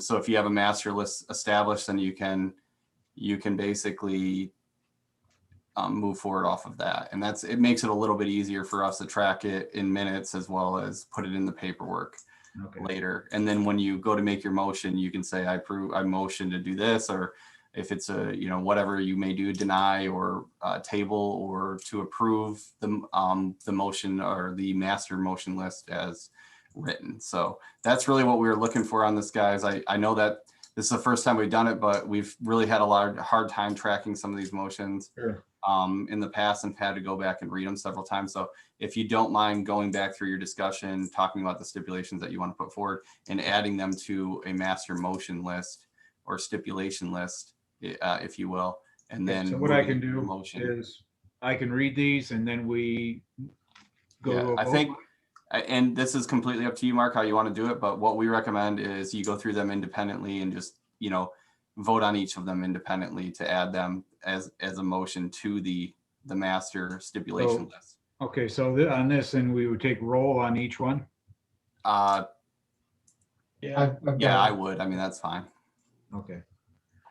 So I'd entertain a motion for stipulation A, which is restaurant bar must remain open to public year-round whenever the hotel is open. So is there a motion? I would make a motion that the restaurant, bar, conference rooms, and patios be open to the public. Well, we'll get to that. The patio will be on the second one, Mick, but touch on the conference room. Okay, all right. So right now it's just the restaurant and bar and conference room. Be open to the general public. I'll second that. We put that on a master list. Okay. And any discussion? None? Mr. Chairman, are we able to comment? Pardon? I was asking if we were able to comment. This, I would refer to Mike on that. Technically, no. You guys are in discussion right now as far as your motions go. If you had a question, you could put it to him, but that's it. I mean, you really shouldn't have any contact with the public in any capacity here. Yeah, and Mark, could we add to at least some of these where it's reasonable, pending an insurance review? Okay. Sure, like on the pool and hot tub? Yeah, some of these, I deal with this a lot. So I would just feel comfortable if it was pending an insurance review. Some of these, I'm not trying to give them an out, but they may not be able to accommodate. Okay. That sounds reasonable to me. Yep. All right. So with that, I have a motion by Mick, second by Bob. Any discussion at all? And I won't go through each name, but if there's something, just please speak up. Nothing? Please take roll. Commissioner Slawinski, Yes. Commissioner Smansky, Yes. Commissioner Memberto, Yes. Commissioner Weiner, Yes. Commissioner McBride, Yes. Commissioner Yoder, Roger? Yes. Okay. Chair Whitliff, Yes. Thank you. Yeah. Okay. Like to entertain a motion to approve or deny stipulation B, be added to the master list. And the seasonal ground floor bar is operational. It must be open to the public. So with that, I'll entertain a motion. Can we change that to add the word patio and bar in there? Yes.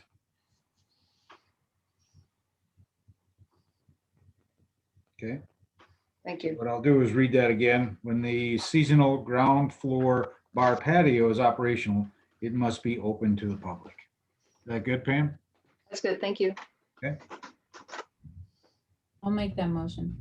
Motion by Shelley, second I'll second. by Pam. Any discussion? Sorry, but just one point of clarification. Does this include then the pool patio or just the bar patio fire pit area? Right, It would be the bar patio.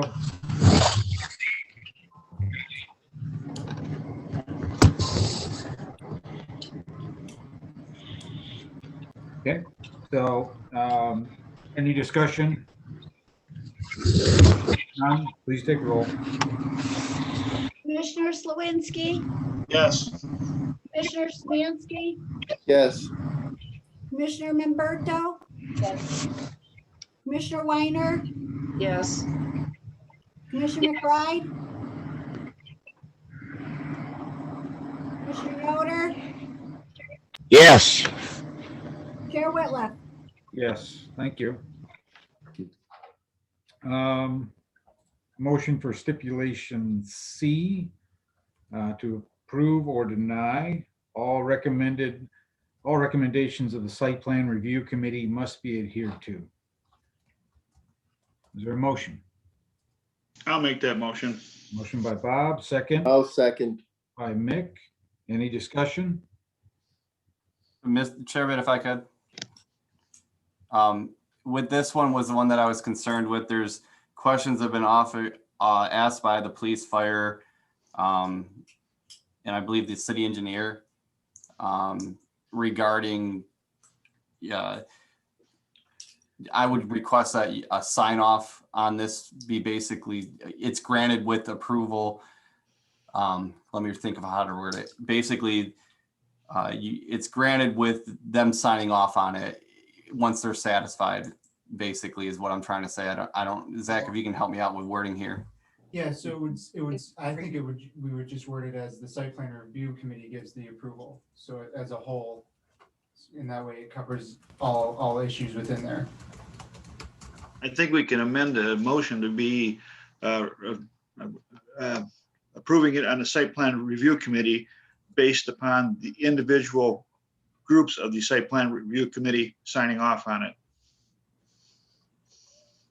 Does that sound reasonable? Yeah, does to me. Okay. Zach, what do you, Yep. Yes, I was adding it to the list. I was phrasing it there. So, okay. So all recommendations of the site plan review committee must be adhered to and approved by the site plan review? The individual departments of the site plan review. Okay, individual departments of the site plan review committee. That covers everything pretty much, doesn't it, Mike? Yeah. Yep, I'd say so. So, Okay. So with that, is there a motion?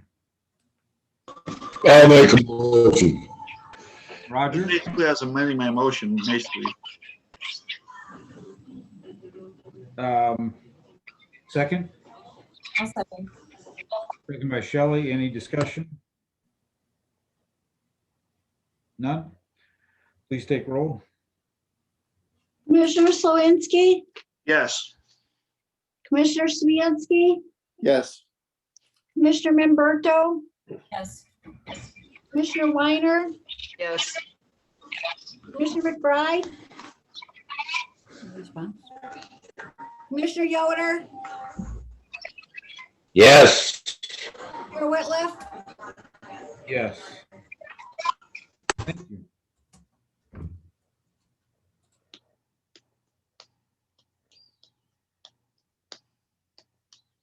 Okay.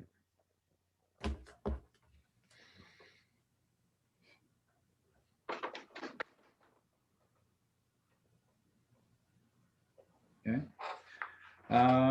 motion for the stipulation D to be added to the master list. Sorry about that. Any necessary state, local, and federal permits must or will be needed prior to construction. Is there a motion? I'll make that motion. I'll second it. Motion by Bob, second by Roger. Any further discussion?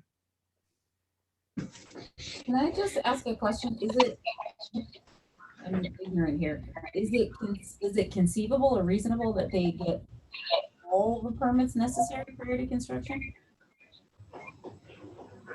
We put that in there because I'm not saying that these guys do this, but we've ran into the past where people have been, well, I didn't know I, was required to get that. They're not looking to be double fined. It's not the city's responsibility to ensure that they, pull the soil erosion permit or any other permits that they're required. So it's basically a catch-all to ensure that they are, fulfilling their requirements prior to building. So they can't come back and say, oh, I wasn't aware that I had to pull that. It's more of just a catch-all that's pretty common in permitting. Okay. Thank you, Shelley. Any other comments, discussion? None, please take roll. Commissioner Slawinski, Yes. Commissioner Smansky, Yes. Commissioner Umberto, Yes. Commissioner Weiner, Yes. Commissioner McBride, Commissioner Yoder, Yes. Chair Whitliff, Yes, thank you. Motion for stipulation E to be added to the master list. Special use permit valid for 2 years as determining by the planning commission. And this goes to a start date. Can you So- say that again, Mark? Special use permit valid for 2 years as determined by the planning commission. I believe we need a start date on this, Zach? Yeah, so this is one where if you guys wanted to put that start date at when I think their construction was, or their demolition was due to start in December. So you could have it be by then rather than this date. And I think that would be appropriate. So it's up for debate on that. So if you guys were more comfortable with today, or if you wanted it in December, or whatever it may be. I think the way as you said, Zach, the plan is in December as a start. Yeah, they had a timeline on their plan when they wanted to do this stuff. Right. So Right. we've got a base to work on. So the only thing that we're worried about that is if, let's say that you guys were to approve and they have April on their plan and they're not finished by April, they're gonna have to come back in and ask for an extension where you guys could just give them a little bit longer, and then that way they don't have to come back in for approval. 2 years is a pretty tight deadline on a building of this size. So if you guys were to give them to finish up until the end of the year, it's probably a more reasonable timeline for them. How about if that they are showing considerable progress in the construction, the permit will still continue? I would not put that in there. Okay. No, I would not do that. I don't think that's a good idea. They can come Because back when for it's considerable, you give them a deadline. If they don't hit it, they come back to you. That's Yeah. the proper way to do it. But give them a little bit of leeway within the stipulation. They're asking right now until I believe May 2023, the beginning of May 2023. If you were to extend it even to September, would probably give them enough if they fell behind on their deadline. So, that's more of a reasonable thing, and then with putting something in the ground with some of this work that they're gonna have to do with the foundation, if they break a piece of equipment or something like that, they could quickly fall behind. So Yeah, and something like that happens, they can get in touch with us right away and say, hey, here's what's happened. We're gonna need a little extra time. Right. But as I see it, this company is going to want to be opened as soon as possible. Obviously, they don't want to give up a summer if they could possibly help it. So I think in our case, we're just giving ourselves and them a little leeway. I'm not really concerned that they're gonna deliberately hold out for another 3 months or 4 months. Now, the schedule is starting December of 21 and ending in March of 23. Right, so that would give them until December of 23 then. Yeah. Yeah. Yes, he's asking for a point of order or a question. Yeah, if I could just say 2 comments to that. Construction timelines are always fluid, especially like Mike said with a project this size. I would say, commence this construction maybe by spring of next year, just in case something goes haywire this fall. Right now, financing in our industry is a little tough given the last year. We've got a couple of soft commitments from banks, so my glass is half full. But that would be the biggest issue that I would see. More so the construction would be just wrap up the financing. So I would say if it was a commence construction type demand, I would say, could we go with May of 22? That gives us a full year. But again, like you said, Mick, my goal would not be to lose another summer. My goal would not be to open in November. It would be open in February or March. So Peter, I'm going to ask you a question. So construction and destruction are 2 different things. So are you going to start raising the Lakeshore Motel in this coming December? that is our hope. Yeah, I think Right now, I guess our thoughts were, just to be kind of open and honest with the group, was to run the Lakeshore Motel potentially as is for the summer. But we don't really know the condition of the property yet until we get in it. So that might be more headache than worth. And at which point then we'd probably just raise it, we've got to get through this so we can get to closing and then get in there and really see what we got. And then we're going to make more of a game day decision on, do we run it for the summer and then tear it down in the fall? But honestly, for me, it's about getting it tore down and getting after it. So, I mean, I understand the development timeline. It's just saying that it has to happen by December. There's a lot of moons that have to align. And No, we're not saying start. We're saying it start. We would give you a 2-year start date starting in December of 21. Okay. Yeah, we can make that work for sure. Okay.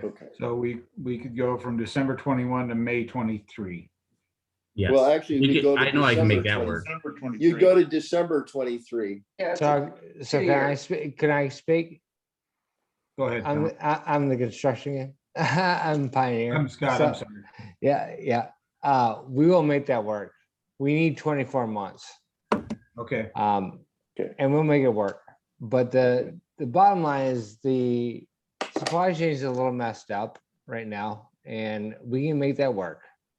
So, but 24 months, Pete's right. We can do this. So 24 months and theoretically, you're going to have more than 24 months. Theoretically, you're right. Yes. You're right. But it's the whole pre-construction side of it too. Sure. Yep. So but we can make this work. Yeah. Okay. So when the first shovel goes in the ground, that December. That's the start. That's the start, Mark. Right. Yeah, Okay. That's the start. So we give you 24 months, which would take us to December of 23. Right. So I make a motion that we provide a special use permit for 2 years, beginning December of 21 through December of 23. To be added to the master list. To be added to the master list. Thank you. Okay. And second? Second. Bob, discussion? Mark, can I go back to a couple of an earlier point of discussion? I just want a little bit of clarification. Okay. We had asked to be added to the stipulation that those public areas be made public as long as the building was open, the seasonal areas. I do have a concern though, since they've added the conference rooms and some areas. What happens when there's a wedding or if somebody has paid money for a private event? Obviously, I wouldn't want my event open to the public. True.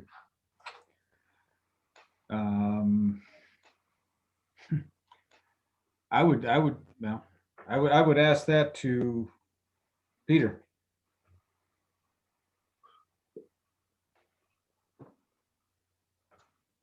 I think that, you know, I don't know how you word it, but that is a concern of mine, Shelley. And as soon as the comment was made, I was like, okay, that's cool. But yeah, if I was getting married, I wouldn't want, you know, I wouldn't want Pete and Tom walking in for a cocktail mid party. Okay, I have a suggestion that we stipulate it that it is open to the general public whenever it is open to the hotel guests. Yeah. So if you're that way, if you're closed on Sundays, then obviously it's not open to the public. If you're closed to your guests on that Sunday, and or if it's a special event and the guests can't go there, then neither can the public. Would that be reasonable to amend that? I'm going to throw this in there, and I don't want to belabor it, but you know, there are two bars. There's when the weather's inclement, if there's a event going on in the upper floor on the 5th floor, conference room and the restaurant bar, you also have the downstairs bar to go to. So yeah, we can do whatever you want. I'm just throwing that out there. So if you want to amend it, that's fine. I would like to amend it to just say that it's open to the public unless the public area is closed for a private event. Okay. All right. That's reasonable. Is that okay? So the amended agenda, there's a motion on that. I'll make the motion again. Okay. Is there a second on the amendment? I'll second it. Okay, Bob, any discussion? Please take roll. Commissioner Slawinski, Yes. Commissioner Smansky, Yes. Commissioner Umberto, Yes.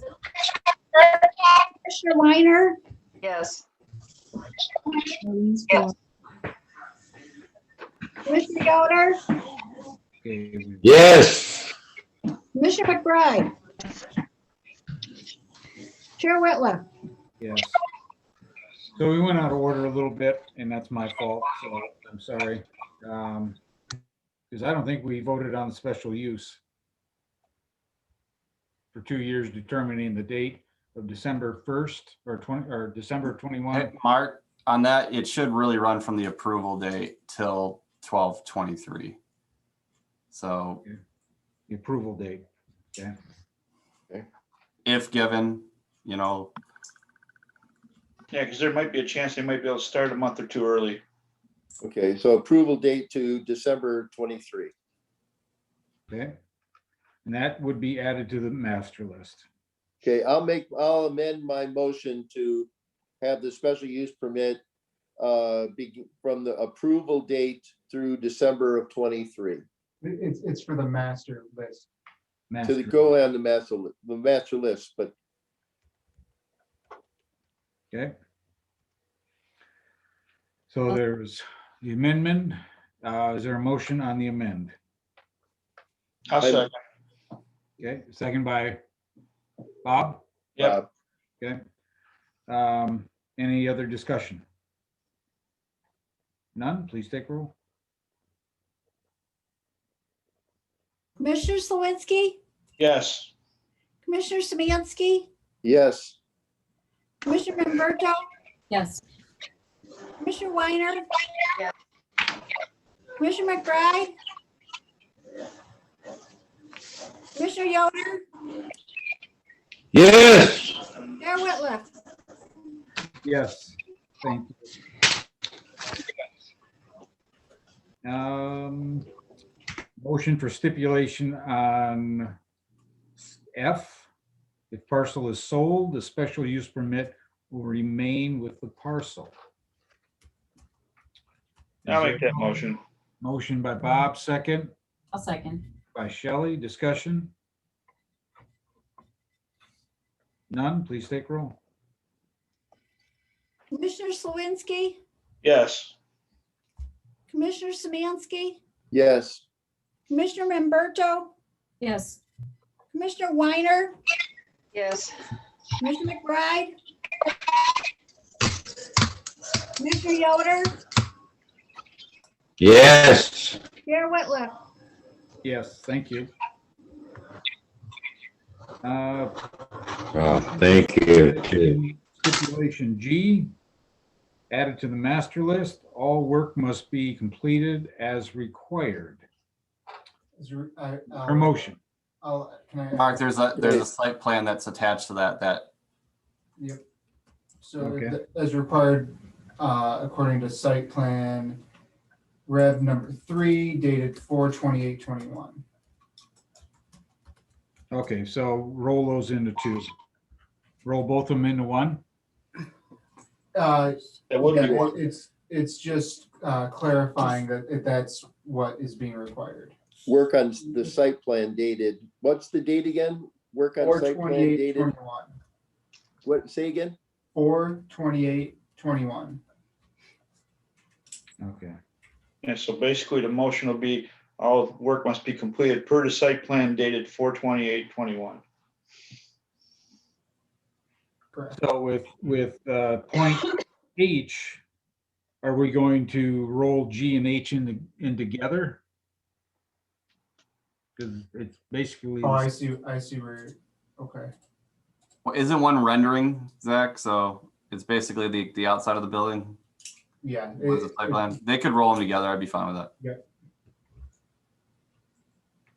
So to go over this again, motion to add stipulation G and H, which are all work must be completed by as required. Site plan of 4/28/21.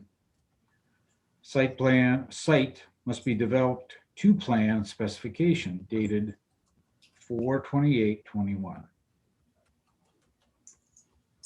Is there a motion? I'll make Motion. Oh, sorry. That's okay. I don't care. Second. Motion by Shelley, Sure, I'll second. second by Pam. Any discussion? None, please take roll. Commissioner Slawinski, Yes. Commissioner Samansky, Yes. Commissioner Memberto, Yes. Commissioner Weiner, Yes. Commissioner McBride, Commissioner Yoder, Roger? He's out of the picture. Oh, there he is. Commissioner Yoder, Yes. Chair Whitliff. Yes. Okay, motion for stipulation I, soil erosion permits required through Manistee County, added to the master stipulation list. Is there a motion? I'll make the motion. Motion by Roger, second by I'll second. Pam? Shelley. Shelley. Shelley, I'm sorry. Any discussion? None, please take roll. Commissioner Slawinski, Yes. Commissioner Samansky, Yes. Commissioner Memberto, Yes. Commissioner Weiner, Yes. Commissioner McBride, Commissioner Yoder, Yes. Chair Whitliff. Yes. Okay, motion for stipulation J, be added to the master stipulation list. Applicant must schedule an appointment when work completed for zoning administrator approval. Is there a motion? I'll make that motion. Motion by Bob, I'll second. by Pam, discussion? None, please take roll. Commissioner Slawinski, Yes. Commissioner Samansky, Yes. Commissioner Memberto, Yes. Commissioner Weiner, Yes. Commissioner McBride, Commissioner Yoder, Yes. Chair Whitliff. Yes, thank you. Motion for stipulation K be added to the master stipulation list. Applicant to provide digital CAD files and site plans to planning department and surveys to Manistee County Equalization Department.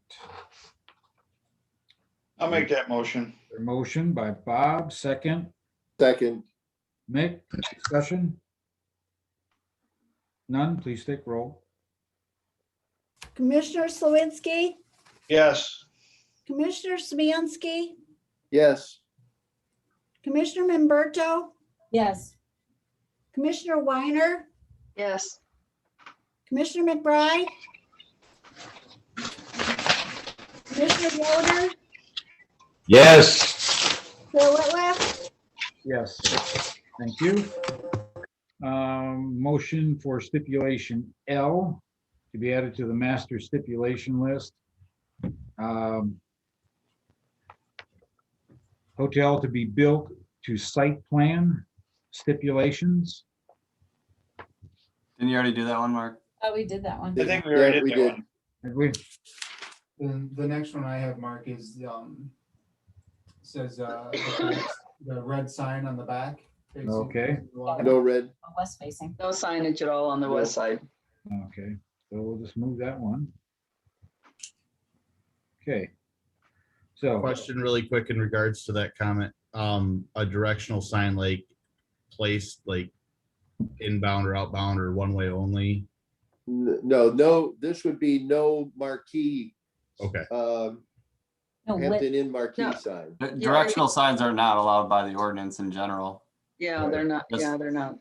So it would be, it's, No marquee signage on west side of building. Well, I think Mike just put a arrow in that one saying no directional signage. I was more worried about like a exit only or something random. I don't know. I didn't know if there was something required. Sorry. Okay. This Thanks is for this is clarification, on the marquee sign on the water side or west side. So no marquee sign on the west side of the hotel. This is stipulation L. Be added to the master list. Is there a motion? I'll make a motion. Okay. I'll second. Roger and Pam, discussion? None, please take roll. Commissioner Slawinski, Yes. Commissioner Samansky, Yes. Commissioner Memberto, Yes. Commissioner Weiner, Yes. Commissioner McBride, Commissioner Yoder, Yes. Chair Whitliff. Yes. Thank you. I have stipulation M as the retention pond. The one I've got here, Mark, is the dimmable signage for the red Dimmable. east and potentially any other ones you guys decided. Okay. So stipulation M to be added to the master stipulation list is the dimmable lights and signage. Yeah. Sign. Okay. Is there a motion? I'll make a motion. Motion by Mick, second by Yep. Second. by Kelly. Kelly. Any discussion? Yeah, I got a question. Is the monument sign going to be lit by a spotlight or something, a flood on it? I didn't notice that in the plans. They're Be internally lit. yeah. Like Tom said, they're internally lit, but they're really dim. They're not bright at all because it's a dark blue sign with just a light glow. Okay. and I just wanted clarification just for is the parking lots dimmable or is it just the signage? On the stipulation? Typically, parking lots are not dimmable. I mean, Yeah. they're physically capable of being dimmable, but it's a public safety thing that, you know, typically parking lots are lit. And that's why the fixtures are cut off style, so they don't bleed off. Right. And their But site you- plan did but show you that. I talked just wanted to about- clarify so that you guys were not making a stipulation to dim their parking lot signage or their parking lot lights when you meant signage. Right. There's Well, no we requirements want for safety issues. dimmable signage and the wall sconces is what he had suggested when he was talking to us before. So we want the building wall sconces and signage to be dimmable to at least 50%. There was a motion on this one without, before the building wall thing. So with that. So we, Wait. yeah, we'll have to finish this vote out. Or amend it. I'd like to amend it to be that this is M would be dimmable lights, wall sconce lights and signage be dimmable to a minimum of 50%.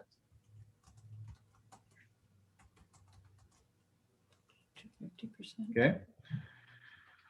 Is there a motion on the Nick's amendment? Second, excuse me. Roger seconded. He just muted. Second, okay, but Roger, any other discussion? I'll second. None, please take roll. Commissioner Sawinski, Yes. Commissioner Smansky, Yes. Commissioner Memberto, Yes. Commissioner Weiner, Yes. Commissioner McBride, Commissioner Yoder, Yes. Mayor Whitlam. Yes. Okay. Still can't find, Motion for stipulation N to be added to the master stipulation list.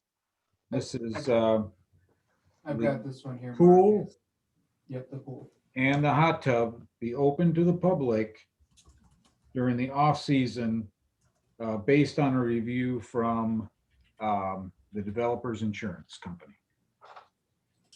I'll make that motion. And I would stipulate at a as a membership or some kind of per pay.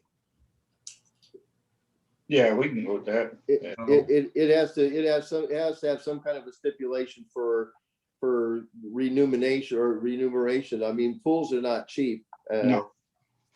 No, So- it wouldn't necessarily have to be a membership though, just say for a fee.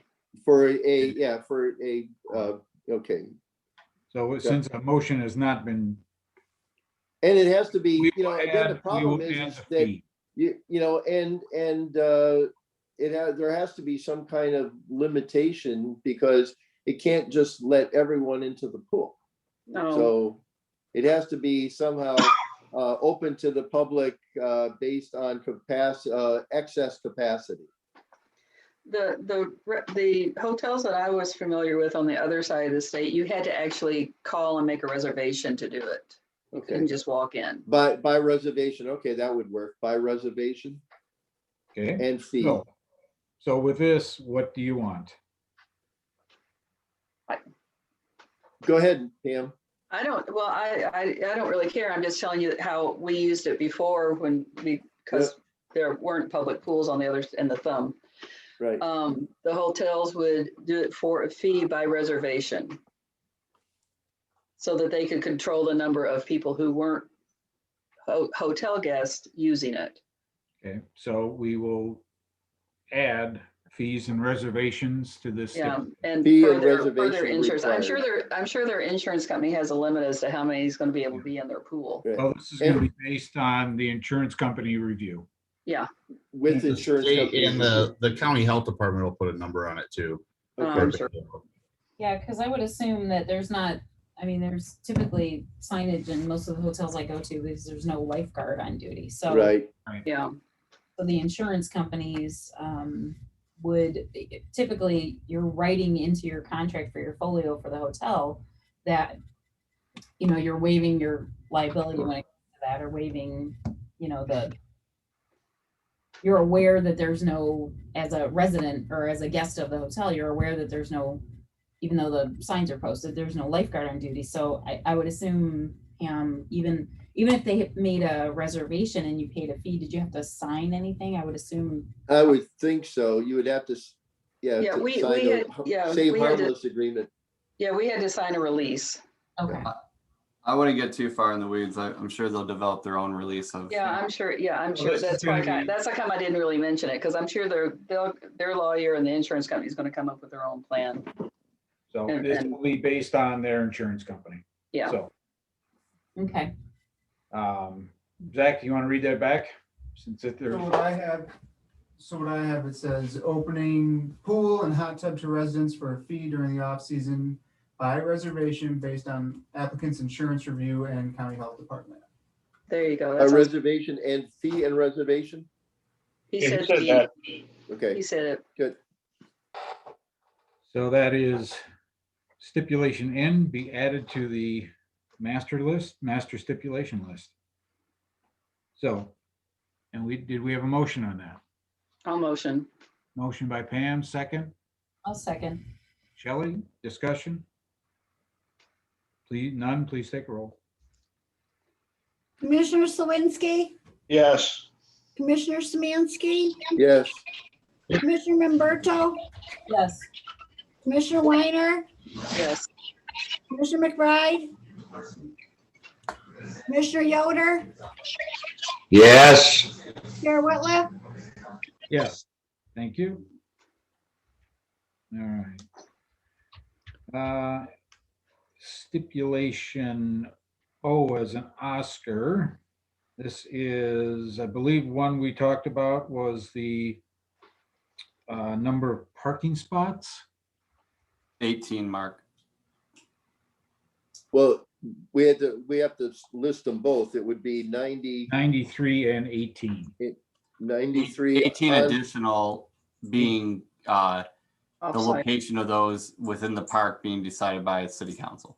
Yeah, the 93 is on the site plan, so that's already 93. Yeah, part the of the thing. 93 is already Okay. built in because it's Okay, so it's part of the site plan. 18 additional parking spaces provided in the park as specified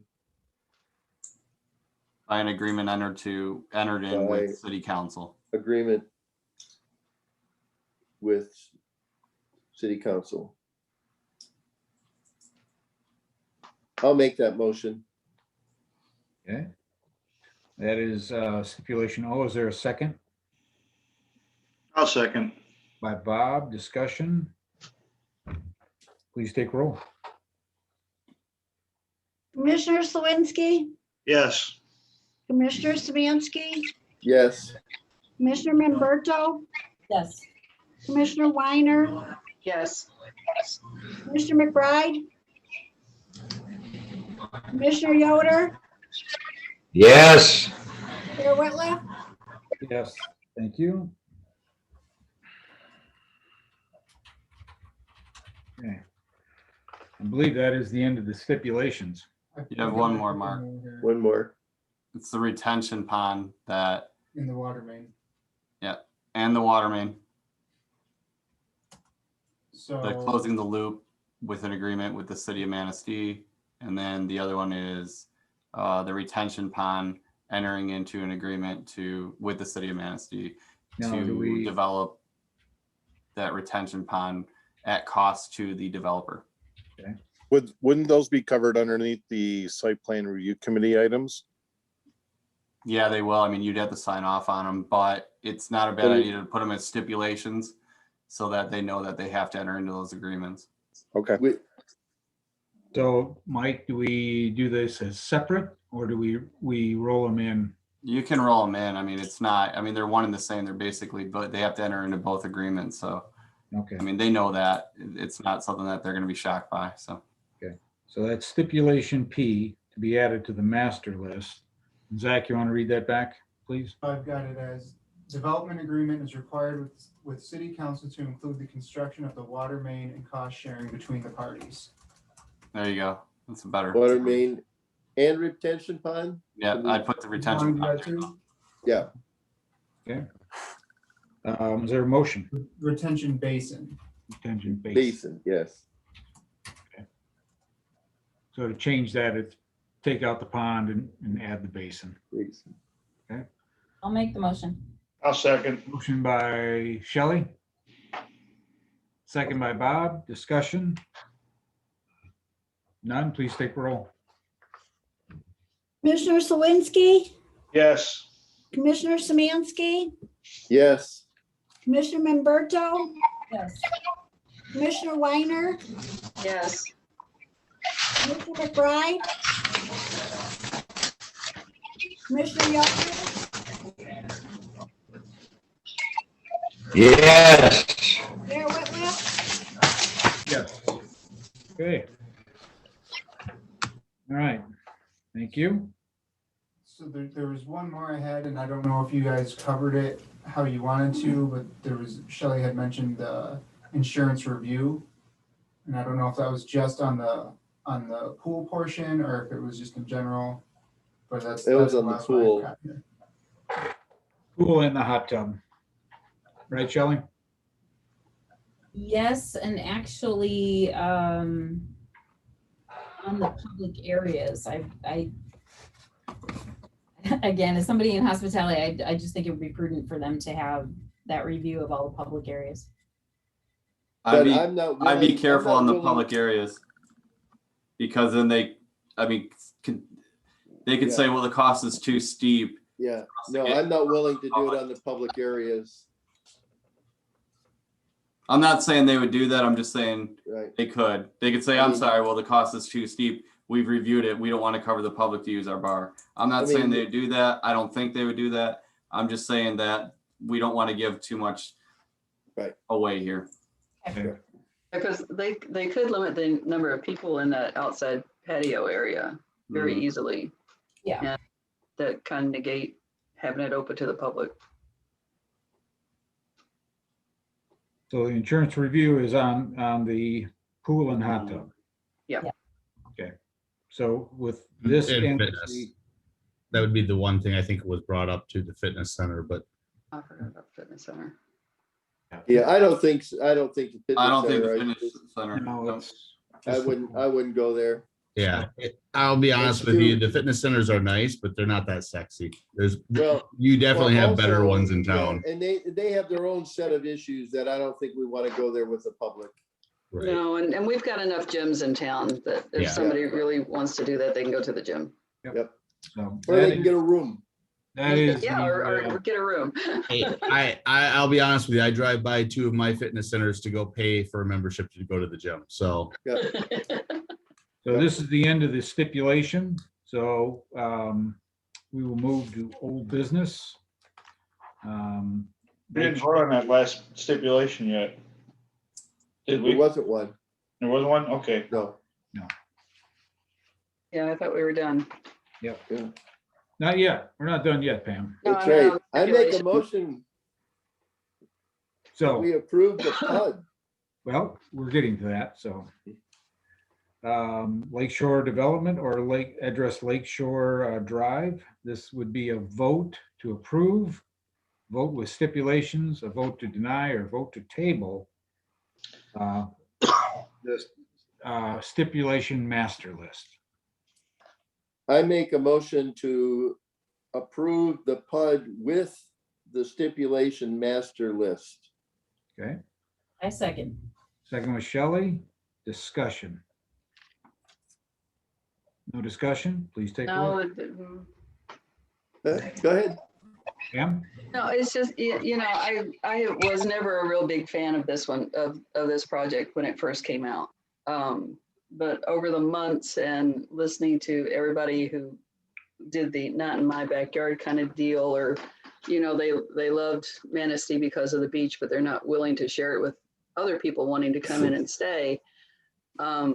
I really hadn't made up my mind until tonight, but I wanted to tell Peter and Tom that I was very, very impressed with how they have been more than willing to work with our ideas, and I'm very happy that you guys did that. I really am. So I know I'm not supposed to comment, Pam, but I will make sure that you're proud of this project. I promise. thank you. I would appreciate that. I just, with that, I just had, before we go to this, over the past 20, 25 years within the city or the county of Manistee, there's been 5 big projects: Harbor Village, Lighthouse Landings, the Oaks Prison, Little River Casino, and Meyer. All have met with stiff opposition. And if you look at it now, you have Harbor Village has 600 units and is 20% of our tax base. What has it added to the city? Quite a bit. Lighthouse Landings had a lot of opposition when it was before it was built. This adds some beautiful homes, beautiful views, 1.3% of the tax base in the city. The Oaks Prison, even though it's not in the city, takes city water, city sewers. Has added employment with high wages. The people that work there serve, do public service within the city and county, coaching, public service. Little River Casino, people were against that. What's happened? They've offered 800, 900 employees. They have a beautiful entertainment venue with the PILT, payment in lieu of taxes. Our schools and our public safety have risen to first class operations, I guess, for a better term. Where would they be without the PILT? Probably nowhere. Meyer, people were against Meyer. They wanted Kmart. They wanted Olson's. Those buildings, those businesses were going out. What has Meyer added to this county? It's saved $44 million of going out of the county for retail. It's adding a professional and shopping experience and employment. So with the hotel, it's going to add a lot to the city and county and help us develop. So that's my 2 cents. So with that, I would like the motion has been made. Discussion. Any further discussion? Please take roll. Commissioner Slawinski, Yes. Commissioner Samansky, Yes. Commissioner Memberto, Commissioner Weiner, Yes. Commissioner McBride, Commissioner Yoder, Yes. Chair Whitliff. Yes. Motion is approved with the stipulations. Congratulations, Peter and Tom. Now, Thanks, Planning Commission. Great experience. Thank you. well, we welcome you to Manistee. So Yay. thank you. We will be watching. I will be watching you guys because I'm down there like 5 days a week. So I fully expect that, Pam. I fully expect Yeah. that. So we will. I promise you, as a local Michigan family, we will not disappoint the community. I promise you that. So And I'm Thank an you. honors member, so I plan on getting my reservations in early. we'll let you know as soon as we open up the bookings. I can't wait to see the ships coming in from up on top.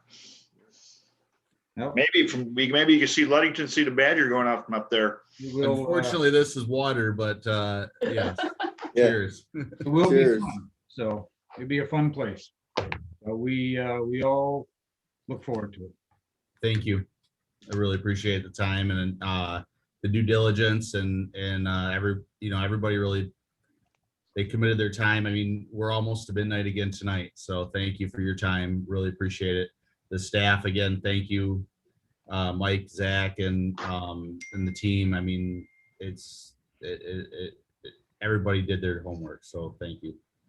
Well, we have Thank another you for your 45 leadership. minutes to beat our record, so. Yeah, well, we're not done yet either. No, we're not. Yeah. All right, well, moving along, and public comment. So if there's anyone that would like to make a comment, you have 3 minutes. Name and address, please. Please raise your hand and Heather will recognize you. Telephone number 6203. Please unmute yourself by pressing *6. State your name and address.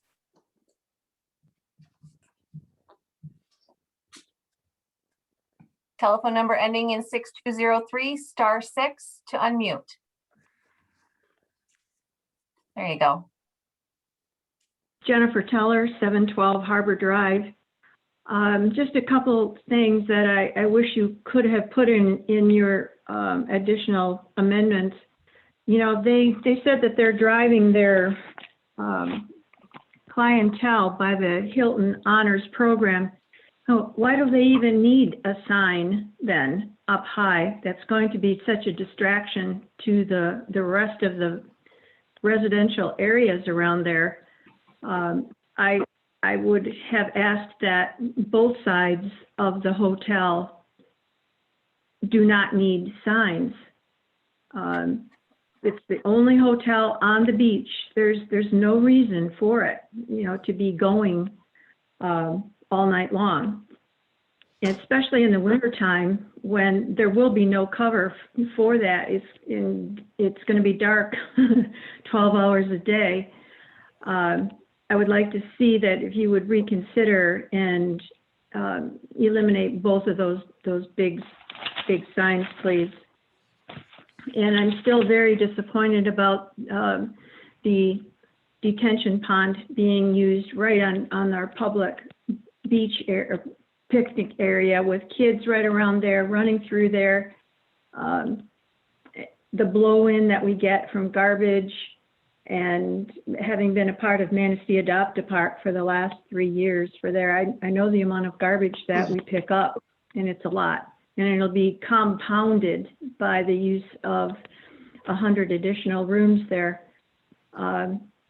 So there are other options, and I'm really disappointed that they weren't looked at more closely, even though they might have been more expensive for the future of that particular area. So, and no mention was ever made of how large that pond is. It's almost 2,000 square feet at the bottom, and that means even wider from the top, from side to side. So I think you're looking at something that you really aren't getting the full picture of how it's going to affect that park area. And then it'll be too late. Well, anyway, you made your decision, so hopefully some of the issues never come to fruition. All right, thank you so much.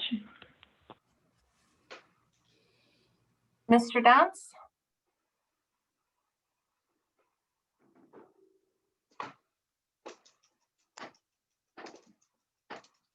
Mr. Dance, do you have a comment?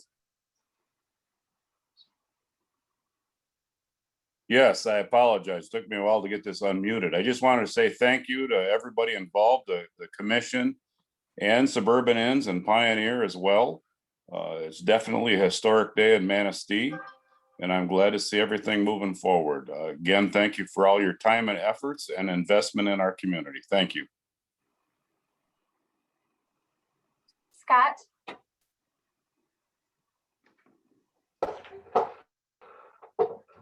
To the City Commission, thank you very, very much.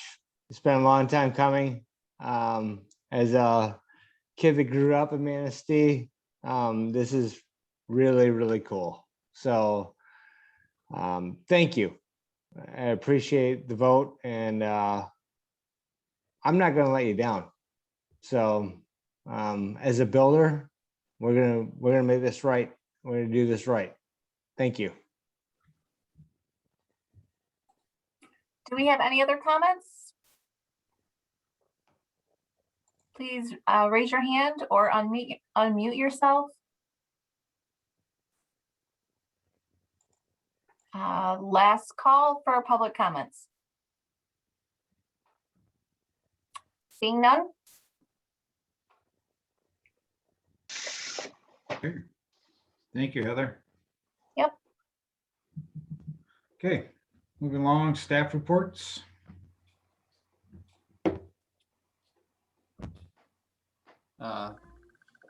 I'll save them for the next meeting. I don't really have too much to say, Mark. Okay. All right. I had a big speech ready, but Still have like 34 minutes. I just wanted to break the record, but I just Maybe Nancy has something. We get free rooms. I have nothing. Katie? I'm good, thank you. Okay.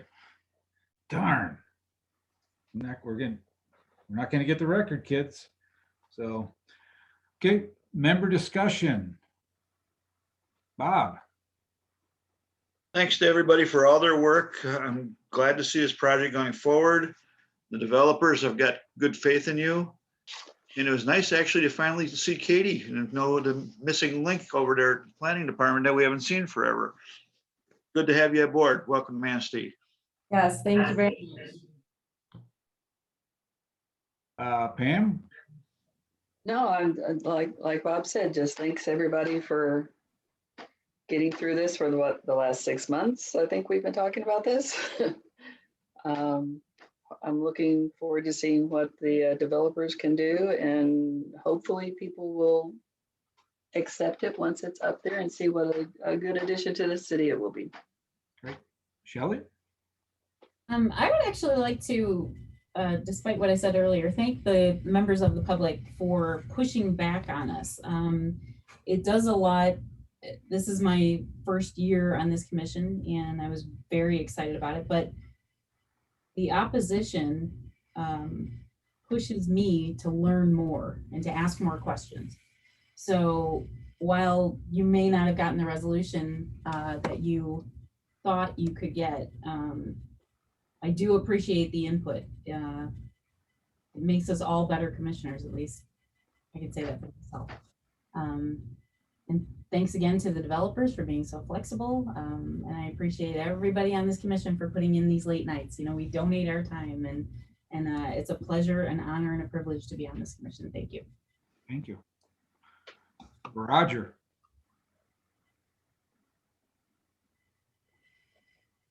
I would just like to thank everybody concerned. I think we all did a good job, and hopefully we can start holding our meetings in another place. That's all I got to say. Okay. Thank you, Roger. Mick? Again, I would also like to thank Suburban and Pioneer for making this substantial investment in Manistee. And also, I agree with Shelley. I was, again, pushed really hard to think about this project and be as fair and honest with myself as well as with the public on how I would vote.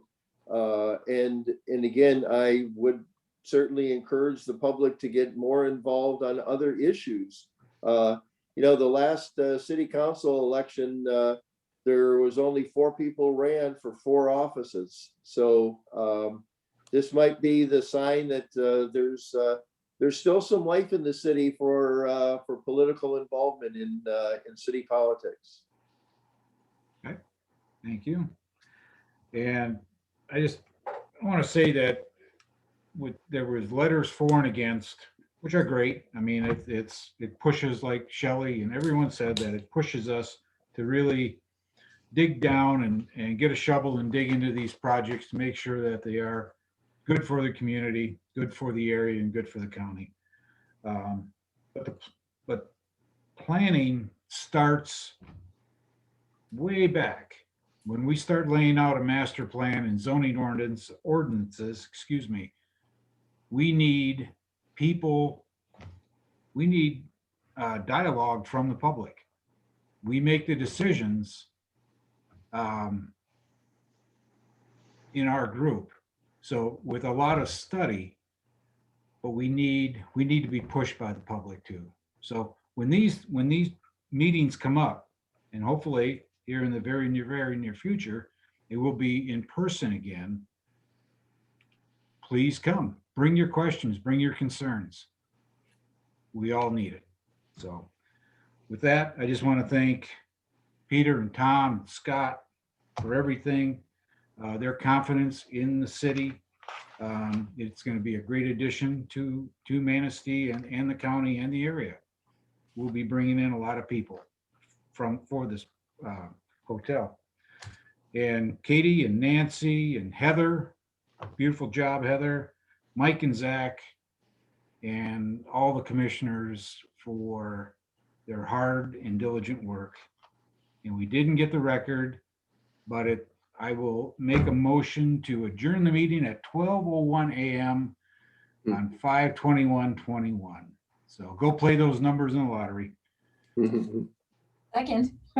Okay, well, thank you again, and see you probably in a week or two. Thank you. Good night, All everybody. right. The good night one. Good night. Enjoy. Have a good